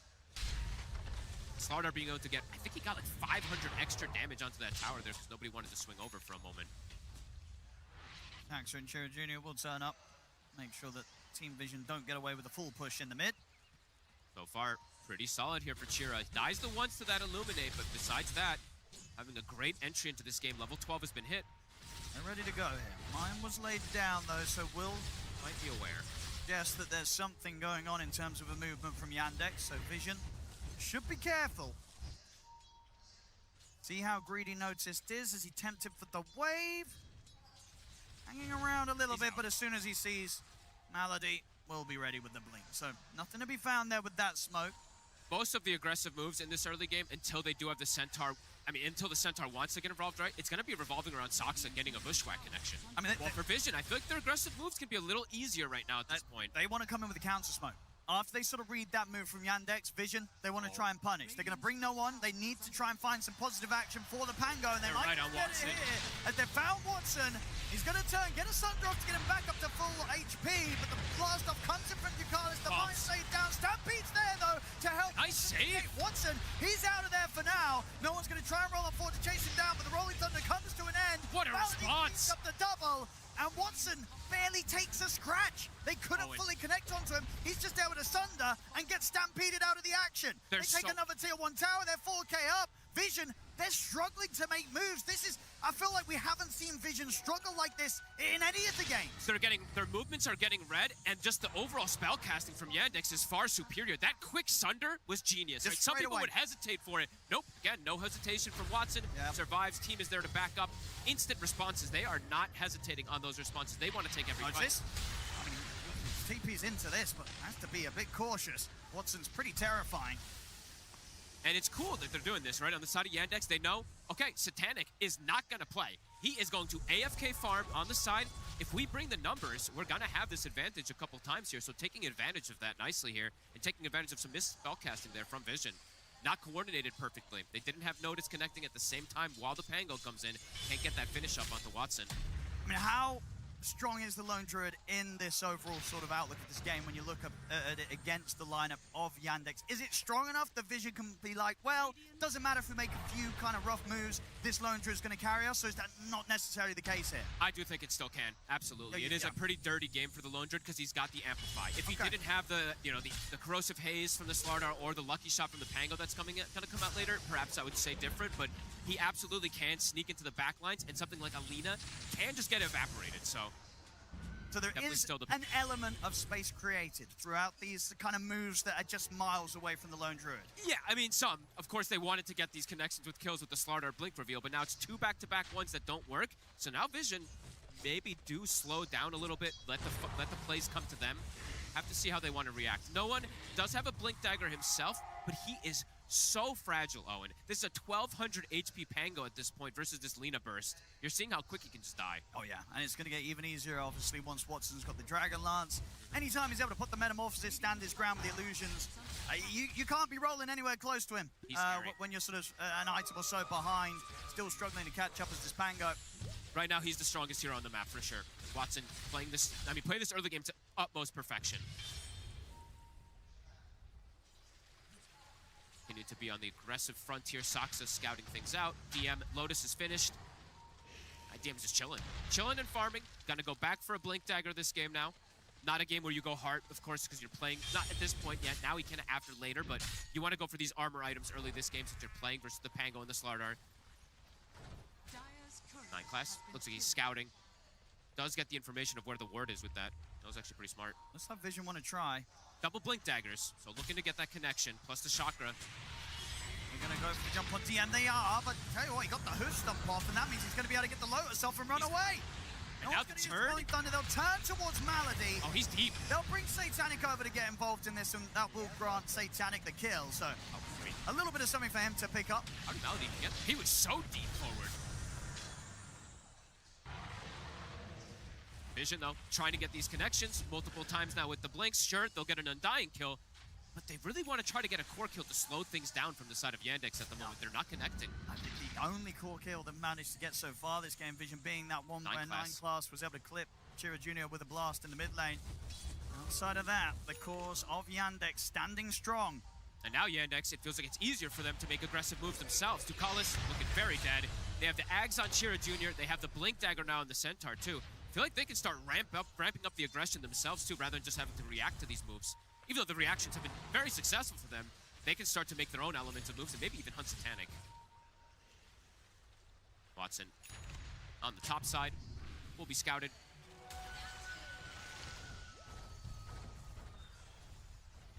Satanic. Still hoping that time is going to continue to be bought for him. Now he can get involved. It's time for Satanic to start playing the game. Aghanims is done, but DM, as we said, his blink is finished, so Yandex now going to get on that aggressive posturing. Heroes can just die in an instant. Noticed, does get caught. Do they have a follow-up stun? They do. Stampede to surround him. Nothing to be done to try and save him. No one was thinking about a Rolling Thunder. Scared to go into the full squad. Watson is there with meta. That's the thing, right? He knows that if there's Terror Blades around, he can't really roll in. Yandex, one step ahead, it feels like this game. Tower as well. 20 minutes in. On for tier 2 here. The Satanic want to get involved with the bear. He's just farming for the moment. Doesn't look like he wants to send that bear toward the mid lane. Meta, halfway expended. Difficult to get them off the tower unless Satanic wants to get involved. Nice is trying to get the blast from the angle, but too many illusions. This tower's dead. Relatively early. And 21 minutes in, Watson able to finish the tier 2 mid. He did warm up yesterday on that Terrorblade. He ended up not winning that game with it, but he was an absolute beast. And it was a close one, and it was one that they nearly did win. The bear being hunted, a blood grenade. It'll be able to sneak itself away. Now Malady. He's going to go for the jump on Malady. Malady will be able to get himself into the tombstone. Looks like he's going to get left behind, though. Did he deny the tombstone? I think he actually turned and denied it before dying. That's actually pretty heads up. Doesn't get that extra gold to them. Instantly respawn, so can't look. They want more. And they want more. For it. Diving in between the tier 1 and tier 2, they get the jump onto DM. They've got the full chain control. They'll take the Centaur out. Chira Jr. though, lines at the light track onto the two of them with the Lagoon and the Bushwhack as well. Catches the both of them. Chira? Taking down no one, but notice he's in on top of Chira Jr. Is there anyone here to bail the leader out? There's not. Now Malady potentially dead. Bear on towards him. They'll not try and push it too much here, Vision. They're more than happy with what they got there. Sure, they lost no one, but no one's already having a tough game. The job's done, though. They get both DM and the big kill, getting Chira Jr. This Stampede is... Notice, another catch. For more, gets the jump on a Malady, they get another. Oh, they're starting to get the ball rolling. They're finding their footing here now. The Stampede seems to be the biggest answer for them, and during that whole entire situation, it was still on cooldown, so taking advantage of it perfectly, getting the double core kill, sandwiching. It looked nice from Chira. He does get the connection of the double stun to bring down no one, but Vision will take that all day. Satanic now able to get involved, gets himself a kill. He almost has that Shadow Blade finished up, and that's really the biggest scare for Yandex, is when the Lina can just start getting hunted even easier from just a bear hiding behind. Yeah, the bear's going to be scary. Not that there was ever going to be any doubt when it's in the hands of Satanic. 0 deaths on him. And honestly, very, very few times that the bear itself's actually been fed. Satanic's been very careful with that. But Watson going for stats, going for the Scotty again in this game. There is some healing that is going to be coming in, of course, from the Coddle, the slowdown also versus Slardar, and versus Pango is good. The stats, too. Going to be a strong pickup for him. Maybe goes for the Butterfly next, since he is playing versus these physical cores. Could be an option for him. Yandex straight back out with the smoke. DM, Saxa, ready to lead the charge. They've got Chira Jr. coming in to provide the burst right behind them. Feels like every time Yandex, they have Stampede at the ready, they're in a very good position to either look for aggressive or defensive plays. But if they do, if Vision can bait the Stampede, they can always look for these aggressive plays and get these kills. Yeah, because at this moment, outside of that, not the easiest ways to get this Lina out of the fight. No, not yet. They have the Tombstone, of course, right? They do have that shard that was picked up for Malady, but gonna be quite some time until there's an Aghanims for the Centaur, so really is just that Stampede to bail him out at this point.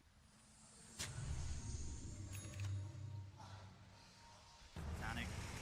They're on the hunt. Bottom. Gonna find Saxa. No one's in with the jump. Fuel Scepter will buy a little bit of time, but as soon as he's down, no one finishes the kill. These next 5 minutes feel like the most dangerous time for the side of Yandex. The If they just start to hemorrhage these kills, it can get very scary for them.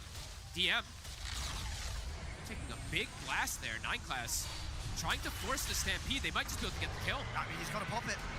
Stampede's there to help him get away. And he disengaged. I mean, Notice is going to be ready to chase him down. DM, he's got Malady by his side here with the Tombstone. It's a little bit more complicated for Vision if they want to try and push on for the kill, and they'll hold back. Forcing a lot of reactions, though. Well, in the meantime, Satanic starting to get the push on bottom. Watson looking for the bear. Can't go for it. This bear's going to be so annoying. We're seeing it already. Satanic really getting into the heads of Yandex. Not a lot they can do to really catch the bear. It keeps showing up and then disappearing, and they can't really react quick enough to ever kind of punish this sort of play. That the power of the Lone Druid very much in show here. And I would say overall, right, when you look at it, the bear a little, not like so much so, but more enabled than the Terrorblade is because of the minus armor with his draft in comparison to the TB. Yes, he's got control with his draft, but he doesn't have any of these buff ups just yet. And it's just the kind of comparison between what both of these heroes do, right? The bear feels like it can be everywhere, whereas with the Terrorblade, you have to be so much more particular about when you want to turn up and get involved into the fight. You have to be careful with your meta. You have to be careful with how you turn up. A lot of times, Bear can just resummon, send it again. Go wherever he wants. And Watson, up and so down the far, map. He's been very solid in this game. He has. But has to be very careful with these next upcoming moments, it feels. It does just feel that much harder for him, even though this was sort of a situation where the carries were picked in such different parts of the draft. Watson getting the option to do this at the last pick. Absolutely possible with the Terrorblade, but it does feel like it's that much more difficult to execute the game plan perfectly as opposed to this Lone Druid, who's been a pretty terrifying hero through and through the International. No one, Aghanims is finished. So even more teamfight potential. Satanic. We'll get in the Tombstone. Might get out, but I think he's going to be in trouble on the way out. I mean, here's the Watson. Chase on the Watson, the bash as well. Watson, he can get out of this one. A third stone comes in, they blow him up. They've taken Watson down, and now underneath the tier 2, they're ready to dive over for Sax. They'll try for the TP out. If they've got a way to stop it, they do. The fear comes in. Uh-oh. And now it's the Roshan too. They had such a promising early game, but maybe the bear is just too much fogged. The bear, the minus armor, the control, love the itemization too, right? Notice just rushes the BKB. Watson's like, I got nobody to go for a Sunder play here. It's just a bear, 2 heroes that are immune to that Sunder right on top of him. And the save, of course, already being used on him in Self-Malady. Without that Tombstone, they don't really have any other way to break Watson out of these chain stuns. This was the most concerning time for them. This timing when the bear is able to get this Shadow Blade. Now he's got Silver Edge on top of him too with the Ags. they're hunting. Chira's game has slowed down massively on this Lina now at this point. Is going back for some armor items. Feels like he needs it. Not the thing that we do see from most of these Linas nowadays, though. Usually they go for that full aggression, so this is already a pivot that perhaps he didn't want to have to do in this game, but something that's necessary versus all this minus armor. No, I mean, because it's just one of those sort of situations in which when you pick the Lina, right, you just don't want to have to itemize for this because this is not where you want to play it. But as was mentioned in the draft, this was just sort of the sacrifice Chira Jr. was going to have to make in the overall game plan to sort of make the other bits of Yandex's lineup work. Oh, and 9 class, have to mention him. Yep. He is having an insane game right now. Look at how he's creeping on the network. He's going to have a Hex pretty quick in this game as well. Pretty devastating. Yandex, they need to break these movements somehow. They're going to go for a smoke themselves. All right. Kira. Notice. He's actually going to jump back in on them, but DM's there with the counterplay. Comes with the Houston. It's a big kill. That's a gem. They'll bring Notice down. They see it? They do. Soxa grabs it. That's a massive pickup. He didn't get the BKB off. Can they do anything off the back of this? Where do they look next? 40 seconds without the Slardar. Maybe go toward the top tower if you can. The creeps are starting to come toward it. It's a nice aggressive move. They did use a lot, though. Stampede was used, so I feel like Vision, as soon as that Slardar respawns, they're going to look to punish this movement. So we'll see the positioning of the map afterwards. But a great hit. I mean, getting a gem, it was just purchased, so being able to deny that away from the side of Vision will be very important for the map control and very important versus this annoying bear. They need everything they can to try and find a solution to this bear play from Satanic.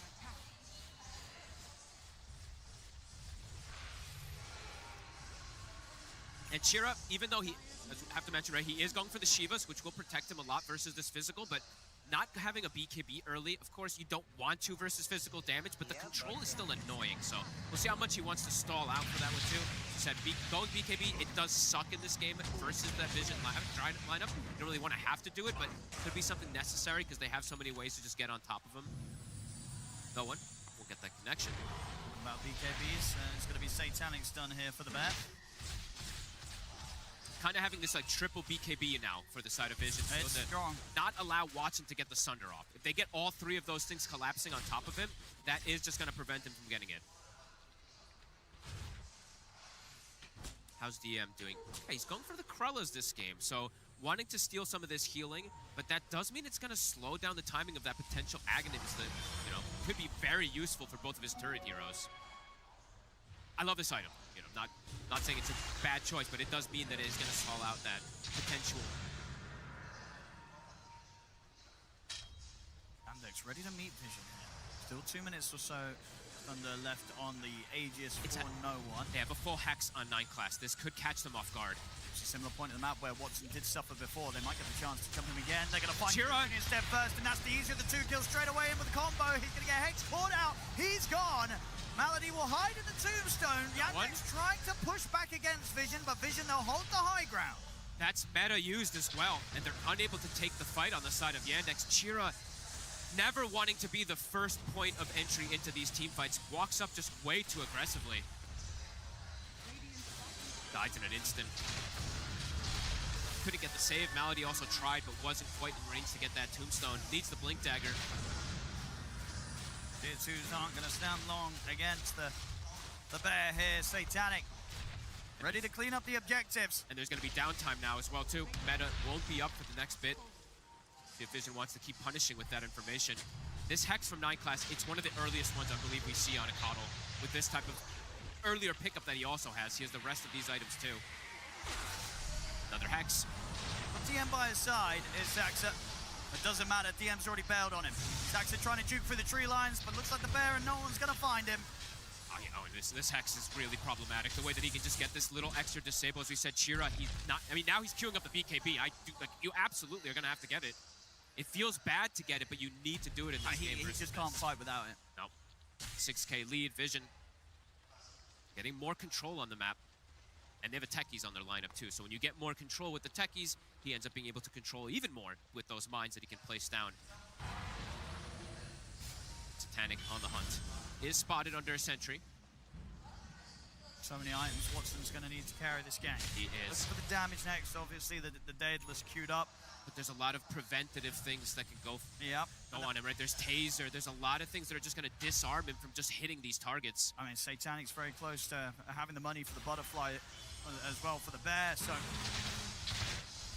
not going to be easy to sort of target, prioritize in these team fights for Watson. And Watson's just going full aggression. He's not going for the butterfly himself, even though he's playing versus all this physical damage. Is just going to be going for this Daedalus build. He wants damage. He is starting to feel perhaps that pressure that he needs to be the one to dish out all that damage, because Jira a couple times now has just struggled.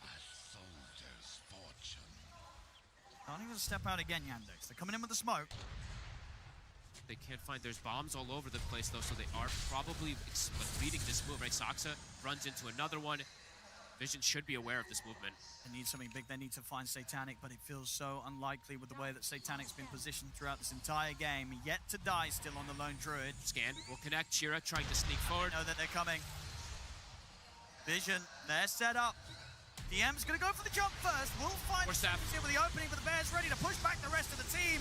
Night Class ready to control DM. They'll put the Stampede, but Dakalis jumps in with the blast. They'll get him off towards the tombstone, so a bit of safety. But the Bears ready to take the tombstone down, kill off DM, and now can possibly turn towards Chira. Malady left very low. No one's got the angle to fully control Chira Jr. Take the leaner out of this. They knew it was coming. And Watson, he's just got to step out of the fight, go for the jukes him. Are they going to see him up and not in time? Oh, what a play with the illusions. All right, he gets That out. was actually a nice little individual play, but the rest of his team...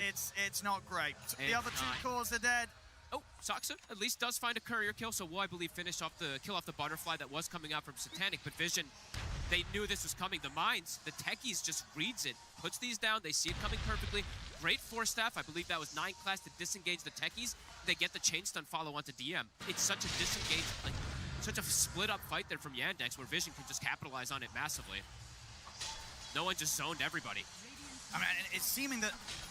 Now, how do you make these sort of moves when there is a techies on the other side of the map? Yeah, it's really hard. It's just getting so much information off the back of these attempted smoke plays that are coming into his minds that, you know, what do you do if you're Yandex? And you know how much I like this hero. When you start to play ahead with the techies, it really does feel like he's going to read every single one of the movements if he does have these mines in these smoke-catching locations. So, back to back to back. Now Vision, a 13K lane. The game has exploded into their favor. Level 20, I mean, 9, I keep mentioning him, but 9 class is having one of the most insane Coddle performances I think we've seen. Nearly the same net worth as the Centaur, as his cores. He's going to have a BKB for himself as well. Yeah, Chira's game, it has slowed down completely in this one. Just so vulnerable. It was always going to be a bit of a concern here for him on the lean up. Had a great lane. The lane was fantastic, but that is nothing more than a long-distant memory here as the gap's been closed. No one, he's taken over. Now having to lead us to Pango, and so much more easier for this Pango to have impact as opposed to the Lina right now. Yep, and he gets Shivas now too for no one. The only real concern for him in this game was if Watson was able to just play that turret and hit him during the Rolling Thunder. Now at this point with the Ags, with the Shivas, the barriers that he's getting applied, now Watson can't focus fire him either. So no one, his job in these team fights is just get on top of Watson and just fully control him because they didn't go for BKBs. MKB is done for Watson, as you said, full aggressive build. I think he has to. He has to play for the situation where he will get the chance to hit them and sort of be able to stand his ground. It's going to take a lot from the rest of his team to set up the fight in that sort of manner, but he's going to trust in them. It could get pretty sad for him though, right? Because it could be those situations where he literally does just get chain stunned, so we'll see if they can protect him. Yeah, DM. Still not queuing up that Aghanims. He did go for the Krullas early on. It's been countered. As we saw, the Nullifier was picked up pretty early for Notice. So it does have the answer versus it as well. And now they don't have that bailout for Watson or for the Lina. The double turrets are not safe at this point. Even if it goes through after the BKB, it's going to be a long time. It is going to be an eternity. Until we see that on DM. And this current meta at the moment, like Puppy was talking about, a lot of the game is revolved around teamfight. One lineup has quad BKB essentially versus 0 BKBs. So the team fights, just the execution can be so much easier for the side of Vision. You only see 2 BKBs, but one has a bear with the BKB, and then the other one is a Pango, which has a built-in. You know, the only hero that's going through that BKB is pretty much the Terrorblade, right? Really is. Everybody else, Vision are not going to care about them one bit in these team fights. there's ways, right? The taser is going to be annoying for Watson in these fights if they don't kill the techies at the start, too. Vision. Smoke on smoke here. Yandex get the scan. Struggle to come out on top of these sort of plays throughout this mid-game. Can they find a different outcome here? Looking for a big wraparound. They're looking for the back line. Do they see 9 class? Don't quite see him there. At the moment, seems like Vision don't expect this sort of move. Making a good sort of angle. Ducalis is checking. He does expect it. He will see them. They're going to know something's up now. And in fact, you know, Vision, they're not scared of Yandex. Notice might just be ready to make some sort of blind blink in soon. Glimmering in. Any of the 3 men, done! 3 of the Notice opens up the fight. The roller gonna follow comes in. Watson's gonna try and react, standing his ground in the metamorphosis, but they've already lost the Centaur. They've almost certainly just got to try and get out of this one. Yandex, the fight not going their way. Chira. Stuck on the low ground. Chira Jr. He's got Notice back in with a close on a Malady. Malady will fall. They'll lose the techies, but they'll get so much here as 4 heroes dead on Yandex. Even a 5th as the crush from Notice comes in from the low ground. They get the team wipe. Vision as this game just looking more and more impossible for Yandex. They just cannot make a move against Vision. They're reading every movement now at this point. The techies, Ducalis runs in, gives full information. A 3-man crush from Notice. You couldn't ask for better. Chira again, he can't do anything in these fights. He just gets completely followed. Look at this, gets stunned, tries to run away. His teammate tombstones him, but it's still at this point nothing that he can really deliver. Too much damage, way too many ways to sandwich on him. Just an awkward spot for Watson as well. Only able to try and get some, a few right clicks in, but pretty much from low ground situations for the entirety of the team fight. It's just not the position Yandex wanted to go for, even though they were the ones to try and set up this play. They're feeling desperate now in this position, and it's really starting to show. Vision's got all the answers now at this point. Great itemization, great ways to punish this, just lack of BKBs, lack of ways to prevent these stuns in particular. Baiting the Stampedes time and time again. That's double Raxes. And even more items now going to be picked up here for Satanic, who did not die in this game. 3-0 and 14 so far. Flawless performance. 600 last hits on this bear. Pre-40 minutes. And now another Roche. I mean, what do you sort of take away from this game if you're Yandex? Because it's getting very close to that territory where you can only imagine they're considering what to do in game 2. They had such a hopeful looking early game. They were able to outplay Vision in some of those early moves that Vision were making against them, but as we mentioned throughout all those moments, Satanic was having the space, so maybe those moves that looked a little awkward for Vision weren't that awkward at all. Sure, it didn't go smoothly, but space was being created. Satanic's getting out of control, and now everything's falling together as a team, and just constant back-to-back outplays here from Vision. Chira being stalked. Notice is on him. He's going to see him. There's Chira Jr. Finds him again. Nobody's going to be able to come and help him. He'll try and TP out, but the Hex is there. He'll be dead again. I mean, my biggest takeaway really is that Chira, his game it completely fell off a cliff, off of one death, it feels like. 1 or 2 of these deaths, and then it was like, he can't really do much of anything. Doesn't just have all the answers. So. Especially when you look back to what he got from the lane, dominated the lane matchup, took the enemy tier 1 tower down, 8 minutes in, didn't matter. That sort of lead fell off so quickly. Yeah. Gonna try and stampede, but the bear's in on top of him. He'll get the blink off. So able to live this time, DM, but only just. Vision. Doing this to a lot of teams throughout this tournament, just knowing times. They just know exactly when to take team fights, and their lineup, it is insane to be able to take these team fights with this Pango, just be able to get on these targets, so. Maybe it will be some type of draft adjustment, maybe something along those lines, but we'll have to see. Gonna go for the potential end of the game here, Vision. And honestly, maybe you gotta even just look at the support duo, right? I feel like... yeah, 9 class is insane this game. This is gonna be the most terrifying support duo to let them have. Already exposed at the base, the jump's being made as Malady's out for 50, no buyback on him. And no one ready to roll in for more. Straight in on top of Watson, holding back the Terror Blade, allowing space for the bear to tear apart the tier 3s. Fortification will come out. See Chira Jr. back up in a few seconds. DM trying to start some sort of defense, but they just jump straight back on him in return. He's gone. He made the jump in, but he didn't press the BKB. He's dead for 60 without the buyback. He's had a really rough game as well, too. Besides Chira, mentioning Chira having a bit of a difficult one after his deaths, but DM, too. Quiet game. I do think some of this itemization could be looked at for the next game, too, because just playing into so much team fight. Yes, okay, there's physical damage, so it does feel bad to get some of these BKBs, but being unable to move, being unable to play also feels bad if you don't get the BKBs. Multiple times now, they've just been able to completely control these targets. Ready to go again with the push here. Still 2 minutes left on the Aegis for no one. They'll try and hold the bear back. Look to burst through. Again, notice he's able to get the jump straight away on top of the two of them. The buyback will come out immediately from Saxon. No one getting taken out a bit low, but the Rolling Thunder's up. He's looking to get the angle to get back in onto Watson, of course, still relying on the fact that he has that second life if it's even forced out of him.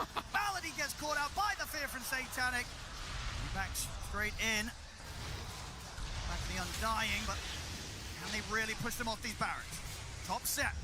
Final one. Taken away. That's the Mega Creeps out. Chira. Exxon and Chira Jr. GM's going to come in with a jump, but the BKB's already out from Nightglass and Satanic's Bear. They surround Watson. The fear's there into the root. They'll try and force Watson back to safety. He'll turn with a little bit of a stun to heal up. They'll bring no one down the once, but he's going to be back with his second life.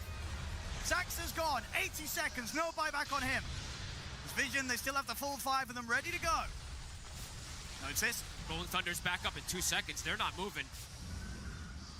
If he sees a chance to jump, he'll go for it. Notice coming in with some fantastic blink plays this game. Watson has his meta at the ready. Can he somehow bring down any of these cores? Yeah, coming up to a 40k lead here. 43 minutes in. He's got his BKB, so he can start to actually stick onto some of these targets, perhaps. No one's in. Doesn't catch Watson immediately with the first connection to the Rolling Thunder. Will turn over towards Chira Jr. instead. They're being respectful though. Vision, not trying to push it too far. They'll play it safe. He popped meta. They can back up, reset, wait for the meta to go down, and look to clean it up right afterwards. Playing it very smart. This team has been pretty perfect of how they pick and choose their battles in this game. I don't think we've ever seen them let this sort of a lead slip away. No. Unlikely to do so here, but you never know. On the main stage, maybe something crazy can happen. We've seen some crazy stuff. This would probably be the craziest, especially against a team that's 40k ahead. Mega Creeps in their advantage. Nightglass is level 25 also. Even more heals, even more damage.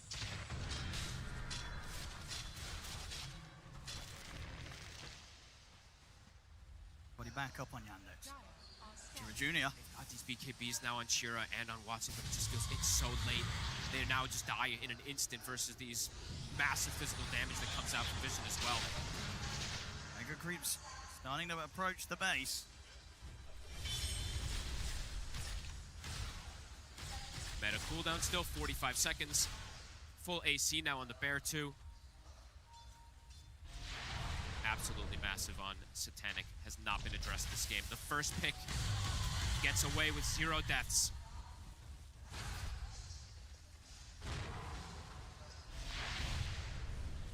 Happy to just finish off that next round of items before they go for what's likely to be their final push.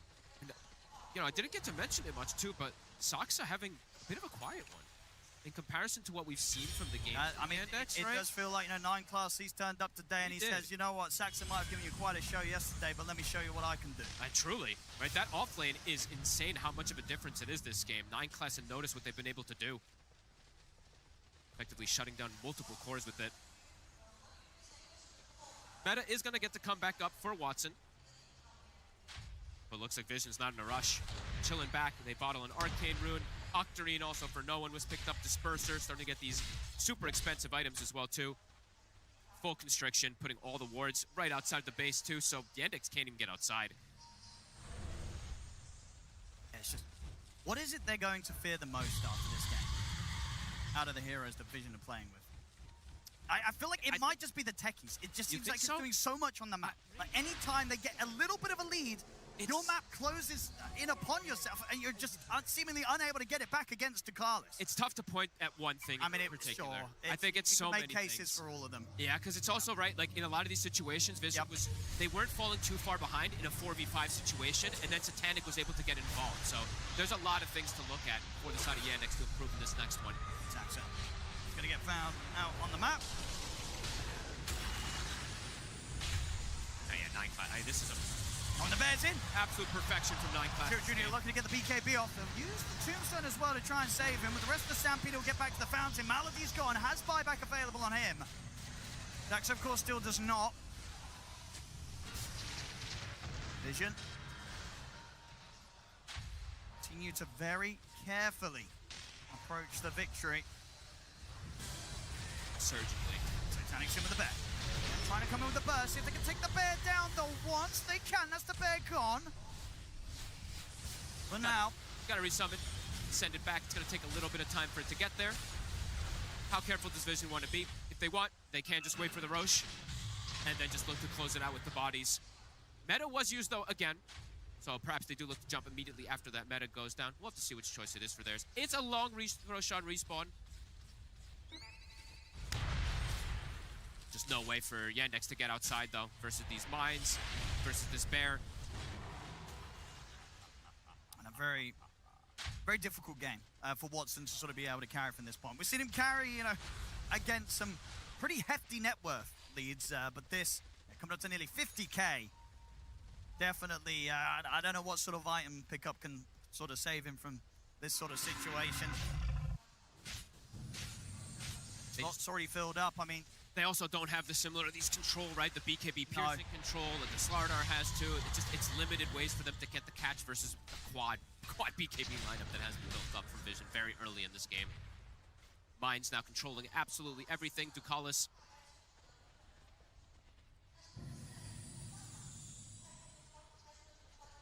I think, at least especially in the hands of no one, very much seeing, you know, why this hero Pangolier still has the win rate that he does, even though it hasn't been picked too many times. The fact that he's able to still do this after having one of the rougher lane matchups. They're gonna look to end it. 20 seconds still on meta for Watson. What do they see? Is he going to get the jump on him? They could go with Watson. They get an aggressive force onto it straight away. The force into the Hex. I think that was all 9Class there. Setting up to kill Watson off. What a beast. Onto the tier 4s, onto the Ancient. He'll come in with a buyback here, Watson. Can they stop the bear? Have some control there with the Yules. Ancient coming down to almost half HP. Will step back. Sharpshooter in onto 9Class, but 9Class ready with the BKB. Another sort of forced down to Chira Jr. He'll buy back immediately as well. Watson trying to stand his ground and fight back here with a Metamorphosis. Vision, they'll kite that out for now. 9Class just devastating them. Force staff aggressively into the Hex multiple times. He's ready to catch them. He's having a lot of fun this game, 9Class. 7-0-20. Might be one of the best caught-up performances I've ever seen. Finding these snipes in the early game, allowing to enable Notice to have this type of game. Enabling no one as well too with his rotations and his chakras. Next level stuff coming out from him here.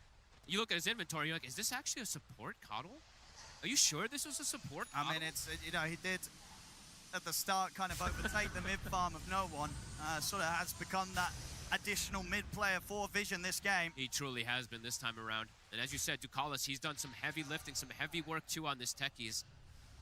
I was hoping to see this hero a lot more in this tournament. Getting to see Vision play, it does look very strong in certain lineups. And we do have a fair few solid techies players still in the competition. We absolutely do. Carl is certainly one of them. It's such an annoying hero to play against once you fall behind. Because just getting out of the map, as we saw, the smoke movements just get red. The base... Vision ready to close it. They're onto the Ancient here. The fortification will come out. Satanic ready to send the bear over towards Watson. He's caught in the root. DM will try and get him out with the Stampede. They do kill the bear off. He's got another. Yeah, quickly he wants to send it back in there. Put the pushback on a no one. Sharpshooter as well. Swashbuckle out. Keeping the game alive somehow, some way. 62,000 lead though. Roche now will spawn. They can back up, pick that one up as well. They're all pretty much 6-slotted now at this point. No one can treat himself to a refresher as well. It's just hanging on here for Yandex. It's got to be the rapier for Watson. Yeah. But again, not always not the best. The dream hero to have it on, but it still does something. He has done some miraculous stuff. We did see that one win Ranger game that he was able to crazy turn around, but this one would be even harder. I was going to say, if that was extreme difficulty, this is nightmare difficulty here for Watson. If he's at least able to get the courier out and get that purchase, it's not going to be easy with the position that Vision's in. will have to sell something for it as well if he wants it for this final defense. There's no one. Full refresher for him. Back up, picks it up, resets his mana. All right, here we go. He's getting the courier sent out to the shop. We'll see if Watson's going to be able to get that Divine Rapier picked up here for the hold. I mean, they do. They There's a lot of heroes around. That courier ain't making it. It's not. There's no way. Satanic's ready with the bear. If he wants to make that pickup, he's going to have to get out on the map himself in the next 2 minutes. That's not rather unlikely. He'll have to run through 1, 2, 3, 4, 5, 6, like 20 mines to do so. And a whole team, of course. Not much growth has been here for the side of Yandex. The other two cores have gotten literally nothing, it feels like, in the last 20, 25 minutes. It's only Watson growing. While Vision, it's essentially, I mean, it's 4 cores, as you said. Oh, yeah. And Satanic's pretty much got the bear 8 slotted. He's ready to pick up a Moon Shard next for it. And he's got 1, and he's got the refresh 3 bears, because he's got the shard. Vision. Will they catch this time on the jump? Straight in. They're going to look towards DM. Notice finds the central. Will still manage to get the Stampede out. Satanic gets the bear over towards Watson. In fact, sending the bear over to the base. They're ready to get this game done and dusted with as the ancient will fall. Game 1 going to Team Vision. It looked like at the start that maybe there was some hope here for Yandex, but my goodness, for the majority of this game, it became very clear there wasn't. Yeah, I think overall for their draft, they have to get more ahead with this Lina and can't have these deaths for Chira because his game completely fell off a cliff. Some of the itemization, too, I feel like left something to be desired. Like, I know how good this Krulla's item is, in particular in a lot of these games. It can steal all this healing, but I really was feeling just this lack of immunity versus these stuns. It felt like Team Vision could just pop their abilities, jump in. They had these triple BKBs themselves, so the team fight just felt that much easier for them, even when they were kind of at that even footing. Yeah, just another one of those Vision games where every single player pretty much gave us a show-stopping performance throughout that. I don't even know who to highlight. I'll leave that up to the panel. Vision, take game 1. It was a beautiful play from Vision. The fact that we see them down in the earlier portion of this game, yet they don't give up. There's ways for them to be able to take the game and for it to become theirs. And by the end of it, you're wondering at